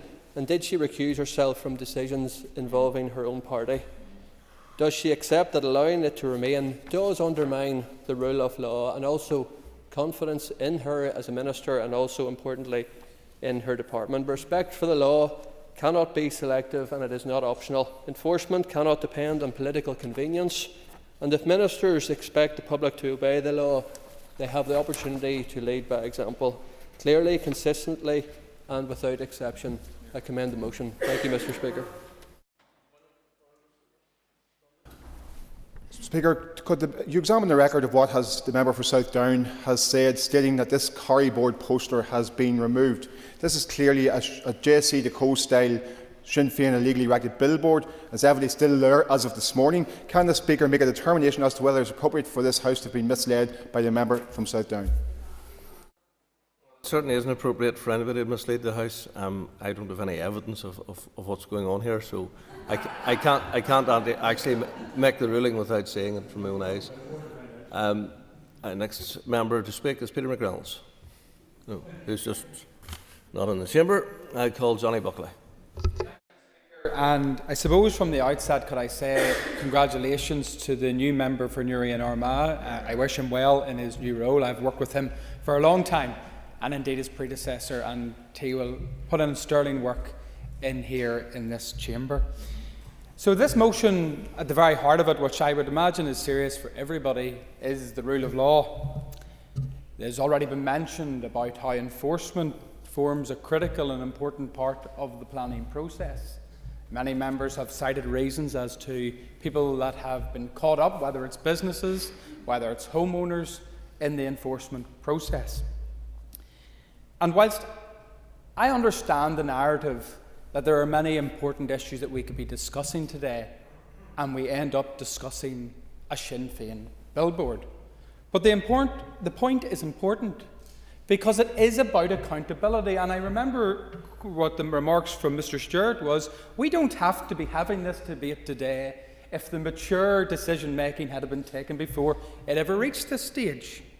Because the irony involved here is that we have a Sinn Féin-led department, led by a Sinn Féin Newry and Armagh MLA, that fails to address an illegal billboard within their own constituency with their party's logo at times on it. Now, that is beyond parody, members. Could any other political party actually say with a straight face, if they knew that there was a billboard in their constituency with their party's details on it, that they wouldn't know who erected it? And that's the glaring hypocrisy that's in the motion today. I read with interest the committee letter, and it's a point I'm going to focus on, which is: my department has requested that the billboard be removed on 2 separate occasions. Once on the 18th of August 2023, and again on the 5th of November 2023. So let's clear it up. Minister, who did you issue these letters to? Who did the department issue these letters to? Because on the front bench today is 2 Sinn Féin Newry and Armagh MLAs. Did you, department, issue it to the man sitting beside you? I'll happily give way. I can assure you, if there was a DUP erected billboard, I would know who erected it. Does anybody on the benches opposite really want to take the rule of law serious? The issue of enforcement serious? I mean, it's ridiculous. We have to get real. Sinn Féin's defence is always the same, and we've seen it here today. It's they knew nothing. And they claim it with expert precision, members. Have any of you have ever watched the recent Disney Say Nothing? At the end, there is this potent point that Gerry Adams was never a member of the IRA. Well, I would contend if there was to be a new documentary, that the disclaimer at the end of the Sinn Féin statement would be not say nothing, but see nothing. Because at every time that we come to this House for accountability on issues pertaining to particular departments, we get the answer of, not me, Gov, seen nothing, heard nothing, will do nothing. Members, our constituents demand us to be treated in the same way that we would have them treated. One rule for thee and another for me is simply not acceptable. I would call on the Minister to use common sense, to abide by the rule of law, to reveal to the House who those letters from the Department were issued to. Were they members of Sinn Féin? And endeavour to have an illegal billboard, which can have safety implications, removed and put this matter behind us. Thank you, Speaker. Mr. Speaker, there's been a fair bit of knockabout today, and some of it's in good part, and that's fair enough. There have been accusations of hypocrisy from the DUP to Sinn Féin and from Sinn Féin to the DUP. The truth is, I think there's pretty glaring hypocrisy today from both parties, because these issues and the broader issue of symbols, flags, emblems and posters in a shared society, and in a society in which space and identity is contested, is all part of the same challenge. It's all part of the same challenge, and both of these parties are unwilling to confront it honestly. Today's motion is about the unlawful erection of Sinn Féin posters in Newry, but other parts of the north too. So my wife is from that part of the world, my in-laws still live there, I know lots of people there, so I'm regularly in that part of the world. I know the roundabout, the Egyptian arches, and I know that there are Sinn Féin posters in several other places in Newry, usually around Greenbank, near showgrounds in Park Esler, then in Warren Point, and in multiple other places, including in the middle of the city. There are Sinn Féin posters in other towns, including my hometown of Downpatrick. Now, it's important to say that there is nothing wrong with political speech. Political speech is a vital part of any democracy, and it can be in public spaces. There are multiple ways for political speech to be in public spaces. We are all entitled, any of us, to have public events, to give our views. We're also entitled to buy advertising space. We're entitled to display political emblems of all sorts and political messages on private land. But all of the instances we are talking about are where Sinn Féin has erected either temporarily or quasi-permanently political messages with its branding on public land. That is not a trivial matter. It's not the most important issue facing the north at the minute. It's not the most important issue in the minister's inbox, but it is a real issue. And there is a challenge when there is a minister from a particular party holding a particular ministry who has a statutory legal responsibility for roads infrastructure, for the signage, including the safety of road users and rail users, and her party, of which she is a public representative, is in clear breach of the law. Not on an occasional basis, but on a permanent basis. That's not a trivial matter, no matter what Ms Ennis says. She says the DUP aren't serious. The DUP may not be serious. I have no doubt that the DUP are playing politics here, but I am serious, and my party is serious about it. I, for what it's worth, care deeply about many of the issues that Sinn Féin put in those posters. I care about Palestine profoundly. I care deeply, and I am in politics to help achieve a new and shared United Ireland. Here's the thing. I genuinely don't think that simply erecting Sinn Féin posters with the words United Ireland on them all over our towns is going to persuade people of United Ireland. It might actually turn the odd person off it, who's more of perhaps a persuadable voter, but what it will do, which is perhaps the purpose, is implant subtly in the minds of people, particularly people living in nationalist areas, that this area sort of belongs to Sinn Féin, or that you should be reminded constantly of their part ownership or whatever of that area. That's not legitimate democratic speech, to be clear. We seek a vote every number of years. We seek a vote in order to represent people. We don't own those communities, nor are we given the power. And the SDLP still has a significant vote in Newry, and we don't seek the right to put our emblems all over that town or any other. I'll give way very briefly. Thank you for giving way. In South Belfast, you'll know that there are Go Slow posters that have SDLP insignia on them in many communities. Is there not a bit of hypocrisy in what you're saying right now? Extra minute. Thank you very much for giving me the extra minute. You will give me the opportunity, Mr. Speaker, to draw a differentiation between posters which are permanent erections of political messages, some of what she's heard. But I would say this to the member. She and I share a constituency which is South Belfast, and we're hearing guffaws and whataboutery from all corners of the chamber. I agree with her on her position. She scored a point with me, and that's fair enough. She's entitled to do that. She's a politician. I am too. But here's the thing. You're getting cheers from Sinn Féin when they say it, but the point is, what Sinn Féin does with its posters undermines our ability and your ability to regulate the unlawful flying of flags on the Ormer Road, Rosetta and Finnehy. It does. And the DUP not standing up for illegal, unlawful displays all across areas where there's unionist communities, loyalist communities or mixed communities, such as in South Belfast, undermines and makes ridiculous when you come into a chamber and move a motion about Sinn Féin posters. So I'm happy for Ms Bradshaw to come and challenge me on a poster that has an SDLP insignia. There are challenges for all of us. We need to move to something where we regulate properly. I won't give away because we don't have time. Where we regulate properly insignia in a shared space and a shared community. Why? Because we do live in a shared community. I want to build a new Ireland, but I don't think I'm going to build a new Ireland simply by having Sinn Féin posters all over nationalist towns in the north. Nor do I think that people are going to be persuaded of the benefits of Northern Ireland being in the United Kingdom by moth-eaten flags all over the Ormer Road and Carryduff and Rosetta and other parts of my constituency. So, let's be clear. The Minister has a statutory responsibility for roads, for road users, for railways and for the safety of the public highways. She should take that statutory responsibility seriously. Sinn Féin should take this debate seriously as the largest party in government in the north and the largest party on this island who want to build a new Ireland. Simply scattering and littering this island with your party posters is not going to help us build that new society. Thank you, Mr. Deputy Speaker. Mr. Speaker.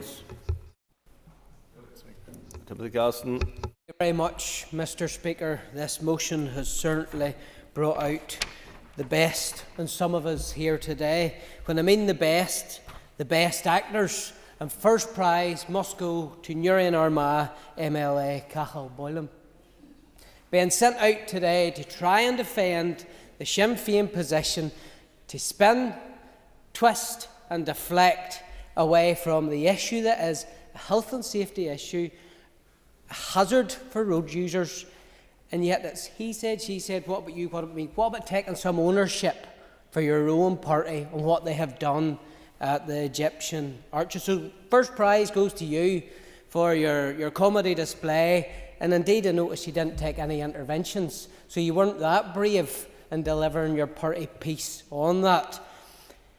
Next up we have the Lions, Mr McMurray. I have some sympathy for some of the things he said, of a lot of it I don't. But what I take out of it is the Lions completely miss what this motion is about. It's about a billboard, a massive big billboard. So talking about a Corex poster that's 2 foot by 4 foot just does not cut it. We are talking about a serious structure, I will in a second, a serious structure which is impacting road users and bringing their safety into question. Happy to give way to the member. It's not, but as I said to the other member, and as much as I like the... McMurray, if you speak to me, sorry, Mr Gosson, would you speak to me? As speaking to the member behind me, it's a bit of a counterintuitive here now, so it is. The issue is about the shared spaces, and as much as I love the hipster DUP sellout posters which the TUV like to put around, the point of the matter is, it's another subliminal political messaging that is constant in this society, and it needs the process by which to be addressed. Your next minute, Mr Gosson. The member misses the point of what the motion brings. It's a massive big billboard put up by Sinn Féin. We're not talking about Corex posters that will blow in the wind. This is basically a permanent structure that they have illegally put up that needs to be removed. Today's motion is not a technical planning dispute. It's a safety hazard for road users. The motion today is also whether the law applies equally to everyone or whether Sinn Féin gets a free pass from DFI simply because they hold the portfolio of Minister. In June last year, I asked the Minister for Infrastructure whether she would take action to remove this illegally erected billboard. Article 87 of the Roads Order is crystal clear. The Department has the legal power to require removal or to remove the structure itself. Yet instead of enforcement, we've got evasion. Instead of timetable, we've got buck passing to the Council. Instead of action, we've got silence. And that is why the DUP have felt they had to bring this motion to the House today. But what has been confirmed by the Department is indeed damning. In September 2023, DFI confirmed that the billboard was erected unlawfully. It confirmed that those responsible were asked to remove it. And we've heard that were asked to remove it on two separate occasions. It confirmed that the Department had the power to remove it itself and has chosen not to. So a year later, the billboard still stands and still is in place. Sinn Féin flout the law when it suits them, and that's no difference. That's what they've been doing for years and their bedfellows before them in the ARA. So it's no different now that the political movement think they can do what they want when they want. The Minister must act now and fulfil her ministerial pledge of office and instruct her department, show that she's serious, to remove this illegal Sinn Féin billboard without further delay. And just to finish on a positive, I want to place on record my thanks to Let's Talk Loyalism for taking the ugly look off the Sinn Féin billboard by amending it and amending the wording to read Northern Ireland is for everyone. So I want to pay tribute to the artists for the work they done and turning it around and making it a sight to behold in South Armagh. But my encouragement goes to the Minister. If you're serious about law and order, if you're serious about holding the portfolio and fulfilling your ministerial pledges, lead by example and take the billboard down. Call the Minister for Infrastructure, Liz Kimmins. You've up to 15 minutes, Ms Kimmins. And I would like to thank the members for bringing forward this motion in relation to a billboard that is not there and hasn't been there for some time. So it's very clear that the people bringing forward this motion don't actually drive past that area very often, because you would know that there is no Sinn Féin billboard at the Egyptian Arch. And I would like to happily. I may imagine things in the morning when they drive past and see the billboard that's erected by Sinn Féin. You've taken a logo off it, fair enough, but it's still a Sinn Féin billboard. There's no Sinn Féin billboard at the Egyptian Arch. That is a fact. The member can cast aspersions on whatever he thinks it may be, but their facts are there is no Sinn Féin billboard at the Egyptian Arch. Oh, indeed. Or the Minister for giving way.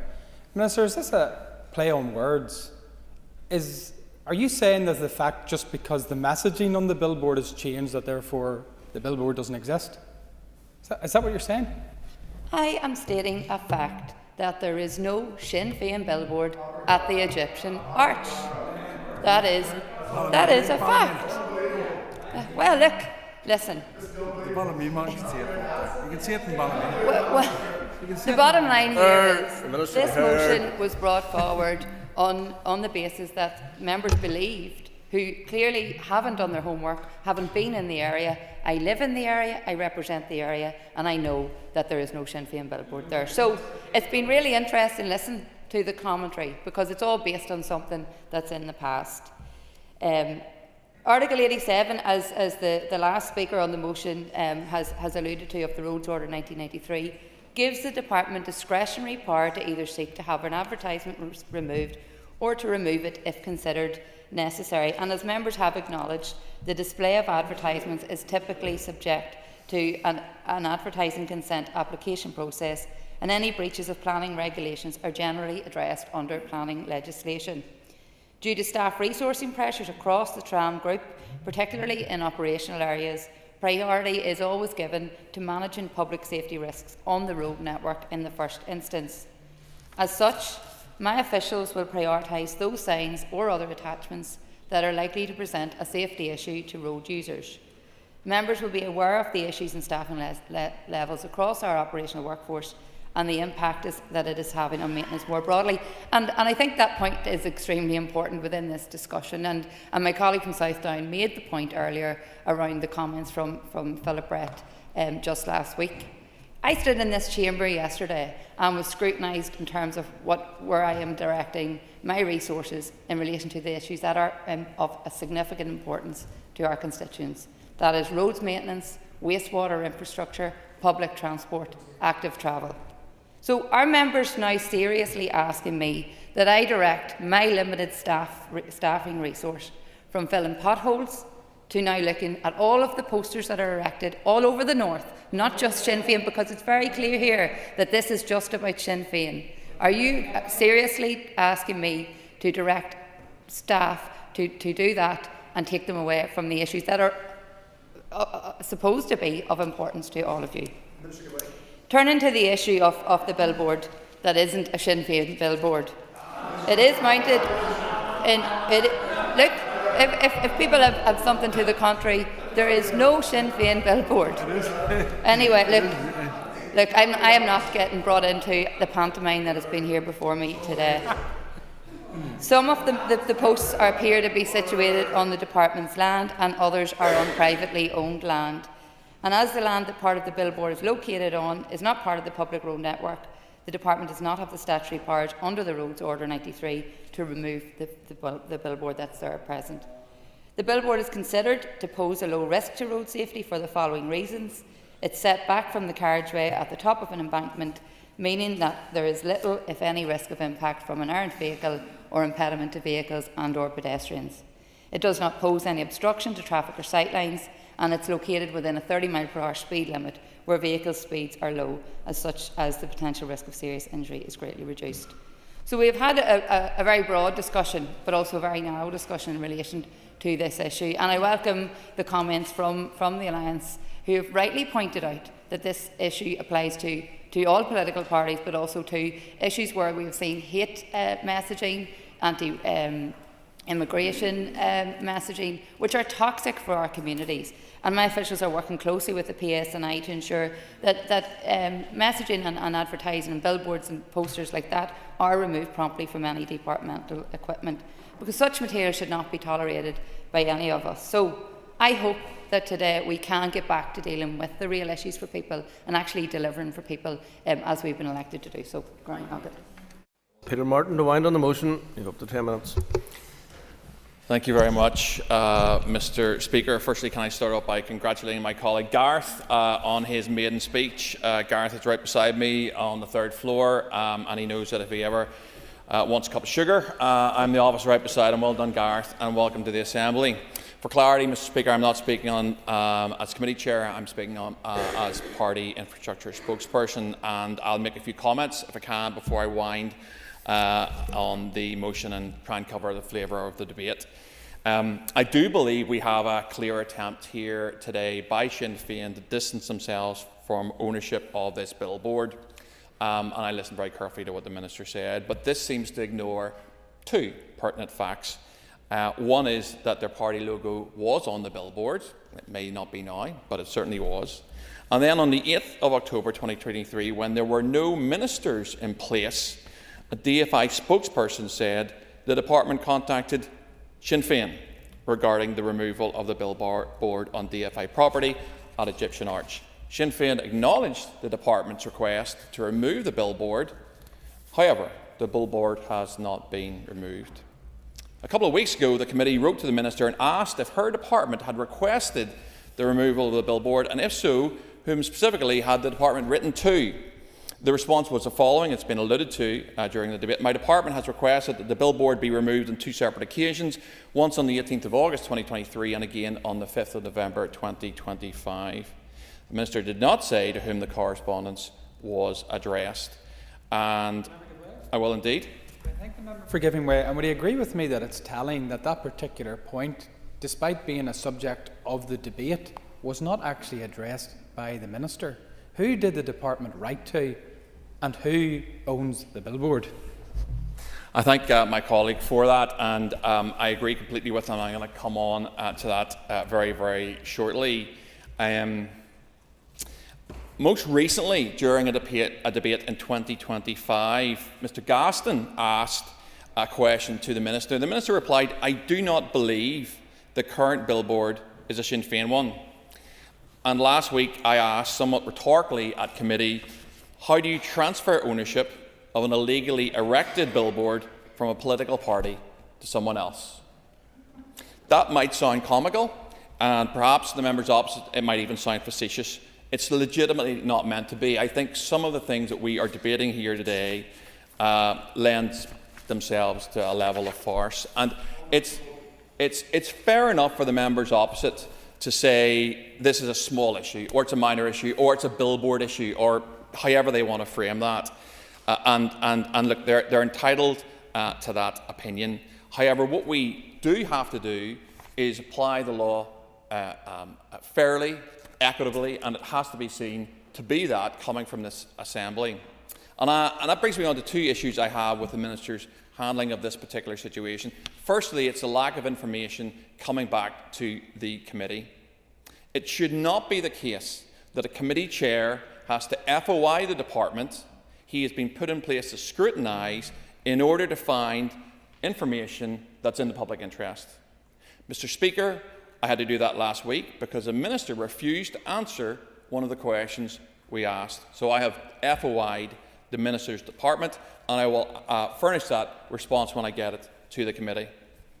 Secondly, I do find it difficult to comprehend that the Minister, whose responsibility contains planning, can effectively ignore a billboard in her constituency which was legally erected illegally.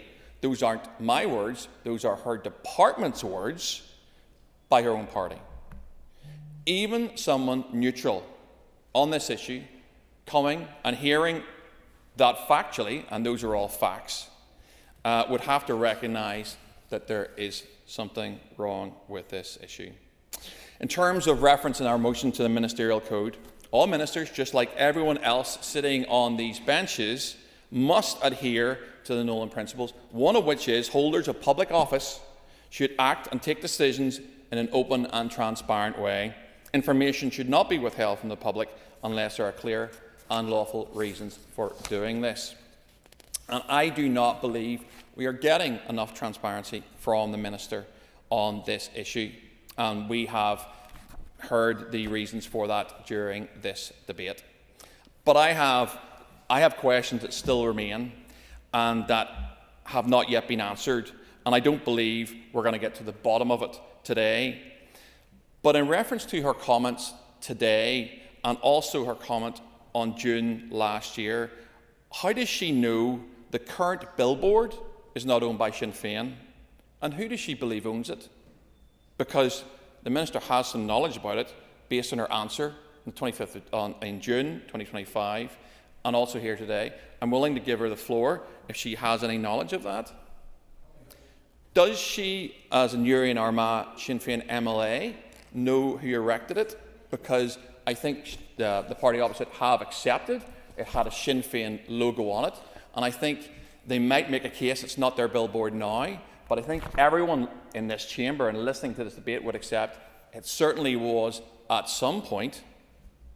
Where did she get the information to know that it had been transferred? And I'm using those words, those aren't hers, in terms of ownership.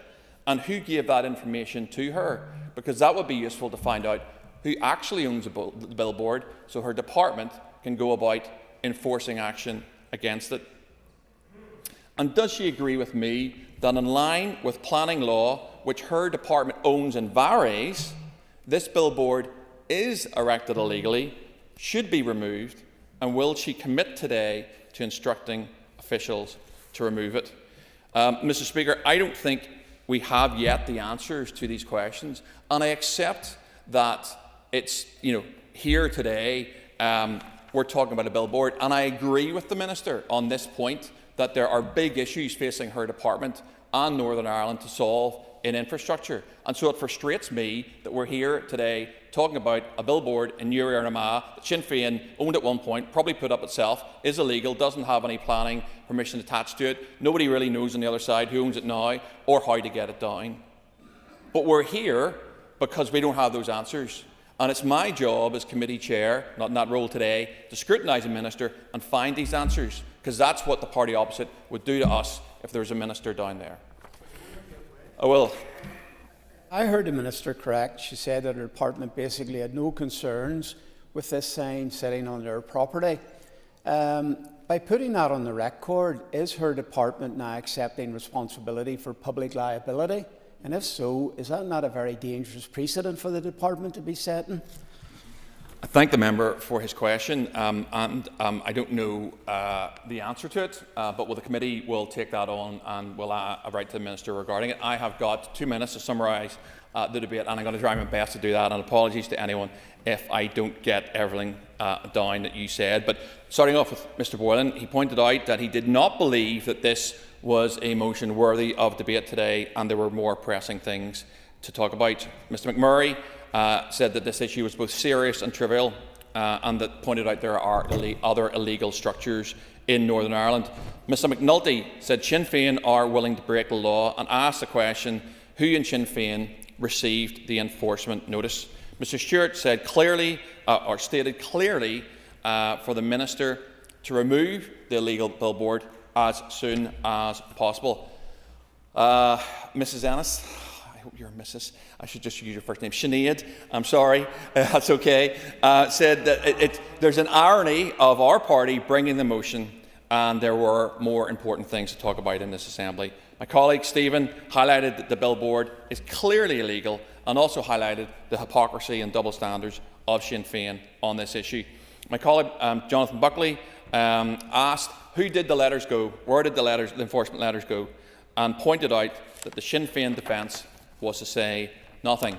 Mr O'Toole, who very often when I refer to him isn't actually there, but said that there was hypocrisy on all sides, and he did not believe that we could build a united Ireland through erecting billboards.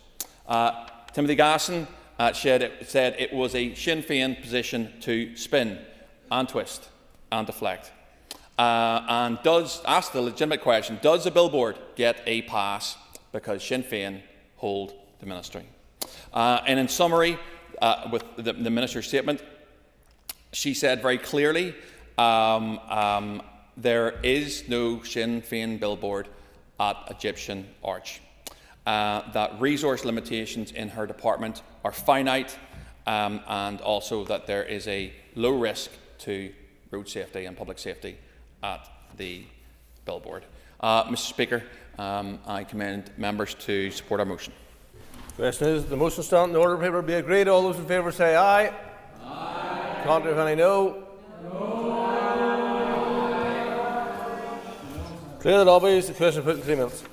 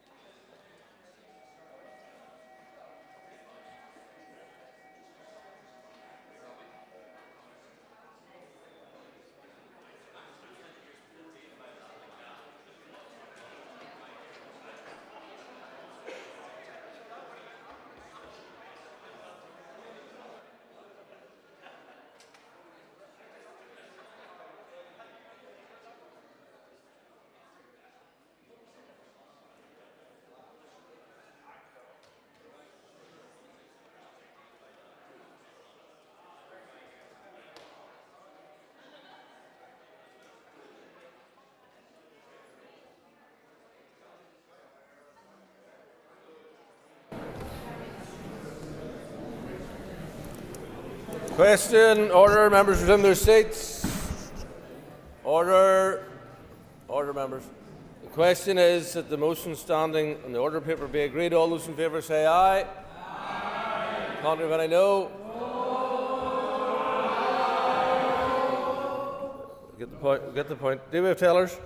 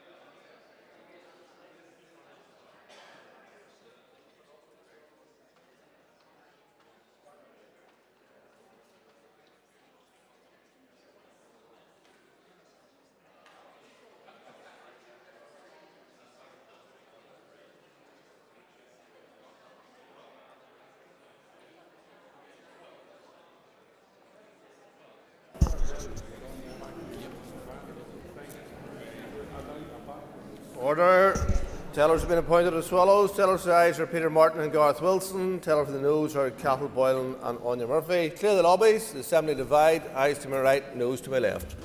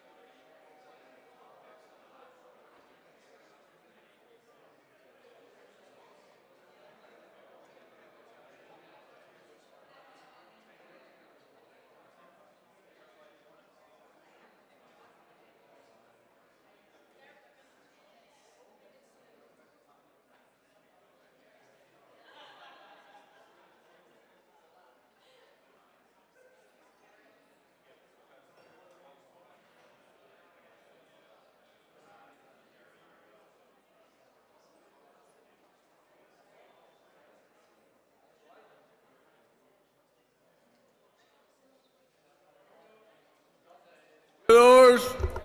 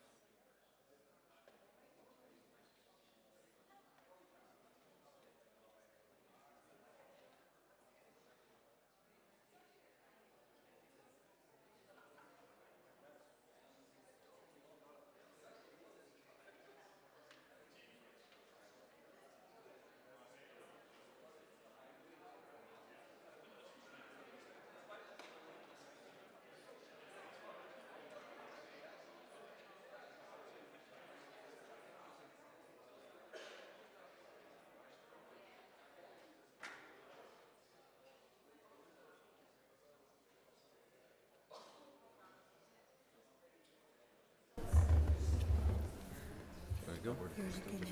Oh, right.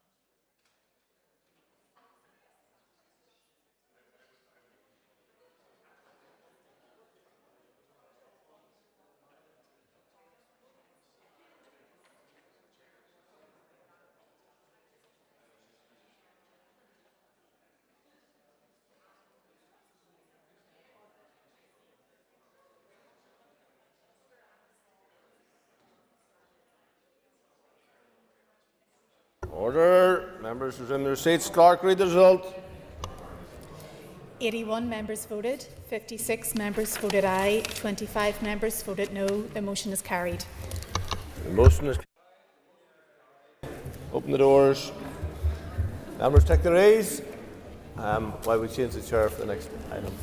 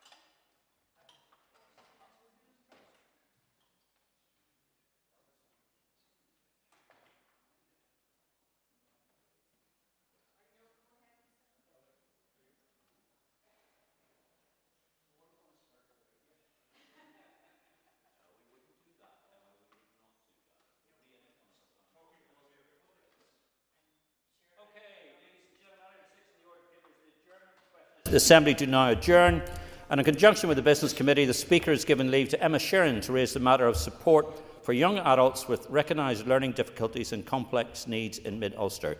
I call upon Emma Sheeran, and Emma, you have up to 15 minutes. Thank you. And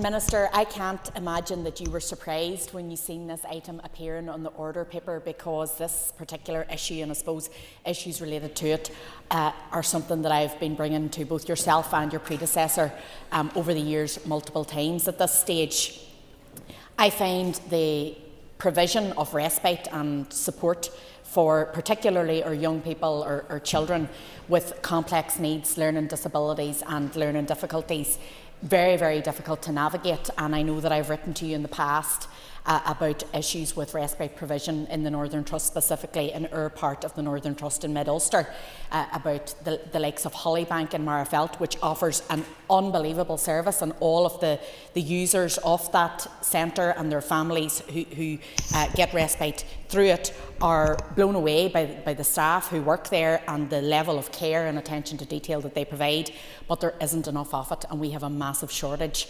of respite, and that lack of, I suppose, assurance in terms of the calendar even that families would have had access to in the past. And I know we're increased on what we were during COVID, but we're not back to pre-COVID levels, and that's something that we want to see addressed.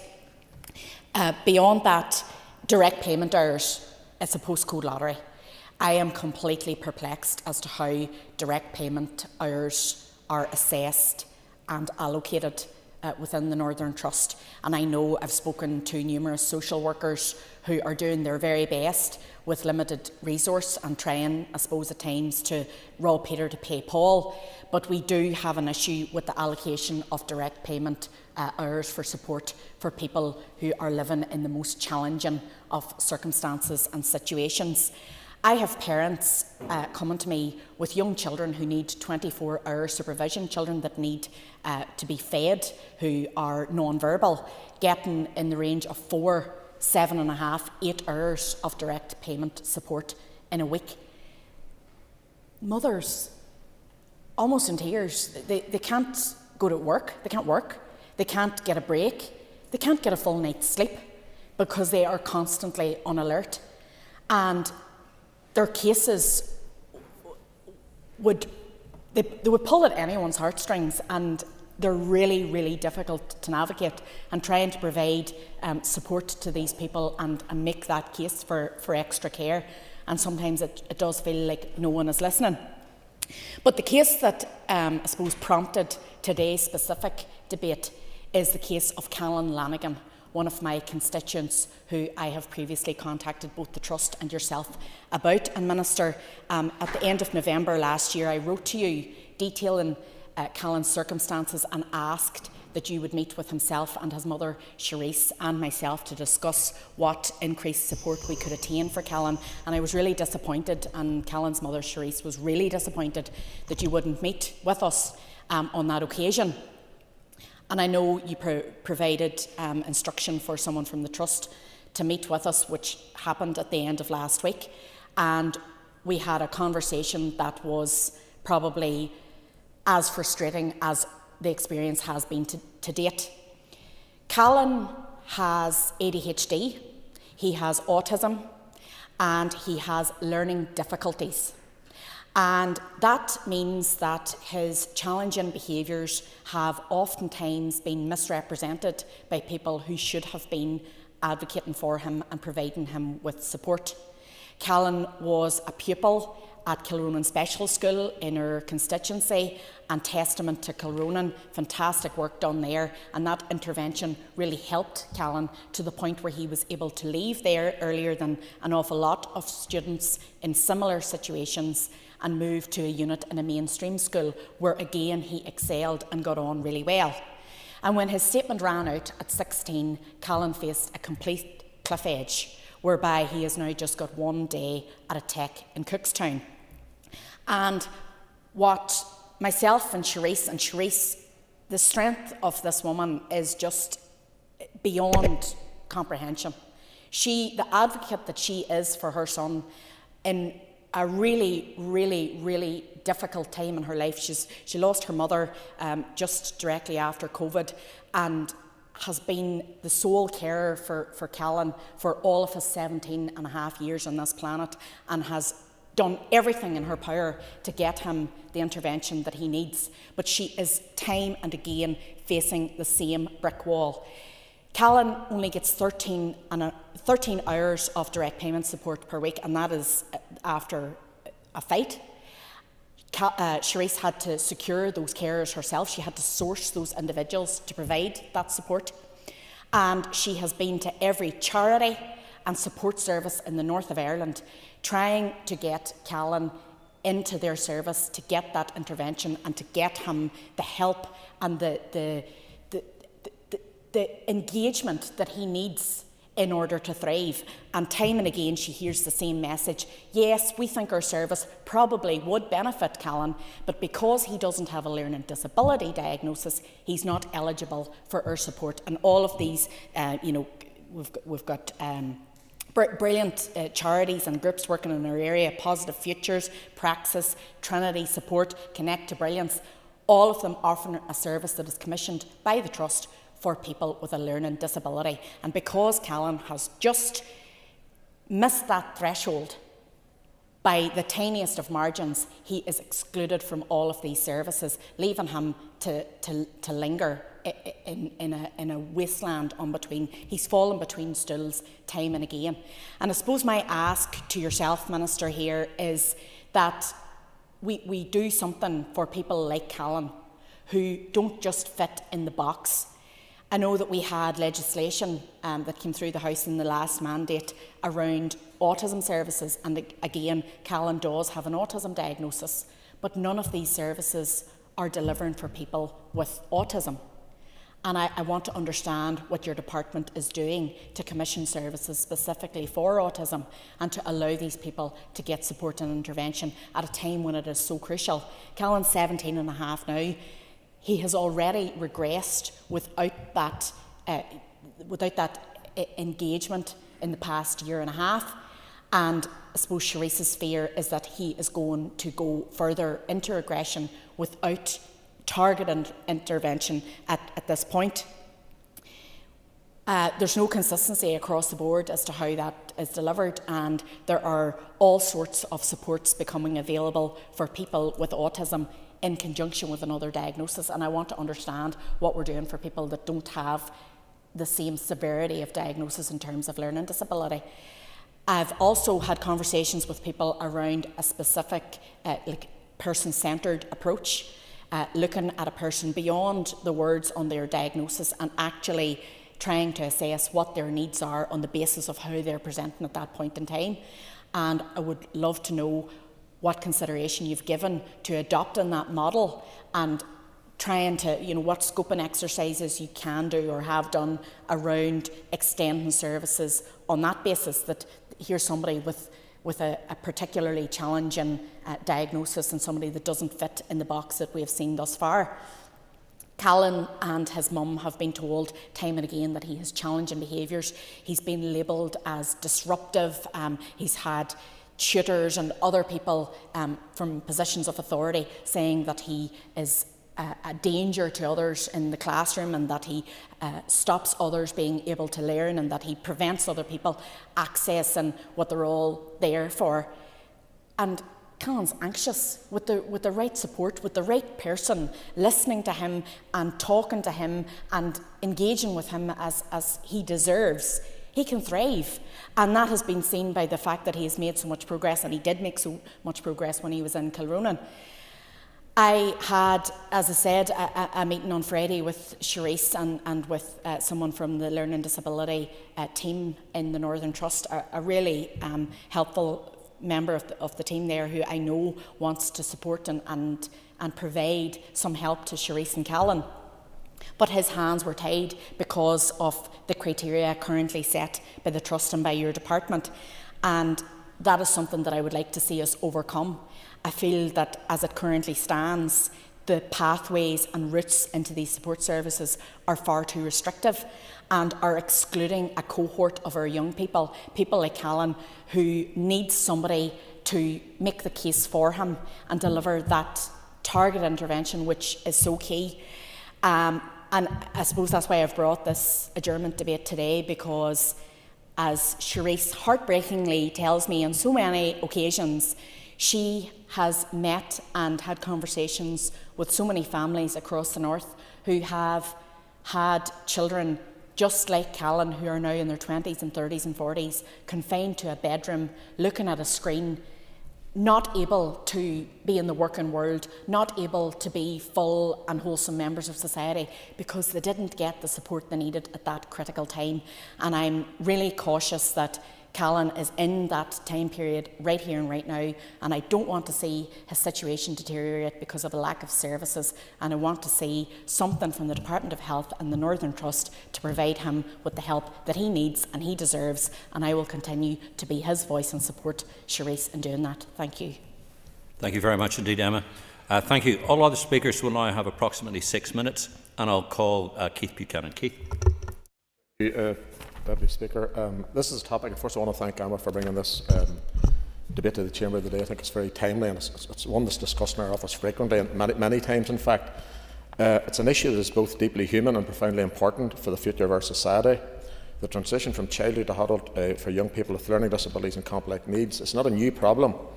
Families have been trying to navigate and highlight this challenge for many years. In fact, one of my own members of staff, Claire Knox, who I've got permission to mention her name here today, several years ago, it was over 20 years ago, in 2012, recorded a programme with the BBC titled Special Me, The Truth About Turning 18 with a Disability. The concerns raised then are the exact same concerns families are raising today. For most teenagers, leaving school marks the beginning of an exciting new chapter, but for many young people with learning disabilities and for their families, this moment brings not excitement, but anxiety, uncertainty and profound sense of loss. When these children turn 18, their lives are transformed overnight. They move from child to adult services, a shift that brings new social workers, new respite arrangements, if they're available, and a complete change in routine. For these young people and their families, these changes are not administrative adjustments, they are deeply disruptive. Claire Knox, as I referred to earlier, the mother of the young man who has been brought through this transition, still speaks movingly about the hopes she has had for her son and the fears she felt and still feels as vital support fell away. When her son first left Children's Services, the family suddenly had no overnight respite. A lifeline simply vanished. These young people are no different from any of us. They are hopeful, nervous, funny, brave and full of potential, but they face challenges that most of us never had to consider. When we left school, we moved on to further education, training or work. These young people do not have the same post-school or educational options. Their pathways are narrower, more fragile and too often dependent on overstretched services. Too many families face a cliff edge at 18. Too many young people lose the structure, support and stability they rely on. Too many parents are left fighting and, as previously mentioned, It is a fight to get that support, if whatever support available to get it. Sometimes begging for service that should be guaranteed, not gambled for. We have a responsibility, not just as policymakers but as a society, to ensure that transition to adulthood is not a moment of fear but a moment of opportunity. That means properly resourcing adult services. It means ensuring continuity of care. It means supporting respite provision, employment pathways and community programmes that give people dignity, purpose and independence. Most of all, it means recognising that every young person, regardless of disability, deserves a chance to thrive. Thank you, Mr Deputy Speaker. Thank you very much indeed. I call on Patsy McClone. Patsy. Thank you, Emma, for bringing the motion to the House. It's a very important motion. And the opportunity to highlight our concerns at the lack of support for young adults with recognised learning difficulties and complex needs in Mid-Ulster. For all young people and their families, the transition to adulthood is one of the most important and potentially stressful times in their lives. For young adults with learning difficulties and complex needs, this is particularly true. They may face changes to their education, employment, housing and health services. Added to that can be their expectation of greater independence and the challenge of navigating complex systems of support. Their families indeed will have concerns about all of these areas, with the added worry of how their loved ones will cope with these changes and what will happen to them when they're on their own. But many of these young people face a cliff edge as they reach 18 or 19 years of age, with few clear, meaningful pathways for them into adulthood. We will all have been contacted by families and carers of young adults in these circumstances. It is truly essential that support services be readily available and accessible during this time. But in a rural constituency like Mid-Ulster, this isn't the case. Living in a rural area can result in these young people feeling and becoming isolated. Despite the best efforts of some, there are fewer clubs, groups or inclusive community spaces to help build that sense of independence. Mid-Ulster's limited bus routes are infrequent, often don't fit with college timetables and make it difficult to access services and supported employment opportunities. Key services are often based in Belfast or Derry, meaning there will be delays in accessing them and long, tiring trips to do so, even with access to a car. Underfunding and staffing pressures in the services that are available also mean that access is inconsistent. And I too would pay tribute to those members of staff, as Emma referred to, who really, whenever they are there, they're driving it as best they can, truly living their lives as a vocation. There are, however, problems finding appropriate roles with employers in rural areas like Mid-Ulster. Shortages in specialist provision can often mean young people are placed in settings that don't meet their needs. While South West College and Northern Regional College offer some support, they may not have the resources or the staff to support complex needs. And the poor provision of broadband in some of our rural areas can limit access to online learning or remote support. Young adults with complex needs frequently experience anxiety, depression or behavioural challenges, but rural mental health services are stretched. Now, the one thing I would say just at this point is because I'm dealing with a couple of cases where supported accommodation is a requirement. The pressures and the difficulties within the household have led to a situation where 2 young adults in the house require supported accommodation. Very, very difficult circumstances for that family. There is a provider who has built, or I should say refurbed, accommodation in Cookstown, which is supported living, which has 4 units of supported living. The last occasion I had a conversation with a member from the Trust, an employee of the Trust, senior employee of the Trust, 4 wouldn't even look at it. There were at least 12 people with special, diverse needs that required supported accommodation where families could not provide that support and where additional support, supervised support and living accommodation was required. That's the pressures that people are under. That's the pressures families are under. And that's inevitably the pressures those young people who, once they move to 18, find themselves without a lot of the safety net that was heretofore with them previously. There's also a shortage of joined-up planning in education, health and social care, creating a real danger that the lack of coordination between agencies in the transition between school and adulthood can leave young adults without continuity of care during this particularly vulnerable time. These problems are caused fundamentally by a long-term lack of investment in rural provision. As well as the need for increased long-term funding in all of those areas, a new model of support for young adults with recognised learning difficulties and complex needs is required. Support services need to be reassessed, with families and young adults involved, insofar as they can be, in the new design, evaluation and commissioning process. There must be improved transport links and accessibility to support in our rural areas, greater provision and better coordination of those local services, better planning and collaboration between agencies to improve the transition to adulthood for the young people concerned, more employment and training opportunities through supported partnerships with local employers, and the development of a rural version of Project Search based in Mid-Ulster alongside employment pathways in a local small-scale enterprises. None of these solutions are quick fixes, I accept all that, but they're necessary if we are to properly support all of the young people in our society, particularly those who are most vulnerable and those who fall out with the safety net that is there for many others. Thank you very much, Mr Deputy Speaker. Thank you very much, Steve Patsy. I call on Nuala McAllister. Nuala. Thank you, Deputy Speaker. I thank the MLA for bringing forward the adjournment debate today. I'm obviously not a representative of Mid-Ulster, but this is an issue that affects all our constituencies, and as a member of the Health Committee, I did want the opportunity to actually join this debate today. This is an issue that has come up more often at Health Committee and on the floor of this Assembly, and there are a number of issues that the two previous speakers have outlined that we have explored at Health Committee, but not been able to get change on quite a few of the issues. First of all, I want to also recognise that a number of months ago there was an event that took place in the Assembly in the Long Gallery, and there's actually been a few since then, and it was hearing directly from young people with complex needs on what their life will look like once they leave school, for example, and it was a really good opportunity to hear from them or from their family members. There was some young people who had the ability to communicate themselves and others who relied on the help and support from their parents, and they all had the same thing in common, is that they were a person.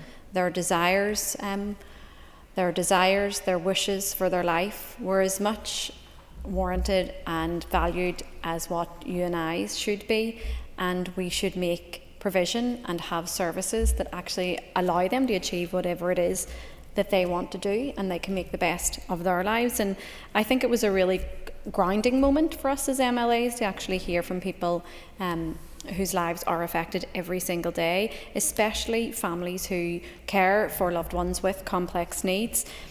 Young adults in particular, between the ages of the 16 and 25, I know are being focused on with the Learning Disability Framework model and that transitional arrangement.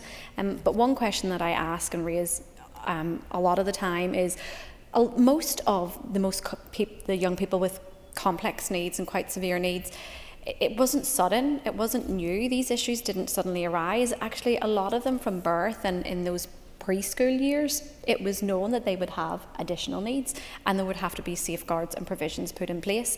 So why 17 years later, for your constituent, for example, Emma, are we coming to a situation where we've run out of road, we've run out of options, and it seems like that there isn't any hope? This severe lack of forward planning is so disappointing. I know that there are people who work very hard within the trusts, within the department, and who do want to see change, but we need to see it collaboratively across all of the trusts, whether it's in the Northern Trusts, Belfast Trust, Southern, doesn't matter where you're from, you should be able to access the same services. The issue of direct payments has come up in every constituency office for every MLA. What are they actually for? I know they're there to provide options, but to me they don't seem like an option. For a lot of parents and families, it seems like, well, we can't do anything for you from a trust perspective, so go and find it yourself. I mean, it's really sad that a lot of these parents have had to fight from the moment their child is born for everything, whether it's to be placed in the correct school, whether it's to be assessed by social workers, whether it's to receive the right and benefits to which they're entitled to. It just seems like from the moment they were born, their families have had to fight for everything. And I cannot emphasise just how overwhelming that is, and we should make sure as elected representatives that they do not do that alone. The first speaker referenced the Autism Act, and I agree that the Act should have provided perhaps a base and a platform to which we could have better services, but it's yet to be fulfilled. There's actually the Children's Services Cooperation Act, a law that actually says you must do something, but it's not done. It's where do we go from there when we don't have consequences for things that are in law that should be enacted and things that should be delivered? We talk about respite quite a lot in this chamber and quite a lot at committee. A lot of the families that need respite provision, that use direct payments to get care workers in so that they can have a bit of a breathing space as families, a lot of those families have now and will turn to long-term residential care. And we need to ensure that the best places for those people are places where they can live in a way that they want to, where they can carry out their activities, and where they will actually be happy and safe. Unfortunately, we are seeing an institutionalisation of young people. I mean, Muckamore's scandal taught us that that should never happen again, and really shone a light on why we needed to have transparency around how we care for people with complex needs. But yet we are still failing so many people, and I'm not talking about in the same sense as what happened there, but the institutionalisation of our young people, it shouldn't be happening in this day and age. Everyone has somewhere that everyone should have somewhere that they are able to call home, and if it is with their family, then their families, whether their parents or not, should be supported so that they can do that. I'm looking forward to hearing the outcomes of the Learning Disability Framework. I know the consultation just closed, and it will take some time. It's important that we do get these things right. I'm also looking forward to hearing about the changes to the living payments for people who do live in residential care, for an update on the delegated nursing tasks, and for the transitional arrangements for anyone aged 16 or 19 plus. I know it is a massive task, but something that should all be done collectively across all trusts and all parties. Thank you.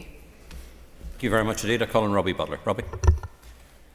Thank you, Mr Deputy Speaker. I thank Ms Sheeran for bringing this really important adjournment debate.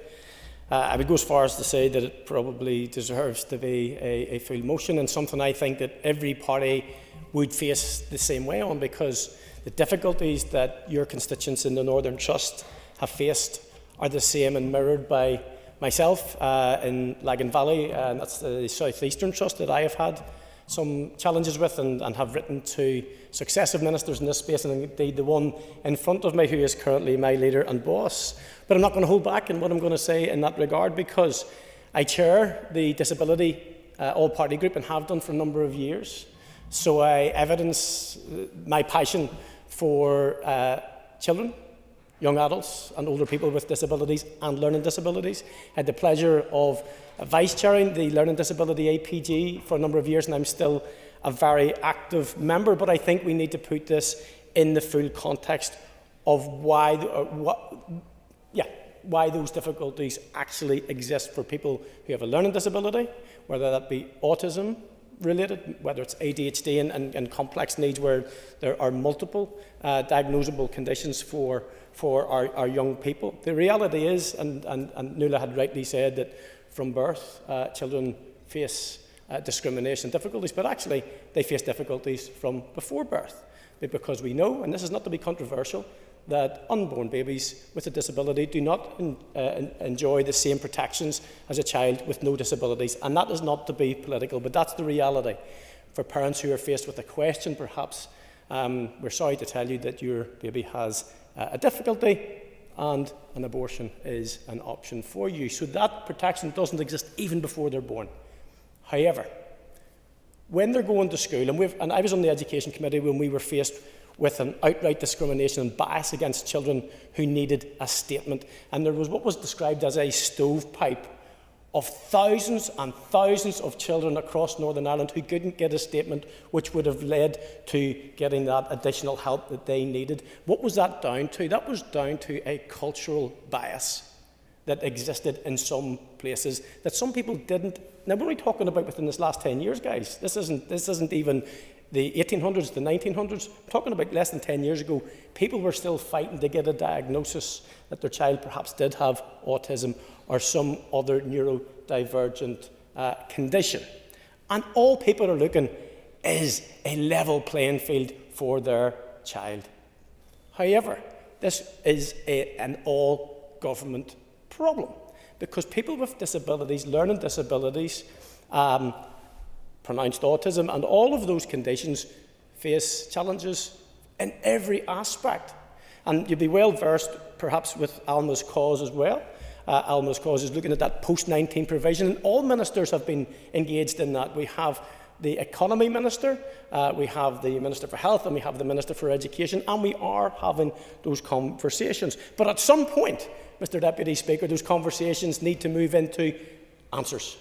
They need to move into the space where actually we say that every life has value, every person has value, and everybody should get the help and assistance that they need. But returning specifically to the issue of respite and care, and I think, Emma, you had raised a really good challenge for the Minister perhaps in and around direct payments and how we do that. And in reality, what I have found when I'm trying to represent my constituents, sometimes there's a workforce issue, and I know the Minister will probably talk to these things. It's one of those issues where we have to look at the workforce and value the workforce too, and recognise that it is a job that requires a really special set of skills and a big heart to work with those young people and work with those young adults who need that care. Because our families, you've painted an incredible picture of a mum who's an absolute warrior, but she's on her knees. And there are people who want to do the work, and we need to find a way of recruiting them and supporting them and remunerating them. And I'm glad that we have a health minister who is absolutely committed to and facing the right direction. This isn't to be party political. That's why we would have really wanted to take on the health portfolio, to take on these big challenges and actually find those solutions which will bring a tangible answer and real change to those people who deserve it. Thank you, Mr. Deputy Speaker. Minister, and you have up to 10 minutes. Thank you, Deputy Speaker. So before I turn to the prepared remarks you would expect me to have, I just want to acknowledge, first of all, Emma Sheeran. Not just acknowledge, actually, but admire the passion that she's bringing to trying to help her constituents, to try and ensure that Callan gets to live his best life. And he has particular circumstances, which means he needs particular help to do it. And I get it that it's not there. I also get that Cherise, the mum, was not happy when I said that I wouldn't meet and referred to officials. I just hope the member understands that there's a kind of line which differentiates between what I do, which I will go out, I'll meet patients, I'll meet service users, I'll meet their families, and I'll meet HSE providers in the area of learning difficulties, both children and adults, to inform myself about what's working and what isn't working as a system. But what I don't do is meet individuals who are advocating for themselves or for their loved ones. And the reason for that is, and I haven't added this up, but I have a very strong sense, having been in post since late May 2024, I receive, I reckon on average, around 6 requests by email and other social media means per day, about 6 per day, saying, please intervene, please help. And some of them will break your heart. You know, I'm sitting with my 91-year-old mother in an ED. She's been here for 18 hours and nobody's looking after her. Or we need a life-saving operation for my husband or my... So, I mean, I don't need to go into it. You get the picture. That adds up over the time to, and I haven't added it up, but it's probably between 6,000 and 7,000 requests So if I start responding to all those, we have a two-tier system. We have a health and social care system for most, and then you have a Minister of Health, National Health System for 6,000 or 7,000 people.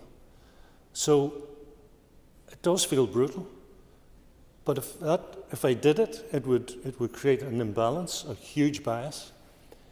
And in terms of time, there would be no time left to do the strategic vision stuff as Minister of Health. So I'm sorry if that sounds brutal, but that is the reality of the position I am in. And of course, to help, as Robbie has said, health may lead on this, but there are other government departments and ministries who have to look at Callan's long-term needs, not least in terms of education and housing, which are beyond my remit. So it is unfortunately the case that right across the 5 geographic trusts, there's no specific programme of support with people with learning difficulties as distinct from people with a diagnosed learning disability. So the appropriate support for people with learning disabilities will be determined by their specific needs. So for example, if a person has complex needs that relate to healthcare, physical disability or sensory issues, then it's a Trust Physical Disability Services team who assess and provide the individual with the relevant supports. Now that might include, for example, the provision of specialist equipment, social care, or signposting to other sources of support. Or if an individual has mental health issues, then it's the local community mental health team who should provide that support. However, if it's in relation to employment or education, the trusts don't have any statutory remit or services in these areas. And I do want to touch on direct payments, because this is something that came to me quite early in the tenure, and I've taken a specific interest in it and come to the conclusion quite early on. I think we've overcomplicated it. We're putting too much responsibility on parents. We're asking them at times, in fact, we're asking them to be employers. And a lot of them say, we don't want to be employers. We just want the right help for the child or the children that we love. And it was put to me that the regime in the Republic of Ireland is a lot more user-friendly, and I've asked officials to look at it. But I think it's all going to come under what I'm coming on to now, which is our desire to bring forward a learning disability service model, and the member asked about what is the model. So we are talking about a new model, a new approach to supporting adults with a learning disability through health and social care services right across the jurisdiction. And what I wanted to do is set out the key outcomes we want to achieve, the principles that will guide delivery, and the actions that we need to improve services for people like Callan and his mum. Now, we have several key ambitions for people with complex needs, so that they can receive lifelong coordinated support which is tailored to their specific needs, and which enables them to make the right choices and have the appropriate level of control. Now, as part of that model, we've consulted, we hosted regional in-person roadshows, largely attended by families and carers, as they should be. And services for people with severe autism were raised during the events, including lengthy waiting lists for diagnosis, including access to services and the lack of support and lack of staff training. At those roadshows, concerns were raised about IQ testing. That's in relation to accessing services for people with severe autism who present with a level of vulnerability that requires specific care and support. So I want to be clear, trusts are commissioned to deliver health and social care services to adults who have a confirmed diagnosis of a learning disability. And this is identified by trust psychology services, and it's done through standardised testing of a significant impairment of both intellectual and social functioning during the developmental period, typically before the individual reaches the age of 18. So for individuals who are deemed as having a learning difficulty, there's no dedicated commissioned service. An individual presenting with complex health and social care needs can avail of a multidisciplinary assessment with specific and specified support and intervention, regardless of their learning disability or difficulty. Now, while trusts will often consider which programme of care or service area will best meet an individual's needs under their best fit principles, It's acknowledged that it can be challenging to meet the ongoing social care needs of individuals who do not meet the access thresholds for existing statutory support services, such as learning disability, mental health, or physical and sensory disability services. Most individuals with autism will be higher functioning, that's having an IQ of over 70, and therefore they won't meet the criteria for accessing adult learning disability services. So the analysis of the service model public consultation responses will be used to inform consideration of how individuals with severe autism presenting with complex needs in terms of adaptive and social functioning should access suitable social care services in a regionally consistent manner. Deputy Speaker, I'm not going to get through the rest of my notes, but for Mid-Ulster, I want to say the Northern Trust Adult Autism Service offers short-term therapeutic interventions aimed to help autistic adults identify and understand their differences and finding helpful ways of coping. All individuals aged 16 and over within Mid-Ulster who are waiting for an assessment and post-diagnosis support can also access the Northern Trust Adult Autism Advisory Service. This service offers monthly drop-in advisory sessions across the Trust area, along with virtual educational awareness sessions. I may be straying a little bit, but in terms of children's short-term breaks, the member in the Health Committee, Neil McAllister, was well aware that we were able to find some money to try and provide additional support. But it's one of those areas, rare areas in health and social care delivery, where money isn't the primary obstacle to deliver better outcomes for these service users and their parents. It is the workforce, because you need a highly specialised and motivated workforce, and it is also the physical infrastructure, the buildings, and that's where, frankly, we have been facing massive challenges since we announced that we were releasing or had found additional money to try and help in this area.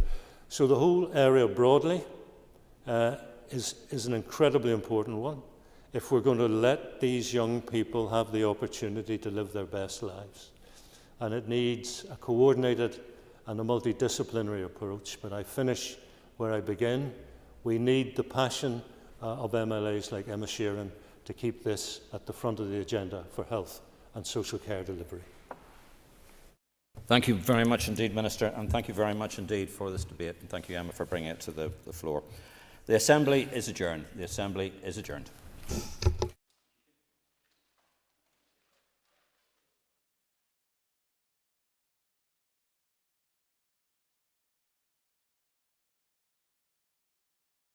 Assembly Chamber.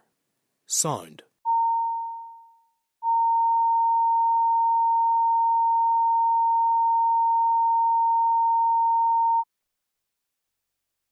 Assembly Chamber. Sound.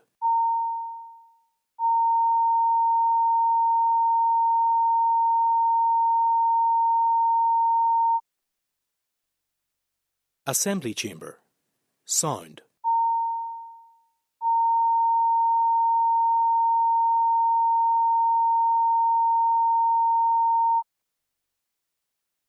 Assembly Chamber. Sound.